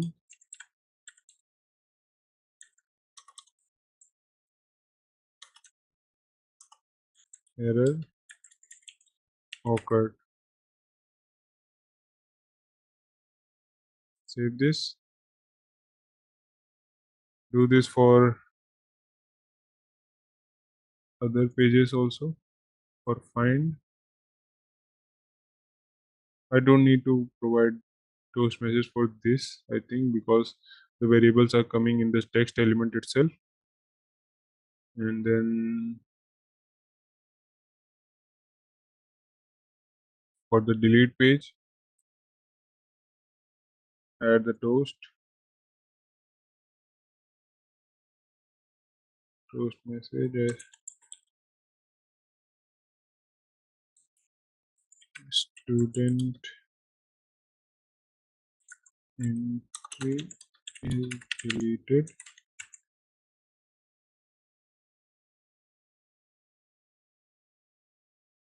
or some error, or we can say that ID does not exist. Save this. Now similarly for the update page,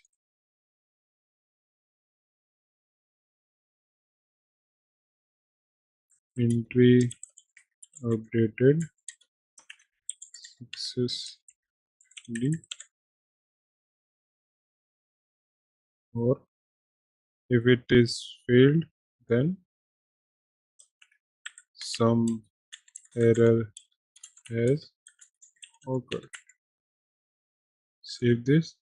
Now go back and preview your application. Now if I will find not available ID, then it should give, sorry, I haven't applied in this section. Like for delete, let's say I provide the random student ID and then delete it, then I have a toast message that is ID does not exist. So this was the application. This is the final project which we have created in Build Apps. We can achieve lot more in this. We can also create more complex applications. So this project was to get you familiar with the potential of this SAP Build Apps application. Like we can use also complex projects in our Build Apps. It is, and whatever you want to add, anything I'm missing out? No, but you can figure out anything if you want. Like it's very easy and simple to use, which we were creating. All right, let's test your knowledge. Here's a question for you. What is the primary programming language used in SAP Build Apps for advanced customization? Option A, ABAP. Option B, JavaScript. Option C, Python. Option D, Java. Take a moment to think, and when you're ready, choose the correct option. Remember, each choice holds a key to unlocking the answer. Good luck. Type the correct answer in the comment section. Hey there! Want to get good at creating apps? Our SAP Build Apps training course is here to help. You can take it at your own pace on our platform. In this course, you'll learn all about SAP Build Apps training. It's like a toolbox for making apps, from designing to deploying them seamlessly. Our course covers everything you need to know, from the basics to more advanced tricks. It's made by experts who know what they're talking about. Your teachers are pros who've been doing this for ages. They're here to help you learn and answer any questions you have. And don't just take our word for it. Our students love the course too. People just like you have found our course super helpful. Best part? It won't break the bank. This awesome opportunity to learn is affordable. Ready to become an SAP Build Apps Pro? Sign up on our page now. For more info, check out ZaranTech's website. Let's look at the first question. What are SAP Build Apps? Certainly. SAP Build Apps represent a low-code platform designed to empower both business users and professional developers to create enterprise applications swiftly and efficiently. Let's break down the key features and advantages of SAP Build Apps. Firstly, SAP Build Apps provide a visual drag-and-drop interface, which simplifies the application development process significantly. Imagine a business user who needs to create a custom workflow application for expense approvals. With SAP Build Apps, they can intuitively drag and drop workflow components, like approval stages, notifications, and decision points onto a canvas, without needing extensive programming skills. Professional developers also benefit from SAP Build Apps by leveraging its low-code capabilities to accelerate development cycles. They can focus on refining complex business logic and integrating data sources, while the platform handles the foundational aspects of application building. Additionally, SAP Build Apps offer pre-built templates tailored for various business scenarios. These templates serve as starting points for application development, reducing time to market and ensuring consistency in application design. For example, imagine a company in the retail sector needing a customer loyalty program application. They can start with a pre-built template from SAP Build Apps that includes features such as user registration, points tracking, and rewards management, saving considerable development effort. Overall, SAP Build Apps democratizes app development within organizations, enabling both business users and developers to collaborate effectively and innovate rapidly. It's clear how they streamline application development processes. With SAP Build Apps, organizations can innovate faster, respond to market demands more swiftly, and drive business growth through agile application development. Let's look at the next question. What are the key features of SAP Build Apps? Certainly. SAP Build Apps offers a robust set of features designed to streamline app development and enhance user experience. Let's dive into each key feature. Firstly, SAP Build Apps boasts a visual drag-and-drop interface, allowing users to design and customize applications intuitively without needing extensive coding knowledge. Imagine a scenario where a business analyst wants to create a new HR onboarding app. With the drag-and-drop interface in SAP Build Apps, they can easily arrange elements like forms, buttons, and data fields to prototype the app's layout efficiently. Next, SAP Build Apps provides pre-built templates that accelerate the app development process. These templates cover various use cases such as employee self-service portals, customer relationship management, and more. For example, imagine a developer tasked with building a customer feedback app. By leveraging pre-built templates in SAP Build Apps, they can kickstart development with a solid foundation and customize it to meet specific business requirements. SAP Build Apps support seamless integration with both SAP and non-SAP systems, ensuring interoperability and data consistency across different platforms. Consider a scenario where an organization integrates its SAP Build app with existing SAP ERP for real-time data synchronization. This integration enables users to access up-to-date information without switching between multiple systems. Moreover, SAP Build Apps is designed to be mobile-ready, allowing users to access and interact with applications from any device, including smartphones and tablets. Imagine an executive reviewing sales performance dashboards on their mobile phone while traveling. With SAP Build Apps' mobile-ready capabilities, they can securely access key metrics, make informed decisions, and collaborate with team members on the go. Role-based access control is another essential feature of SAP Build Apps, ensuring that users only have access to the app functionalities and data relevant to their roles. For instance, imagine an HR manager having access to sensitive employee data within an HR management app, while employees have limited access to their personal information and self-service features. Version control in SAP Build Apps allows developers and administrators to manage and track changes to app designs and configurations over time. Consider a scenario where a team of developers collaborates on refining an inventory management app. Version control in SAP Build Apps ensures that each iteration of the app design is documented and accessible, facilitating collaboration and maintaining consistency. Lastly, SAP Build Apps provides robust collaboration capabilities, enabling team members to work together efficiently on app development projects. Imagine a project manager initiating a brainstorming session within SAP Build Apps to gather feedback from designers, developers, and stakeholders. The collaboration tools facilitate real-time discussions, file sharing, and task assignments to drive project progress. These capabilities empower organizations to develop versatile and user-friendly applications. By leveraging these features, organizations can accelerate app development, enhance user engagement, and achieve greater efficiency in meeting business objectives. Let's look at the next question. How does SAP Build Apps differ from traditional coding? Certainly. SAP Build Apps distinguishes itself by employing a low-code approach, which significantly reduces the amount of traditional coding required. Let's break down the key differences. Firstly, SAP Build Apps requires minimal coding. Unlike traditional coding where developers write extensive lines of code from scratch, SAP Build Apps provides a visual interface with drag-and-drop components. Imagine a scenario where a business analyst needs to create a simple workflow application to streamline employee onboarding. Using SAP Build Apps, they can visually design the workflow, drag components like approval steps and notifications into place, and configure them without writing complex code. This visual interface not only simplifies the development process, but also accelerates it. By leveraging pre-built templates and reusable components, developers can build applications faster compared to traditional coding methods. Furthermore, SAP Build Apps empowers non-technical users to create applications.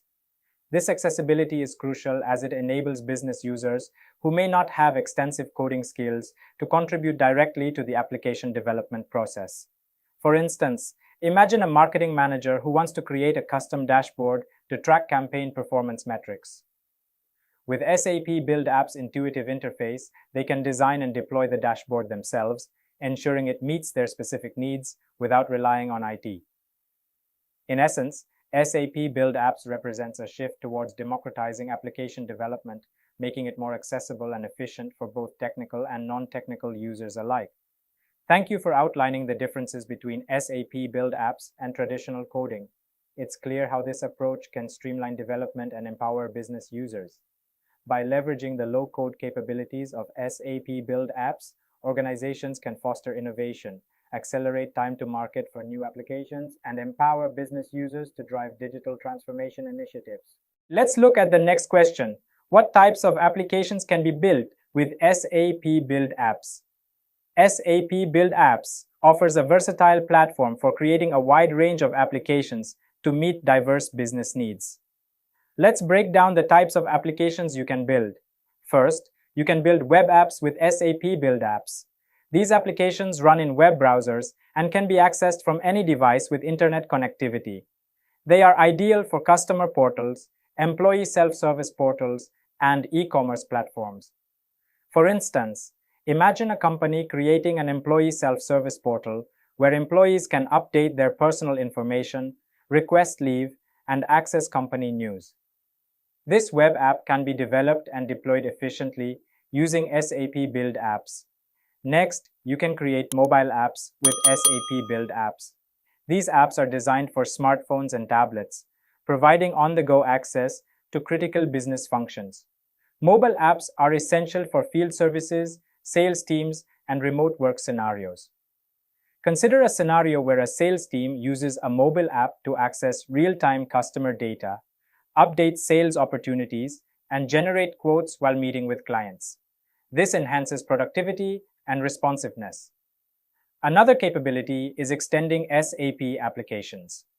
With SAP Build Apps, you can build extensions that integrate seamlessly with existing SAP systems, adding new functionalities and enhancing user experiences.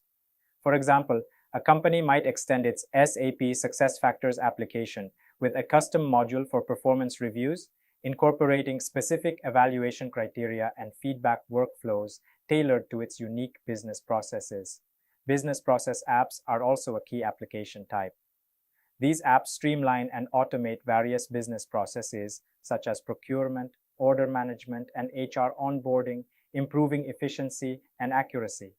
Imagine automating the procurement process with an app that manages purchase requests, approvals, and supplier interactions. This reduces manual work and speeds up the entire process, ensuring timely procurement. Workflow apps are designed to automate and manage workflows within an organization. They enable teams to track progress, assign tasks, and ensure compliance with business rules and regulations. For instance, an HR department could use a workflow app to manage the employee onboarding process, from document submission to training schedule, ensuring a smooth and consistent experience for new hires. Data management apps allow businesses to handle large volumes of data efficiently. These apps can collect, store, and process data from various sources, ensuring data integrity and accessibility. Consider an app that consolidates data from multiple departments into a centralized database, providing a single source of truth for reporting and analysis. This improves decision-making and operational efficiency. Lastly, reporting apps are essential for generating insights and visualizations from business data. These apps can create dashboards, reports, and analytics that help stakeholders make informed decisions. Imagine a financial reporting app that aggregates data from various accounting systems, providing real-time financial performance metrics and trend analysis. This enables finance teams to identify opportunities and risks promptly. This platform offers extensive capabilities for businesses to innovate and optimize their operations. By leveraging SAP Build Apps, organizations can develop tailored solutions that drive efficiency, enhance user experiences, and support strategic objectives. Let's look at the next question. How does SAP Build Apps handle data security? Data security is a critical aspect of any application, and SAP Build Apps employs a range of industry-standard security practices to ensure the safety and integrity of data. Let's break down some of the key features. First, SAP Build Apps implements industry-standard security practices. This means they adhere to globally recognized security protocols and guidelines to protect data against threats and vulnerabilities. For example, data encryption is used both in transit and at rest to ensure that sensitive information remains secure throughout its life cycle. This encryption makes it extremely difficult for unauthorized parties to access or decipher the data. Role-based access control (RBAC) is another crucial security measure in SAP Build Apps. RBAC restricts system access to authorized users based on their roles within the organization. Imagine a scenario where only managers have access to performance review data. With RBAC, managers can view and edit this data, while other employees cannot access it, ensuring sensitive information is protected. SAP Build Apps also ensures authorized access to data and functionality. This means that users can only access the data and perform the actions that they are specifically authorized for. For instance, a user in a human resources role might have access to employee records and performance metrics, while a user in finance can only access payroll and financial data. This separation of access ensures that data is only handled by those who need it. Integration with SAP Identity. Authentication Service (IAS) adds another layer of security. SAP IAS provides secure user authentication and single sign-on capabilities, simplifying and securing the login process. Consider a scenario where users can log in to multiple SAP applications using a single set of credentials. This not only improves user convenience, but also enhances security by reducing the number of passwords users need to manage. Secure user authentication through SAP IAS ensures that only verified users can access the system, reducing the risk of unauthorized access. This is particularly important for maintaining the integrity and confidentiality of data. These measures are essential for protecting sensitive information. By implementing these robust security practices, SAP Build Apps ensures that data remains secure and accessible only to authorized users, providing peace of mind for organizations. Let's look at the next question. Can multiple developers collaborate on the same application in SAP Build Apps? SAP Build Apps fully supports collaboration among multiple developers, making it a powerful tool for team-based projects. Let's break down how this collaboration works. Firstly, SAP Build Apps provides robust version control capabilities. This means that developers can work on different versions of the application simultaneously without overwriting each other's work. Imagine two developers working on different features of the same app. Version control ensures that their changes are tracked separately, allowing each developer to make progress without interference.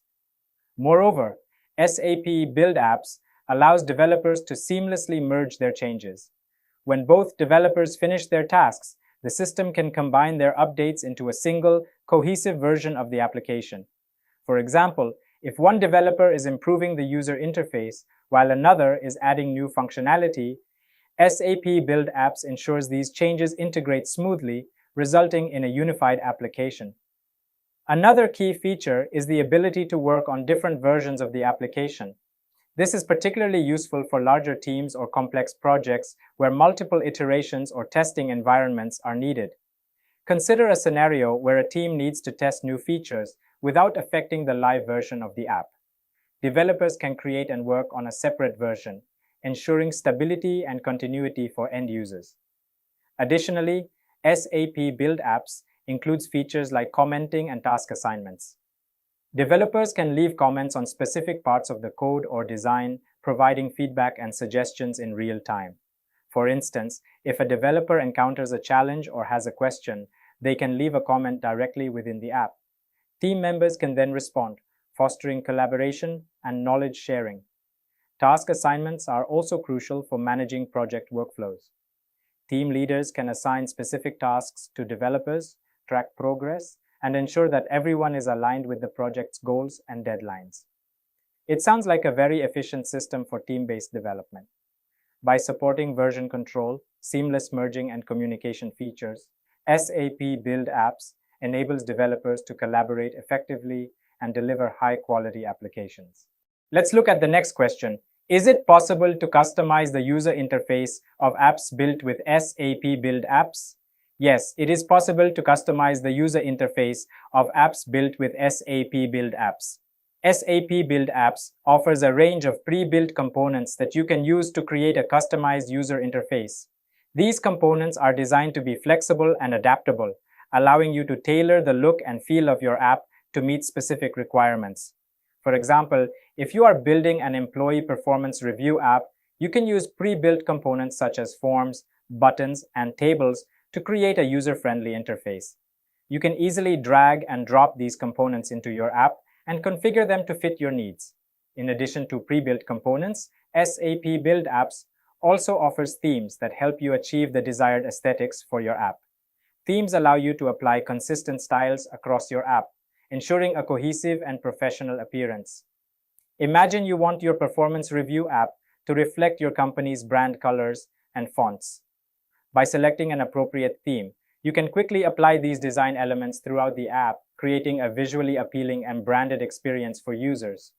Furthermore, for those who require more advanced customization, SAP Build Apps allows for CSS and JavaScript tweaks.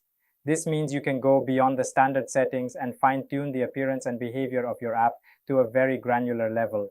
For instance, you might want to add custom animations to enhance user engagement or implement specific layout adjustments that aren't covered by the pre-built components. By utilizing CSS and JavaScript, you can achieve these customizations and make your app truly unique. There are plenty of options for creating a tailored user interface. Whether you're using pre-built components, applying themes, or making advanced tweaks with CSS and JavaScript, SAP Build Apps provides the flexibility needed to build apps that not only function well, but also look and feel just right for your users. Let's look at the next question. How are apps deployed and managed in SAP Build Apps? Deploying and managing apps in SAP Build Apps is designed to be seamless and efficient, thanks to a centralized deployment and management console. Let's break this down into the key aspects. Firstly, SAP Build Apps provides a centralized deployment and management console. This console serves as a single point of control, making it easy for developers to deploy and manage their applications across different environments. For example, consider a scenario where you're developing an HR management app. With the centralized console, you can easily deploy your app from the development environment to the testing environment, and finally to the production environment, all within a few clicks. The centralized console also facilitates easy deployment across multiple environments, including development, testing, and production. This ensures that apps are thoroughly tested before going live, reducing the risk of errors and downtime. Imagine you have an app that's ready for testing. Using SAP Build Apps, you can deploy it to a test environment where your QA team can rigorously test its functionality. Once any issues are resolved, the same app can be smoothly transitioned to the production environment without any major hurdles. Another crucial feature is the monitoring and analytics capabilities for app performance. SAP Build Apps provides real-time insights into how your app is performing, allowing you to identify and resolve any issues quickly. For instance, if you notice that your app is experiencing slower response times, the monitoring tools can help pinpoint the exact cause, whether it's a server issue, a network problem, or a bug in the code. This allows you to take immediate corrective action to ensure optimal performance. Overall, the centralized deployment and management console, along with easy deployment across environments and robust monitoring and analytics tools, make SAP Build Apps a powerful platform for app development and management. It is a very efficient and user-friendly system. By streamlining these processes, SAP Build Apps helps developers focus more on building innovative solutions and less on managing the complexities of deployment and performance monitoring. Let's look at the next question. How does SAP Build Apps handle data management? SAP Build Apps comes equipped with robust built-in data management capabilities, making it a powerful tool for creating and managing applications efficiently. Let's explore these capabilities in detail. Firstly, SAP Build Apps allows you to define data models. This means you can create structured representations of your data, ensuring that it is organized and accessible for your applications. For example, if you're developing an employee performance management app, you can define data models for employee information, performance reviews, and feedback records. This helps in maintaining consistency and accuracy across your app. Creating database tables is another key feature. SAP Build Apps enables you to set up and manage database tables that store your application data.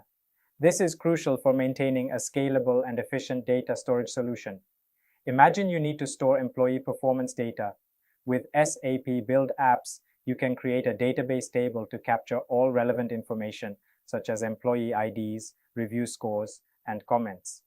This structured approach ensures your data is organized and easily retrievable. Managing data relationships is also a core capability. SAP Build Apps allows you to define and manage relationships between different data entities, ensuring that your application data is interconnected and meaningful. For instance, you can establish relationships between employees and their performance reviews. This means each employee record is linked to their respective review data, providing a comprehensive view of their performance over time. Supporting data import and export is another vital feature. SAP Build Apps enables you to import data from external sources and export data as needed. This flexibility is essential for integrating your application with other systems and maintaining data integrity. Consider a scenario where you need to import historical performance data from an existing system into your new SAP Build Apps application. The import feature makes this process seamless, ensuring all relevant data is transferred accurately. Lastly, integrating with external data sources is a powerful capability. SAP Build Apps allows you to connect your application with various external data sources, ensuring that your app can leverage existing data and systems. Imagine you need to pull in data from an HR management system. SAP Build Apps makes it easy to integrate with external databases, APIs, or other data sources, ensuring your application is enriched with valuable data from multiple origins. These capabilities provide a robust foundation for developing efficient and scalable applications. By leveraging SAP Build Apps' built-in data management features, developers can ensure their applications are well-structured, integrated, and ready to meet the demands of modern data-driven environments. Let's look at the next question. Can SAP Build Apps be used for workflow automation? Absolutely yes. SAP Build Apps is a powerful tool for automating workflows and business processes. Let's dive into the details of how it achieves this. First, SAP Build Apps provides pre-built workflow templates that can be customized to fit specific business needs. These templates offer a solid starting point for creating efficient workflows without starting from scratch. For instance, imagine a company needing to streamline its leave request process. By using a pre-built workflow template in SAP Build Apps, they can quickly set up a system where employees submit leave requests, which then get routed to managers for approval.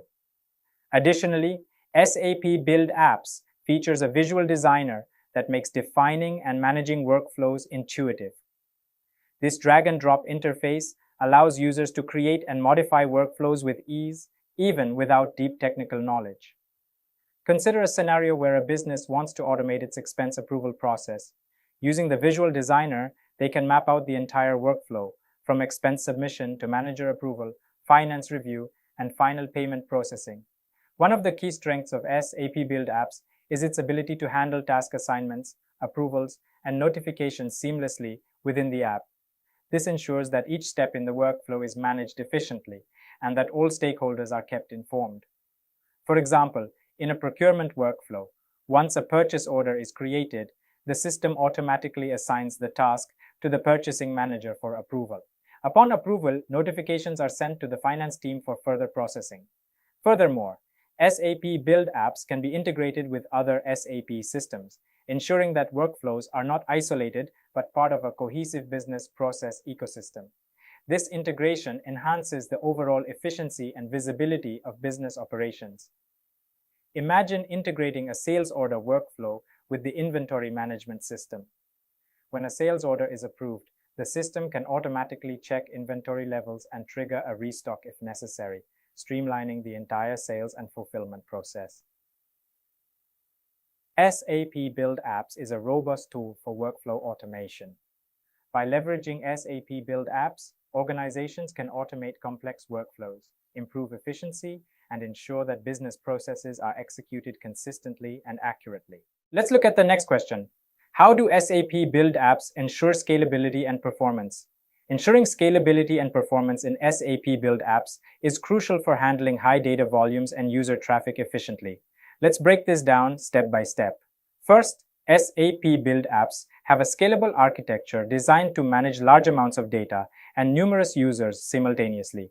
This architecture is built to expand and handle increased loads as demand grows. For example, think of a retail application experiencing a spike in traffic during a sale. The scalable architecture ensures the app continues to run smoothly, accommodating the surge without any performance issues. Secondly, SAP Build Apps leverage cloud infrastructure for elastic scalability. This means the system can dynamically adjust resources based on current needs, scaling up during peak times and scaling down when demand decreases. Imagine a scenario where a company launches a new product and expects a temporary increase in user traffic. The cloud infrastructure allows the app to automatically allocate additional resources to handle the spike, ensuring consistent performance. To optimize performance, SAP Build Apps implement caching and load balancing techniques. Caching temporarily stores frequently accessed data, reducing the need to retrieve it from the server repeatedly. Load balancing distributes incoming traffic across multiple servers, preventing any single server from becoming overwhelmed. For instance, if several users request the same information at the same time, caching ensures they receive the data quickly without putting unnecessary strain on the servers. Load balancing ensures that no single server is overloaded, maintaining smooth operation. Efficient data retrieval mechanisms are also in place to enhance performance. These mechanisms streamline how data is fetched and delivered, ensuring that the app responds quickly to user requests. Consider a scenario where an employee accesses their performance data through the SAP SuccessFactors app. Efficient data retrieval ensures they get the information they need promptly without long wait times. A combination of scalable architecture, cloud infrastructure, caching, load balancing, and efficient data retrieval is key. By implementing these strategies, SAP Build Apps can deliver robust performance and seamlessly handle varying loads, providing a reliable user experience. Let's look at the next question. Can SAP Build Apps integrate with third-party APIs? Absolutely. Yes, SAP Build Apps does support third-party API integration, which is a significant feature for enhancing and extending the functionality of applications. Let's explore this capability in detail. Firstly, SAP Build Apps provides a variety of connectors and tools specifically designed for integrating third-party APIs. These tools simplify the process of connecting your application to external services and data sources. For example, imagine you're developing an application that requires weather data. By using SAP Build Apps API connectors, you can easily integrate with a third-party weather service API, allowing your application to fetch real-time weather information. This integration capability enables developers to extend the functionality of their applications beyond the built-in features of SAP Build Apps. It allows you to leverage external services and data to create more robust and dynamic applications. Consider a scenario where you need to add payment processing to your application. By integrating with a third-party payment gateway API, you can seamlessly include payment functionalities such as credit card processing or digital wallet support directly within your app. Moreover, these integrations are not limited to data fetching or simple functionalities. You can also perform complex operations by combining multiple APIs. For instance, integrating a CRM system API and a project management tool API to create a comprehensive dashboard that tracks customer interactions and project statuses. The ability to integrate third-party APIs effectively means you can build applications that are more powerful, flexible, and tailored to specific business needs. This opens up a wide range of possibilities for customization and enhancement, a valuable feature for developers looking to enhance their applications. By leveraging third-party APIs, developers can significantly extend the capabilities of their applications, making them more versatile and better suited to meet various business requirements. Let's look at the next question. Can SAP Build Apps be used for offline app functionality? Yes, absolutely. SAP Build Apps supports offline app functionality, which is a crucial feature for many businesses and users. Let me explain how this works in more detail. Firstly, SAP Build Apps uses local data storage to enable offline functionality. This means that when the app is not connected to the internet, it can still function by accessing data stored on the device. For example, consider a field technician using an SAP Build app to perform maintenance tasks in a remote area without internet access. The app allows them to view and update information locally, ensuring they can complete their tasks without interruption. Synchronization is another key aspect of offline functionality. When the device reconnects to the internet, the app can synchronize data with the central system. This ensures that any changes made offline are updated in the main database, maintaining data consistency across all platforms. Imagine our field technician has completed their tasks and recorded their observations offline. Once they return to an area with internet connectivity, the app automatically syncs their updates with the central system, ensuring that all data is current and accurate. Ensuring data consistency is a major benefit of offline functionality. SAP Build Apps handles conflicts and errors during synchronization to maintain the integrity of the data. This ensures that users can trust the information they are working with, whether they are online or offline. For instance, if multiple users update the same data offline, SAP Build Apps can manage these changes intelligently during synchronization, preventing data conflicts and maintaining a single source of truth. This capability is essential for many real-world scenarios. Offline functionality in SAP Build Apps ensures that users can continue their work seamlessly, regardless of their connectivity status, making it a powerful tool for a variety of business applications. Let's look at the next question. How does SAP Build Apps handle version control? SAP Build Apps incorporates robust version control capabilities to streamline the development and management of applications. Let's explore how SAP Build Apps manages version control in detail. Firstly, SAP Build Apps provides built-in version control capabilities, allowing developers to create and manage multiple versions of their applications.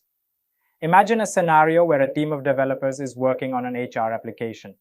With SAP Build Apps, they can create new versions as they introduce enhancements or fix bugs, ensuring a structured approach to application development. Tracking changes and facilitating collaboration are integral to SAP Build Apps version control. Developers can annotate changes, add comments, and collaborate seamlessly within the platform. For example, when a developer makes modifications to a form within the HR application, they can annotate the changes to provide context. Team members can review these annotations, offer feedback, and collaborate effectively to improve the application. Switching between different versions of an application is straightforward with SAP Build Apps. Developers can easily navigate between versions to compare functionalities, test new features, or revert to previous versions if needed. Consider a scenario where after testing a new feature in the HR application, developers decide to revert to a previous version due to compatibility issues. With SAP Build Apps, they can quickly switch back to the previous version without disrupting ongoing development. Lastly, SAP Build Apps facilitates the comparison and merging of modifications across different versions of an application. Imagine a scenario where two developers independently modify different components of the HR application. Using SAP Build Apps, they can compare their changes, identify conflicts, and merge modifications seamlessly to ensure consistency and functionality. These capabilities are crucial for maintaining development agility and collaboration. With SAP Build Apps' comprehensive version control features, developers can streamline their workflow, ensure version integrity, and deliver high-quality applications efficiently. Let's look at the next question. How does SAP Build Apps handle user authentication and authorization? SAP Build Apps employs robust mechanisms to ensure secure and efficient user authentication and authorization. Let's break down how it handles these critical aspects. Firstly, SAP Build Apps integrates seamlessly with the SAP Identity Authentication Service. This integration facilitates user authentication through various methods, including username password, multi-factor authentication, MFA, and single sign-on, SSO. Imagine a scenario where a user logs into SAP Build Apps using their corporate credentials. With SSO enabled, they can access multiple SAP applications and services without needing to authenticate separately each time. Secondly, SAP Build Apps implements role-based access control, RBAC, to manage user authorization effectively. Administrators can define roles that align with specific job functions or organizational hierarchies. For example, a project manager may have access to create and manage app prototypes, while a developer may have permissions limited to coding and testing functionalities. Ensuring users access only authorized data and functionality is paramount. SAP Build Apps enforces strict access controls based on roles and permissions defined within the system. Consider a scenario where a user attempts to access sensitive project data outside their authorized role. SAP Build Apps restricts access and notifies administrators of any unauthorized attempts, ensuring data security and compliance. Lastly, SAP Build Apps supports integration with external identity providers, IDPs. This flexibility allows organizations to leverage their existing identity management systems, such as Active Directory or other cloud-based IDPs. Imagine an organization migrating to SAP Build Apps and wanting to maintain centralized user authentication across all IT systems. By integrating with their preferred IDP, they can streamline user management and enhance security across the board. These measures contribute significantly to security and user management. By leveraging these capabilities, SAP Build Apps ensures a secure and streamlined user experience, enabling organizations to focus on innovation and business growth. Let's look at the next question. Can SAP Build Apps integrate with other systems? SAP Build Apps are designed to seamlessly integrate with a wide range of systems, both SAP and non-SAP, to enhance interoperability and data exchange. Let's explore the integration capabilities in detail. Firstly, SAP Build Apps can integrate with both SAP and non-SAP systems. This versatility allows organizations to connect their app development processes with existing IT landscapes, regardless of the technology stack. For example, imagine a scenario where SAP Build Apps integrate with an organization's SAP ERP system to streamline data retrieval and processing. This integration ensures that app functionalities align closely with business processes managed within SAP ERP. SAP Build Apps also connect seamlessly with SAP S/4HANA, SAP's flagship ERP solution.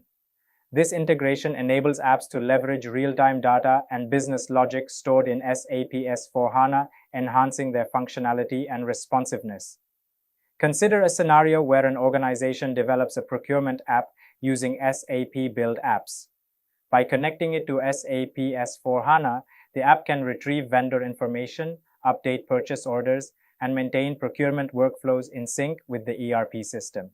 Furthermore, SAP Build Apps integrate seamlessly with SAP SuccessFactors, SAP's comprehensive human capital management solution.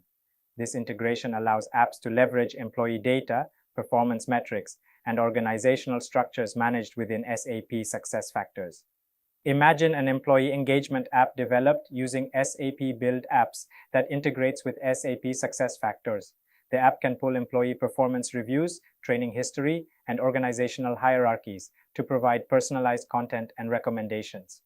In addition to SAP solutions, SAP Build Apps connect with SAP Customer Experience (CX) solutions, enabling organizations to deliver seamless customer experiences across channels. This integration supports unified customer data management and omni-channel engagement strategies. Consider a scenario where a customer service app developed using SAP Build Apps integrates with SAP Customer Experience solutions. The app can access customer profiles, purchase history, and service tickets to provide personalized support and proactive engagement. For integration with non-SAP systems, SAP Build Apps offer flexibility through APIs, application programming interfaces, and connectors. This capability enables apps to exchange data with external systems, such as CRM platforms, cloud services, and third-party applications.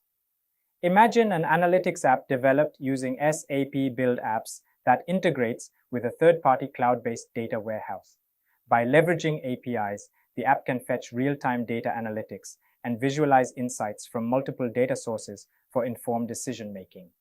Moreover, SAP Build Apps provide connectors for seamless integration with specific non-SAP systems, simplifying data exchange and synchronization processes without extensive custom development. These features enable organizations to enhance their app development initiatives and leverage diverse IT ecosystems. By leveraging these integration capabilities, organizations can accelerate innovation, improve operational efficiency, and deliver enhanced user experiences through SAP Build Apps. Let's look at the next question. Can SAP Build Apps generate reports and dashboards? SAP Build Apps offer robust capabilities for generating reports and dashboards, enabling users to gain valuable insights and make informed decisions. Let's delve into the details of what SAP Build Apps can offer in terms of reporting and dashboards. Firstly, yes, SAP Build Apps can indeed generate reports and dashboards effectively. This feature allows users to compile and visualize data from various sources within the app. Imagine a scenario where a project manager needs to track the progress of multiple development tasks. With SAP Build Apps, they can generate interactive reports that display real-time updates on task completion, resource allocation, and project milestones. Interactive reports and dashboards in SAP Build Apps provide users with the flexibility to explore data dynamically. They can drill down into specific metrics, filter information based on criteria, and visualize trends over time. For example, a sales team using SAP Build Apps can create a dashboard that shows sales performance across different regions. By interacting with the dashboard, they can view sales trends, compare performance metrics, and identify growth opportunities. Data from various sources can be integrated into SAP Build Apps reports and dashboards.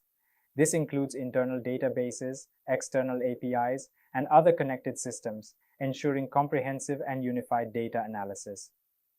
Consider a scenario where a marketing department aggregates customer feedback from social media platforms and CRM systems. SAP Build Apps can consolidate this data into a single dashboard, providing a holistic view of customer sentiment and engagement. A range of chart types is available within SAP Build Apps for data visualization. Users can choose from bar charts, line graphs, pie charts, and more to present information in a visually compelling manner. Imagine a financial analyst using SAP Build Apps to prepare a quarterly financial report. They can select a combination of chart types to illustrate revenue trends, expense breakdowns, and profitability ratios, making complex financial data more accessible and understandable. Effective data presentation is a key focus of SAP Build Apps reporting and dashboard capabilities. The platform emphasizes clarity, relevance, and usability in presenting data insights to stakeholders. These features empower users to analyze data effectively and drive informed decision-making. SAP Build Apps' robust reporting and dashboard functionalities enable organizations to harness data-driven insights and optimize performance across various business functions. Let's look at the next question. How does SAP Build Apps handle app localization? SAP Build Apps is designed to support app localization, allowing developers to create applications that cater to users across different regions and languages. Let's explore how SAP Build Apps manages app localization in detail. Firstly, developers have the flexibility to define localized content within their applications. This includes translating labels, messages, and user interface elements into multiple languages to ensure a seamless user experience. For example, imagine a developer creating an HR application using SAP Build Apps. They can define localized versions of buttons, menu options, and error messages in languages such as English, Spanish, and Mandarin, depending on the target user base. SAP Build Apps provides integrated tools for managing translations effectively. These tools enable developers to upload and manage language-specific files, collaborate with translators, and ensure consistency across different versions of the application. Consider a scenario where an application requires updates to its German language interface. With SAP Build Apps translation management tools, developers can easily upload updated language files, review translations, and publish changes without disrupting the application's functionality.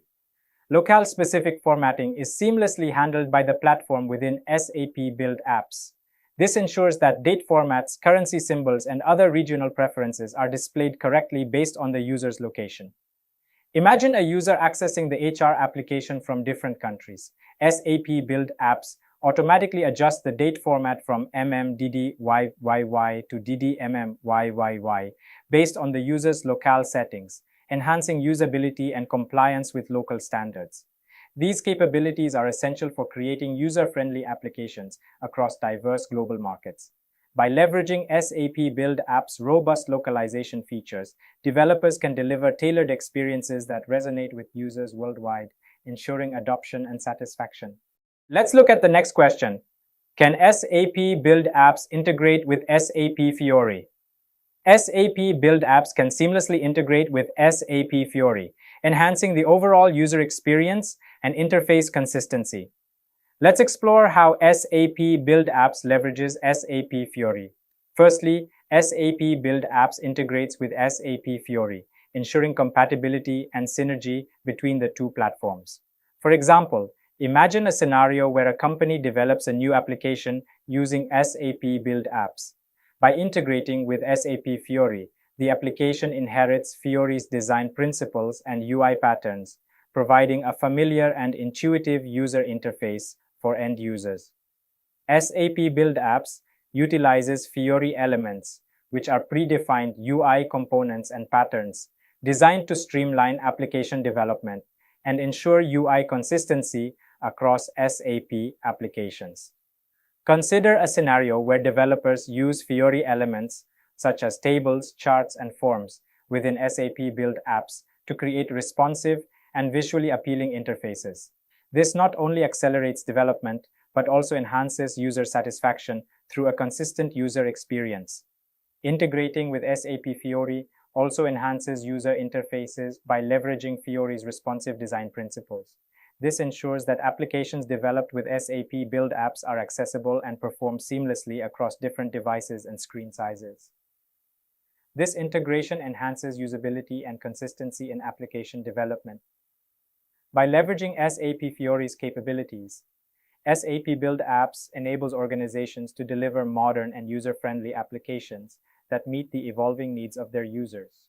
Let's look at the next question. What is the learning curve for using SAP Build Apps?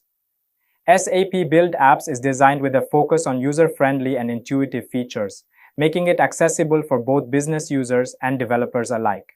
Let's break down the learning curve and its components. Firstly, SAP Build Apps boasts an intuitive design that simplifies the app development process. Its visual drag-and-drop interface allows users to create applications by simply dragging elements onto the canvas and configuring them with ease. For example, imagine a business user who wants to create a new employee feedback application.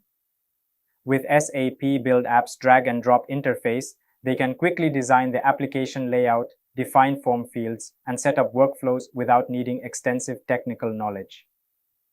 Facilitating ease for business users and developers is a key aspect of SAP Build Apps. By providing pre-built templates and reusable components, it lowers the learning curve significantly. Consider a scenario where a developer needs to build a customer survey application.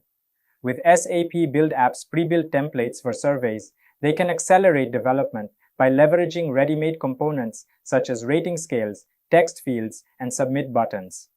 While SAP Build Apps simplifies app development, having a basic understanding of app development concepts can further enhance proficiency. For instance, familiarity with concepts like data modeling, event-driven programming, and user interface design can empower users to leverage SAP Build Apps more effectively, customize applications to specific needs, and troubleshoot issues independently. In essence, the learning curve for using SAP Build Apps is designed to be approachable and supportive, enabling users to quickly adapt and harness its capabilities to innovate and drive business outcomes. Its user-friendly features and intuitive design make it accessible to a wide range of users. With SAP Build Apps, businesses can empower their teams to create powerful applications efficiently, fostering innovation and agility in today's competitive landscape. Hey there! Want to get good at creating apps? Our SAP Build Apps training course is here to help. You can take it at your own pace on our platform.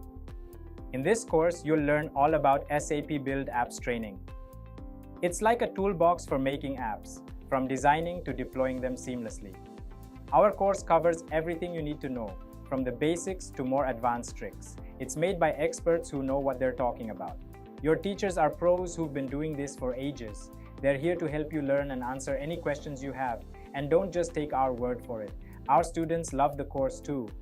People just like you have found our course super helpful. Best part?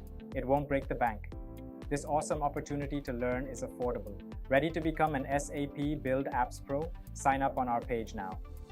For more info, check out ZaranTech's website.